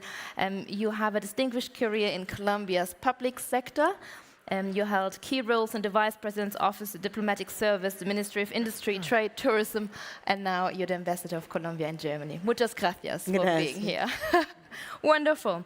Yes, we heard already a few questions coming into the air. I'd like to start with Katharina Reiche, with your perception coming from the private sector, because we had already a content setting from the scientific perspective, but also, of course, from the policy side, from your perspective coming from the private sector when it comes to energy transition in Germany, but also a little bit broader in Europe. What is your perception, especially also when it comes to hydrogen, because it is the talk of the town when we have a lot of energy debates, right? Awesome. Thank you very much, and thank you to the BMW Foundation for setting up this discussion tonight. When I listen to Roland Resch, and we know quite a while, 5 years ago I could have held the speech also with very optimistic approach, but I think I have to pour a little bit water into the wine. Internationally, we see a lot. Last year, we saw $75 billion put in new hydrogen projects under FID and finalized under FID. That's 90% more than 23, so that's good. $92 billion are in projects which have really not only a final FID but under construction, which is also an increase. Now the bad message, or the less optimistic message, is coming, where we see the most progress in China. In China are the largest progress, 1.1 gigawatt in operation, and the United States are the largest operator of blue hydrogen. When it comes to Europe, we see the goal of 22 million tons are out of reach by 2030. In Germany, we're at the goal of 10 gigawatt electrolyzer capacity. We are now, right now, at 0.3. And all day we got, during the weeks, last weeks, upcoming, we see less projects coming in, and a lot of projects are cancelled or on hold. And I think that are bad news. And Europe and also Germany could do a little bit more for having progress. What we lack are long-term offtake agreements. A lot of countries which started to invest. It's Colombia. It's the so-called the South, the global South. They're waiting for offtake agreements, which Europe or Germany don't offer. Why we don't offer? Because the industries which would need hydrogen most are under economic pressure, like steel, like chemistry. And due to the fact that the electricity costs went up very high, that projects cost went up, that we have still broken supply chains, it's not only the delay in time, it's all the increased project costs, which then have to cover by public money. And so the business cases are really running out of money, and you have to put so much public money to fund the gap that it would be hard for any household and for any public budget to finance every business case. Thank you. We'll stop here, but I will dive into the to-dos later on because we're so thrilled to have you on the panel. Thank you for that first round. Jennifer Morgan, coming to you, of course, reacting a little bit to what was just mentioned. And I mentioned that you are Germany's Special Envoy for International Climate Action, which was a newly created role within both the German Federal Foreign Office, but also within the German government. And looking into the trend and the times we are living in, I always call it the crazy times, with a lot of geopolitical turbulences and storms, but also with a decline in ambition when it comes to climate protection within these geopolitical rivalries and when it comes to cost-intensive transformation processes. Again, from your perspective, why is it crucial for Germany to maintain these goals when it comes to climate and energy goals? What keeps you still up on that motivational chart? Well, and there are many countries that are continuing to move forward. I mean, the United Kingdom put forward a very ambitious national climate plan. Brazil put something forward which has strong ambition in it. The United Arab Emirates is diversifying. They've put something forward. We are not where we need to be. This is clear. We're on a track to 2.6 degree rise in temperature Celsius. We need to get, the gap to 1.5 is large. But I think the case for climate action, and I would say economic rationalism, is stronger than ever. So why do we keep doing this? Why? First of all, I think being here at the Munich Security Conference, it is a security concern.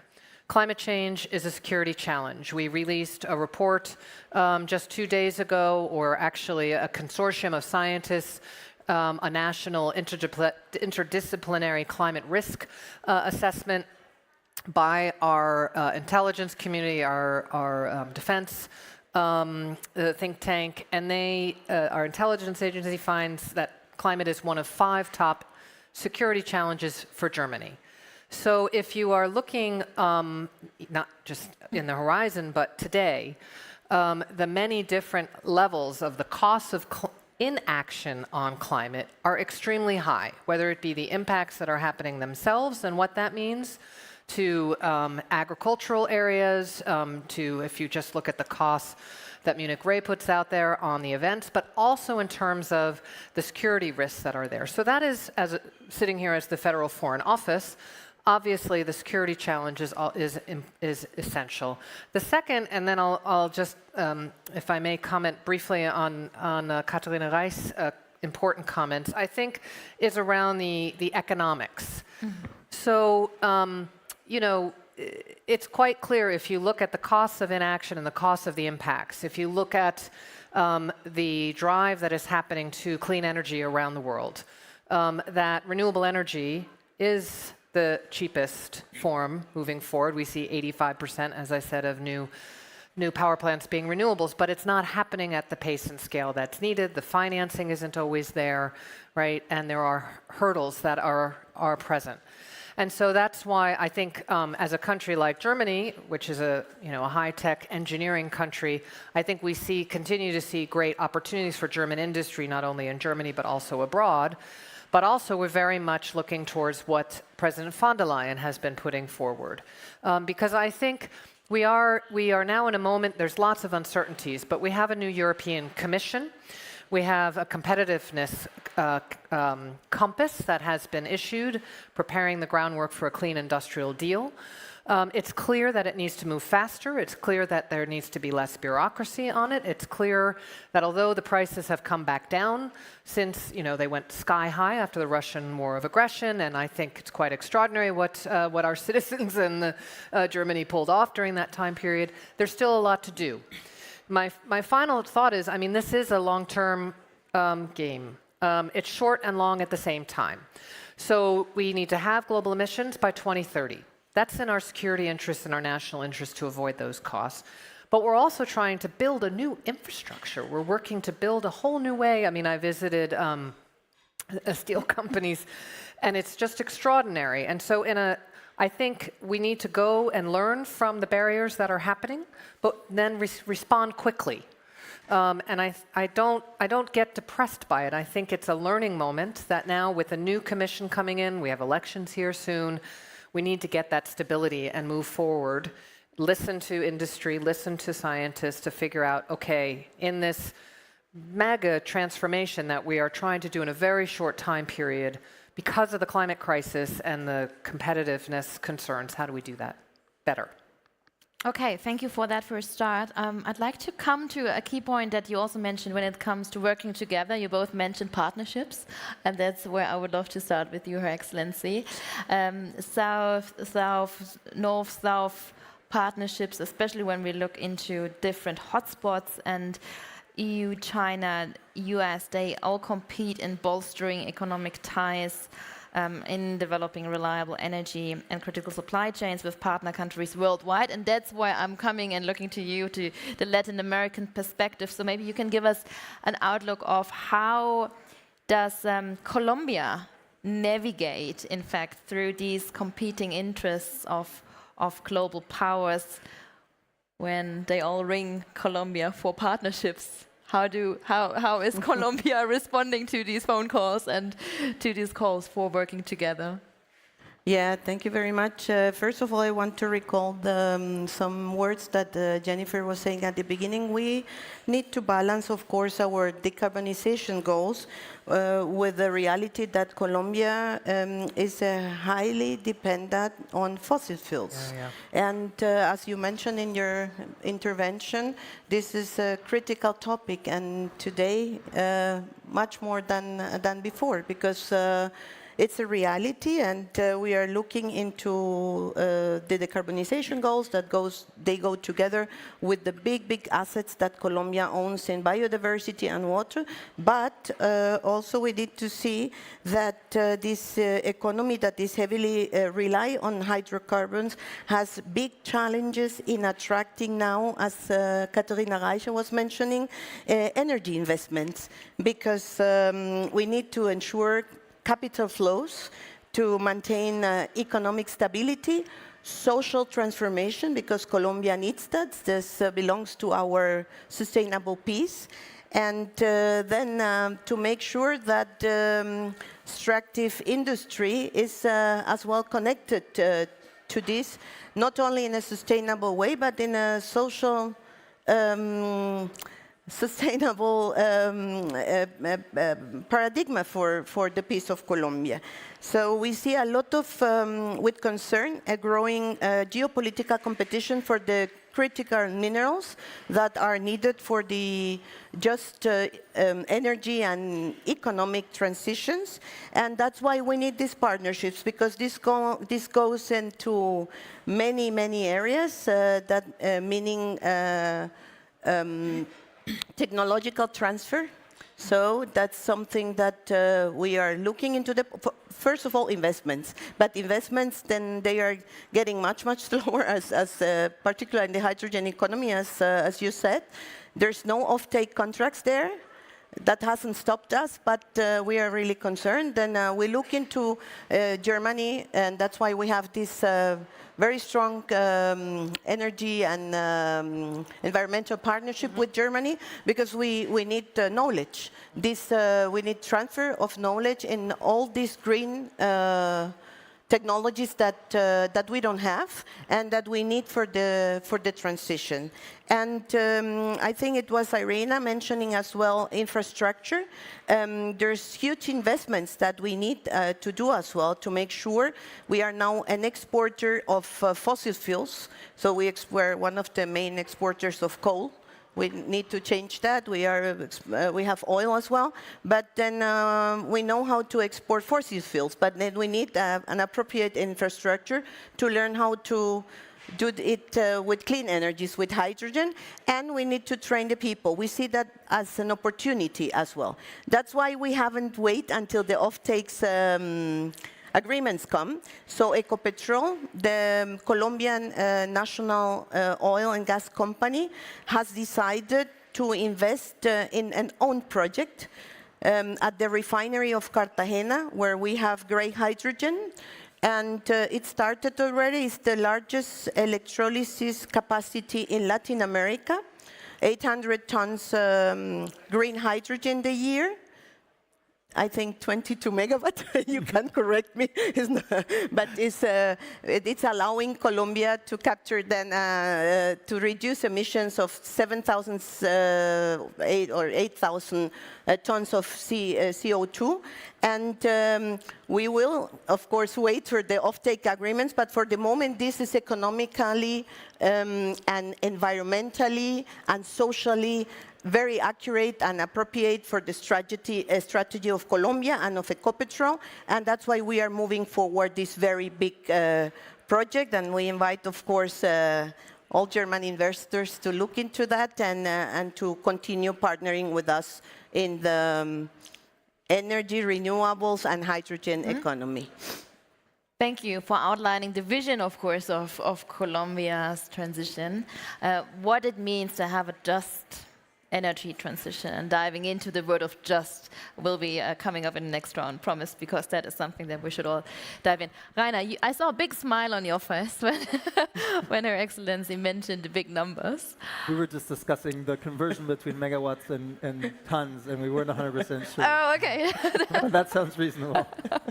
All right, when we talk about energy transition, of course, we also have to talk about the energy-intensive industries and the transformation in that regard. Maybe you can give us, from your scientific perspective, an overview on the key trends and also the geopolitical implications that this transformation means. Do we have any winners and losers that you can name? Yeah, I mean, with that, maybe I'll emphasize that why we need hydrogen and renewable or low-carbon hydrogen is mainly to decarbonize energy-intensive industries. There's obviously a lot of other applications as well that could use hydrogen in certain situations and cases, but energy-intensive industry is really one major field also where Germany and the European Union needs clean hydrogen. And so obviously, due to the energy intensity, that also means that those places, those countries, those geographies that have access to low-cost, abundant, renewable energy, and then also hydrogen, have an advantage in this new space. That means specifically that the US is actually in great shape, because the US has great renewable energy potential and can really move forward in decarbonizing its existing energy-intensive industry. It has a big industry already, and it can decarbonize that. China is not in such bad shape either. How's the shape of Europe? I'm coming to Europe. So Europe, of course, is vulnerable in the sense that it will remain dependent on some energy imports. Jennifer Morgan already said that, and that means it has to build partnerships. And that's obviously a response to that we need to secure those energy resources from elsewhere, but it's also something that Europe can build on geopolitically and economically to build broader alliances and broader partnerships for a net zero future. So I think, yes, it's a challenge, of course, for Europe, but it's also an opportunity to capture, and not just for the European Union and for Germany, but also for those other partners, which is what Yadir was speaking about. And I mean, we did a survey of about 300 experts in the chemical and steel sector all over the world, pretty spread out pretty evenly, and they all predicted pretty clearly that around by 2050 or a little bit beyond, the access to low-cost renewable energy will be an absolutely key factor in attracting investment for those energy-intensive industries. Also, policy is going to play a big role, industrial policy, and also alliance building, as I spoke about. But renewables will be a major aspect. What would you like to answer to Katharina Reich's comment on where does the money come from and the capital for these changes of transformation? Because the public funds, they are scarce, right? So who's paying for these transformational processes in the best case? I mean, there's a number of issues with the existing policy framework around hydrogen, but I think one of the problems with the policy framework is that it still does rely primarily, actually, on public funds to move things forward.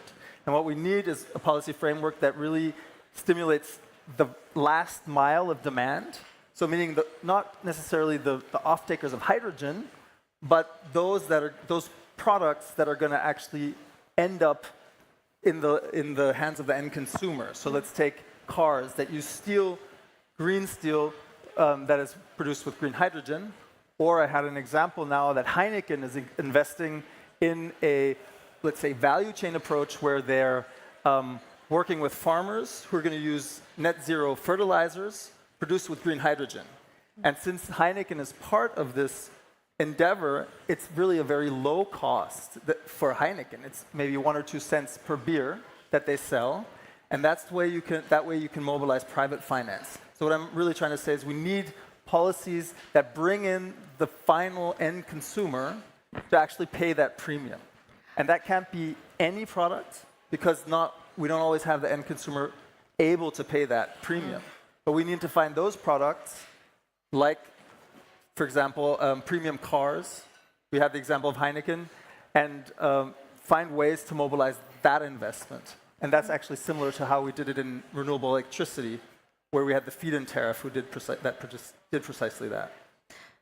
Katharina Reich, I'm looking to you. Where do you see a big question mark in this argument from your perspective? We don't lack ambitions. Every country and also companies have their ambitions. And it is absolutely clear that we have to combat climate change. What we don't have is the bankability of these projects. Yeah. And why we don't have it? First, you're completely right. You can't finance a transition to net zero for a whole economy, for economies, by public funding. Mm-hmm. So it has to be 90% on private, maybe 10% on funding. What we need is a pragmatic approach and long-term security. The investments we speak right now, investments in pipelines, in power plants, in green steel mill, that's nothing you can write off after 5 or 10 years. It stands for the next 20, 30 years, especially infrastructure. So what we need is a long-term framework which is secure. I don't say that you can't adjust over the time. You have to do this. But imagine we would have put all the levies on renewable energy in Germany we have right now from the very beginning. We wouldn't have to install one PV cell on one rooftop. So, and of course, it took nearly 20 years, and by the way, 200 billion of euros, to achieve 60% of renewable energy in our electricity consumption. So it took time. We made mistakes. Policy made mistakes. Industry made mistakes.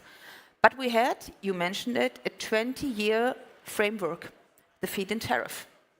We lack systems like this. The bankability comes when you have a pull effect, and of course, the whole world is looking at Europe and actually on Germany. We are still the powerhouse, and if we don't create demand, nobody else will. So, but to secure and to have a bankability of a project, you have to have long-term security. Or you have to put in intermediators who take the risk. One steel mill can't take the whole risk of one project. So how to intermediate? What could we do? First, we could put in quotas. You mentioned it, quota for steel, for some goods. We could have a green gas quota. We could blend our gas grids with hydrogen. I think we have to put every single measurement on the table to discuss and not to exclude. Second, I spoke about more pragmatism. Green hydrogen, and I think it became clear after 5 years, it's very, very expensive. And our industry couldn't buy hydrogen 10 to 12 kilogram euros per kilogram. That would destroy every business case. Why don't we do it like the Americans do?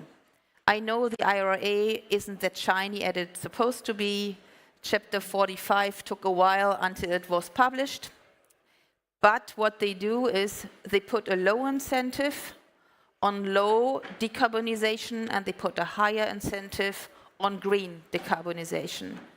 And what I would pledge for is to have also this pragmatic approach and give blue and other colors a chance to come in, to build up an economy, to build up a hydrogen economy from the scratch. You don't do this in 5 years. But if we put all requirements on a developing product, it would kill it. So be pragmatic in the beginning and then narrow the regulation when we have or when we are close to liquidity on markets. Thank you, Katharina Reiche. Jennifer Morgan, when we talk about partnerships and when you were just listening to the to-do, so to say, what makes a partnership from your perspective pragmatic but also just? Well, I think the first thing is a partnership has to come from also the partner country. So if we look at existing partnerships right now, I think one of the flagships that's working is the Just Energy Transition Partnership from South Africa. That came from South Africa. It was their idea. It was their, they developed it.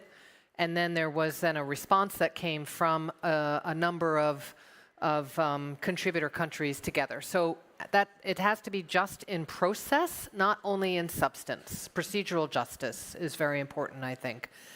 Then I think it also, in a dialogue with countries, obviously each has its own interests. I mean, we have the policy that if you're looking at green hydrogen or hydrogen to import, that the first goal needs to be energy access in the country. Right? So if Colombia needs the green hydrogen for your energy access, then we're looking at Namibia right now. That's the priority. Then and also looking at what are the new models for value creation. Kenya is also a big player in this space, wants to be attracting steel and be producing green steel. So looking at different initiatives that can come from building out its renewables as well as being able to be part of the value chain, which is also a challenge. But I think looking at what is the self-interest of each of the partners together and not just having an extractivist model as we have had in the past on fossil fuels. And I think if you are looking, everybody today and other days is looking to the transatlantic, but I actually think we need to be looking east and south because that's where the neighborhood, that's where the networks are, that's where a lot of the supply is, that's where the opportunities are.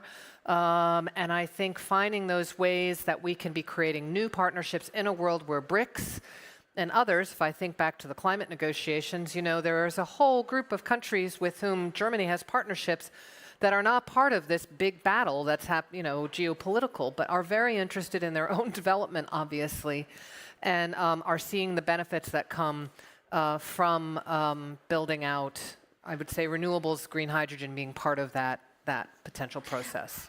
These new areas of partnerships, I mean, I wrote it down, the Federal Foreign Office has hydrogen diplomacy offices in Saudi Arabia, Nigeria, Oman, Kenya, Kazakhstan, Colombia, Angola.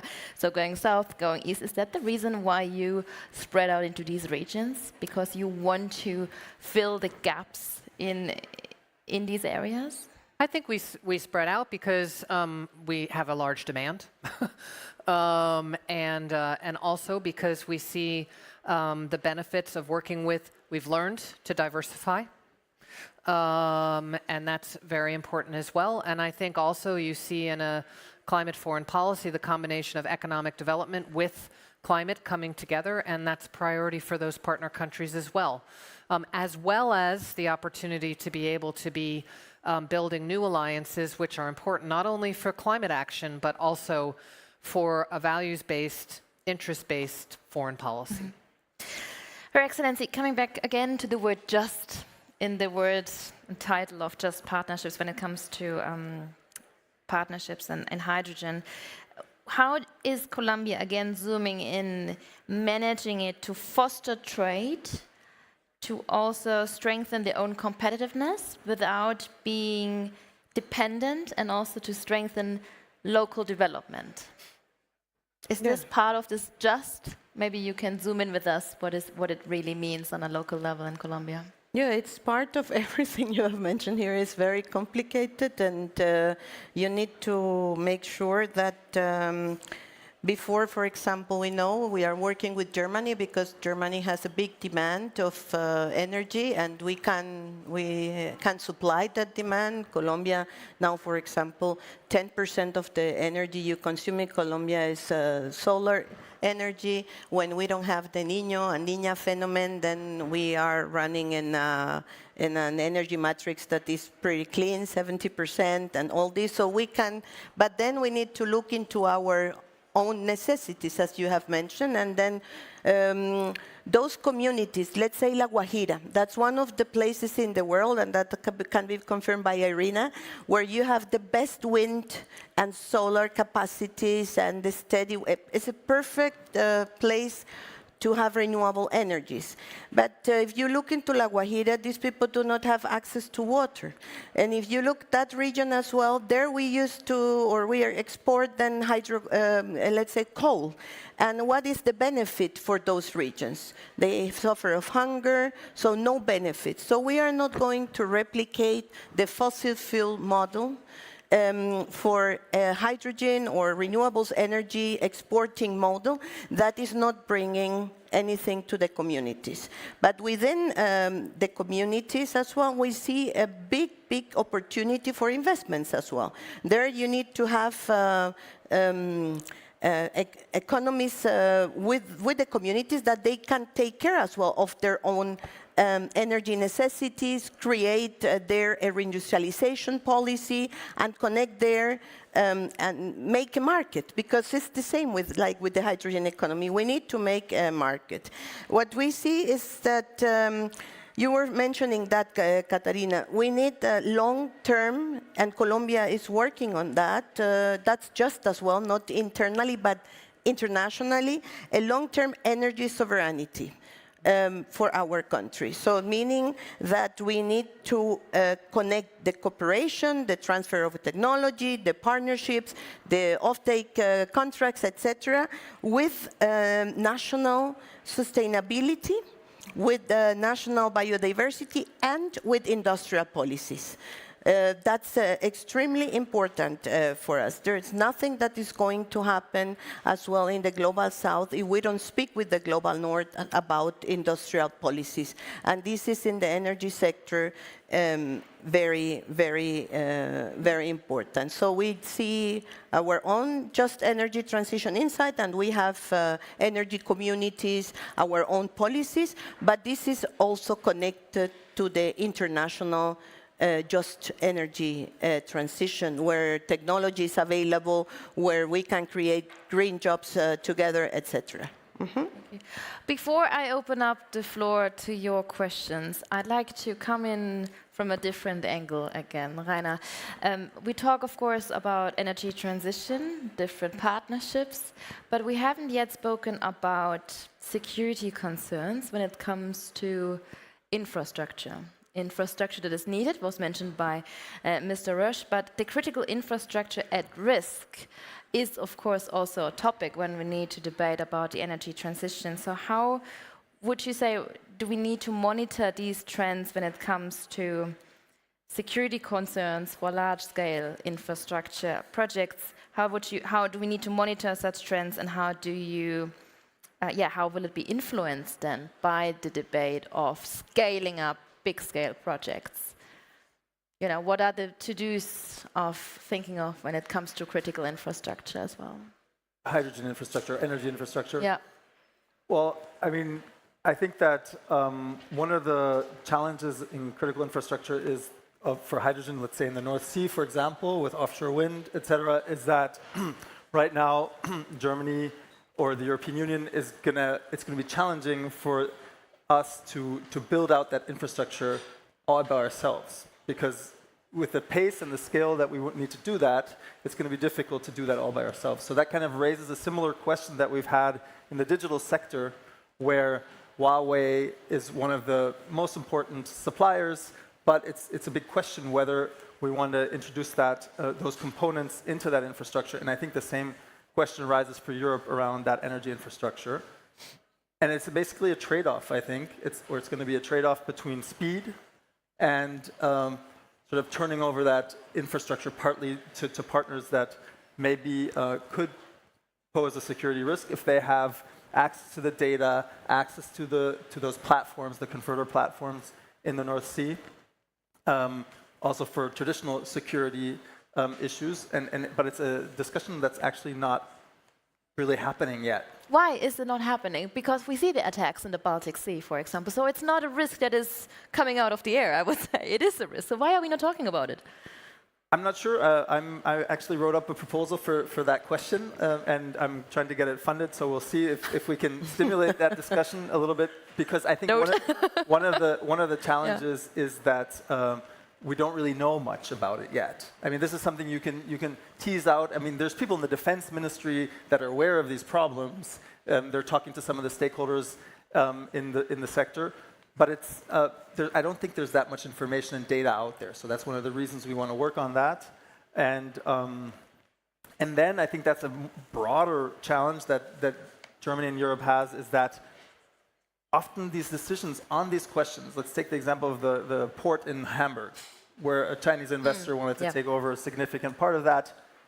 Nobody had a plan for how to respond to that. So it becomes a very messy, ad hoc process of deciding, okay, this is how we're going to handle this. What we need is much more dialogue and much more systematic thinking about this, so that when we have these questions arising, we know what our response is going to be, or at least we know what the process is going to be to arrive at a decision.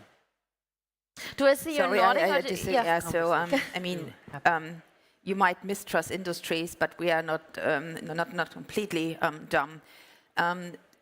First of all, you're right.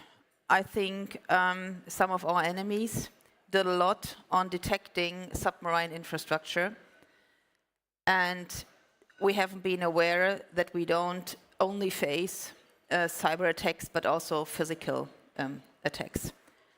And of course, we're facing it in Germany, and we act, really. We invest in sensoric and actoric. We invest in drones. We invest in sensibilization of our workforce. We work together with state and state organizations, from police over the Bundeswehr and others. We do trainings together and simulating crisis. So I wouldn't say that we are completely unprepared, but it's right. You can't give 100% security, but you can all the time enhance and improve. So we have the so-called Kritis framework, where critical infrastructure supplier, as we are also telecommunication, have to invest. Maybe we are not fast enough, but that we don't do nothing, I would really oppose. The government is also quite... There is going to be a heated discussion now. Jennifer, would you like to comment quickly on that before I get ready for one? Do we have a question from the audience? Yes. Yes, I see one. Okay, then I just want to say there's also quite a lot of discussion, and maybe there's not enough data on the issue, and I think it's always good to have more data. But the risks are we're very well aware of the risks, and I think the question of how one mitigates those risks is maybe not as visible in the discussion in public that it should be, but it's definitely front and center. Inside my ministry, I can just say that. I put pressure on you now. I want to have at least one question from the audience. So one person is raising a hand, right? Having a question to this very sensitive topic of hydrogen diplomacy. I mean, you are all experts in the field. Okay. This is maybe we're all tired from the Munich Security Conference. Katie, oh, wonderful. Omar, please give him a round of applause. He's coming from Mosul, doing tremendously important work in Iraq. Omar, it's lovely to have you. Great to have you here. Welcome in Munich. Please, your question. Thank you. It's not a question. It's quite kind of a request, probably, to elaborate more on the potential of expanding the market to Middle East, as you say, to go east, to go south, and what potential does this have also for the region, and how could they be? Can a case be made for them to also move in that direction? Yeah, absolutely. I mean, we have partnerships with Saudi Arabia, with United Arab Emirates. I mean, Minister Habeck was also in the region on these areas. And what I have seen, actually, is I think those two countries I would know best is, and they're at different paces, but a real... especially in a country like Saudi Arabia with so much land and so much sun, that the diversification of their economy that is needed can be assisted and can be moved forward by developing green hydrogen. It's an area that we have quite a lot of work with them on, and also in the case of UAE. I think that, you know, the speed, the frameworks that you were speaking about, I mean, which are obviously essential, long, loud, legal signals that are required, are there. But I think that there is, you know, there is a recognition. Every one of those countries is playing out to be the last producer of oil. UAE has said that they will celebrate the last drop that they export. But I think it's a real business proposition, and I would say still nascent maybe in Saudi Arabia, but very well recognized. And if you look domestically at what they're doing, actually, you will have seen quite a lot of progress on renewable energy development in Saudi Arabia for their own domestic consumption, as well as looking at export. Lots to do still, but I think it's extremely, for us, it's a very important part of the world that we're working with. Yaria, what would be your comment on that? Yeah, maybe since I'm not, Colombia is not close to the Baltic Sea, etc., I'm going to bring, and we are at the Munich Security Conference, I want to bring maybe our view from Colombia, from many countries, from Latin America and the Global South. When we speak about energy security and all these topics, we are thinking a lot about the critical minerals traceability. And you know that Colombia has, because this is really serious. And this is for us a security question as well. That's why our country has put a proposal for a binding treaty, because governance in energy at global scale is extremely important, and we need to increase that, and we need to strengthen that. And this critical mineral traceability, we put it at the COP30. We need to work together to make sure that these essential minerals for the energy transition, like lithium, copper, cobalt, etc., which are a lot of those resources are in Latin America, that we mitigate irresponsible extraction practices and the risk associated to this, because it's connected as well to the just transition to the communities and to security for us. So I wanted to bring that perspective as well for this discussion. Absolutely, looking ahead to the COP30 coming up in Belém in Brazil. Thank you for pointing that out. Yeah, we are all, as always, with the most exciting topics, right, running out of time, ladies and gentlemen, and it's a long day. Please give the panel a warm, hearty applause. Thank you to Jennifer Morgan, Her Excellency Yadir Salazar-Mecha, Rainer Ketzo, and Katharina Reiche. Thank you. Merci. Yes, thank you. Thank you. Muchas gracias. Wonderful, yes, and we continue right away with our program. Almost over this first day at the Munich Security Conference, but please, please, please, please, please stay with us as we are coming to our closing keynote when it comes to what we just debated about the energy transition, how to put up the speed and how to scale it up. Speed and scale, that's now the title of our closing keynote, and for that I welcome the Director of the Institute for Energy, Associate Professor of Material Science and Engineering at the Stanford University. Please also welcome him. It's lovely to have you, Mr. William Chua.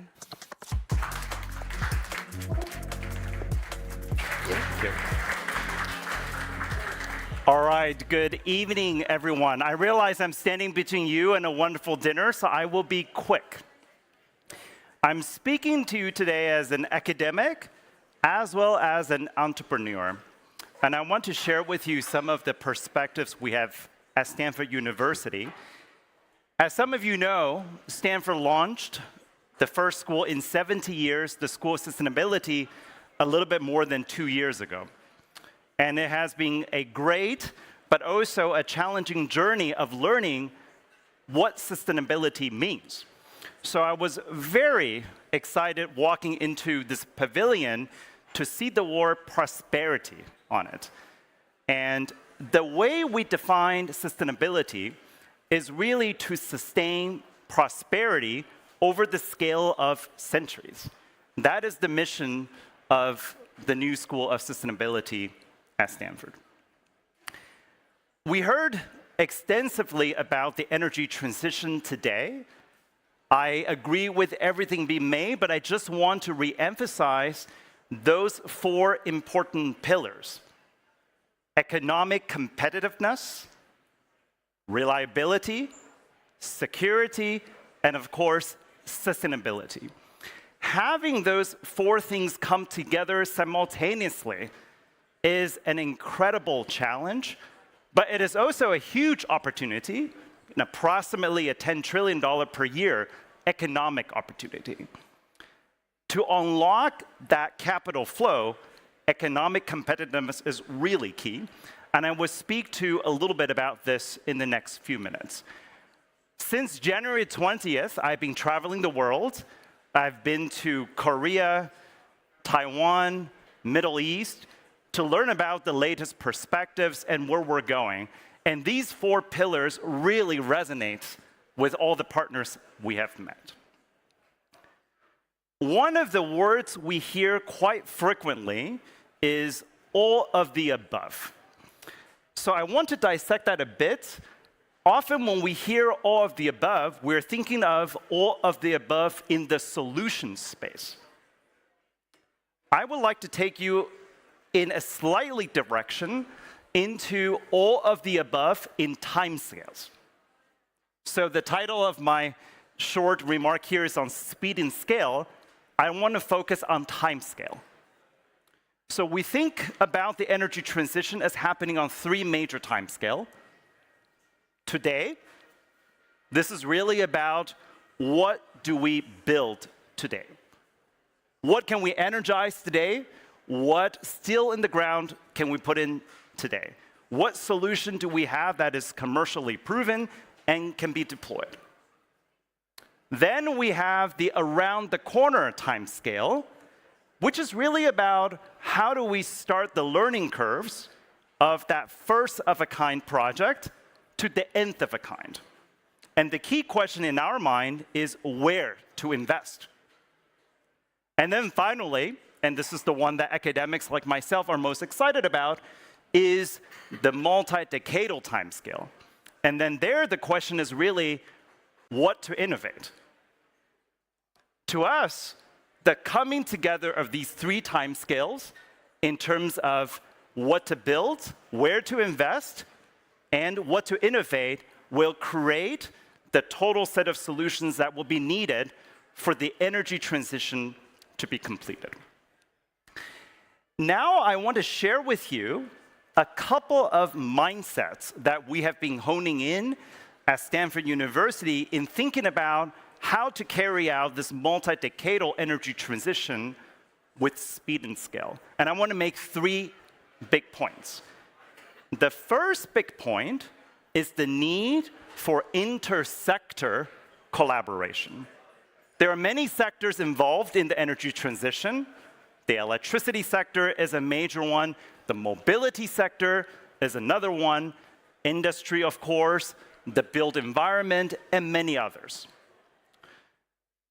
We often view these sectors in a very deep way, and the letter I like to use to describe this is really the letter T.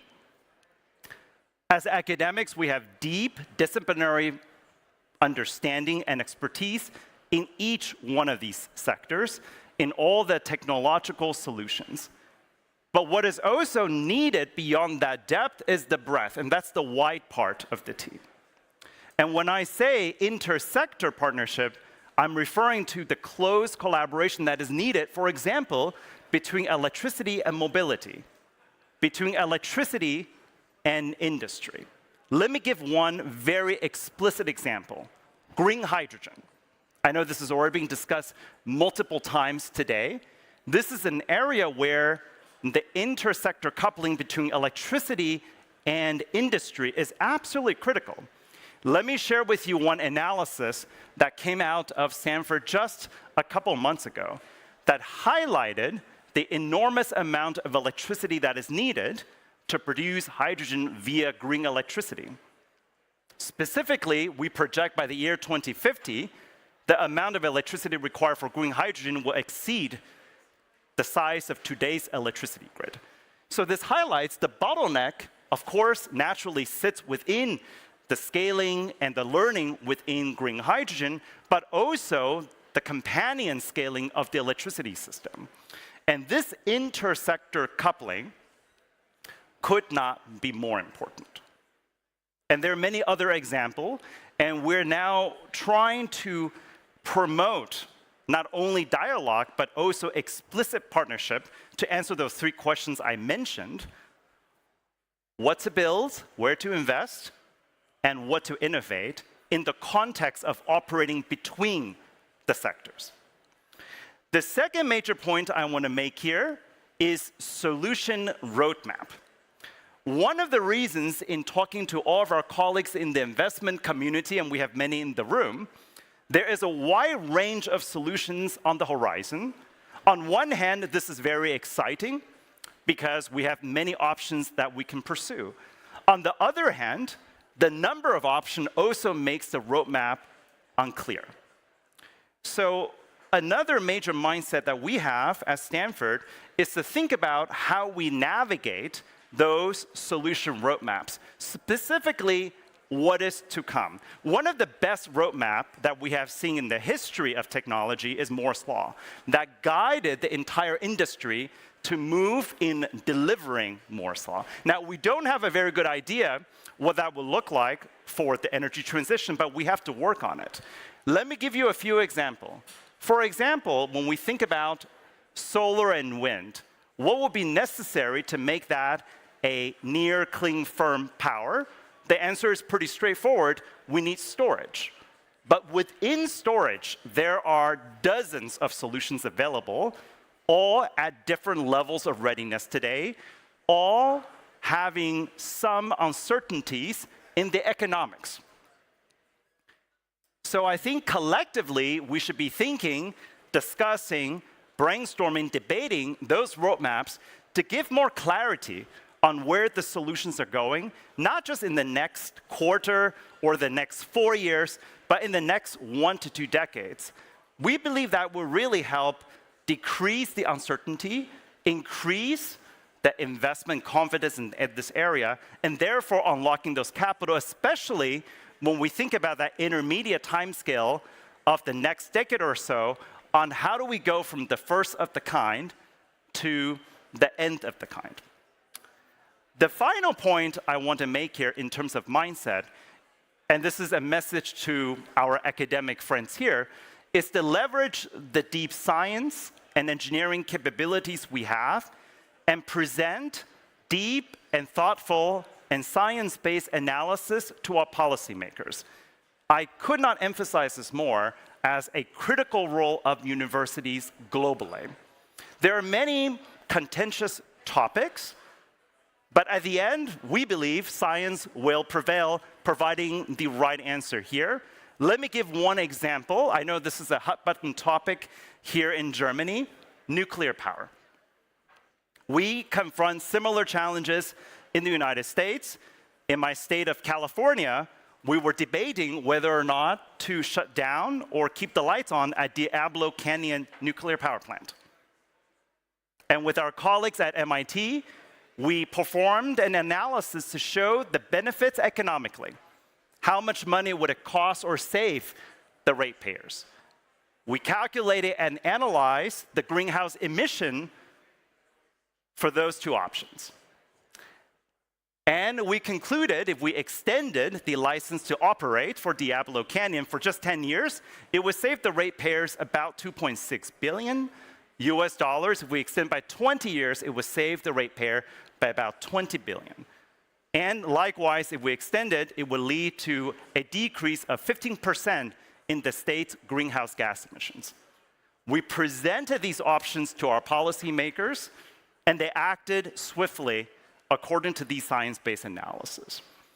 So I hope these 3 mindsets I just shared with you would resonate with you, but also lead to more discussions in thinking about those intersector opportunities, to think about those solution roadmaps, and to think about how academics like ourselves could be working even more closely with policymakers. Again, to come back to my initial remark, sustaining prosperity. I think this is really the key challenge we have here. I'm so pleased to be here at the Pavilion at the Munich Security Conference sharing our thoughts, and I wish you all a great evening. Thank you. Stay with us. Thank you so much. Yes. You will not run away, right? I cannot run away. Okay. If there are questions, there will be now enough time. Beautiful to have you. A round of applause. William Schur. Thank you very much. Thank you. Thank you. All right. We are done. We're done. Almost, right? Yeah, there's another 30-minute keynote. No, I'm just kidding. Thank you very much again. Ladies and gentlemen, very important message now from Katie and myself. Dinner is ready. Enjoy the dinner. See you tomorrow at 7:30. Bye. Thank you. Thank you so much.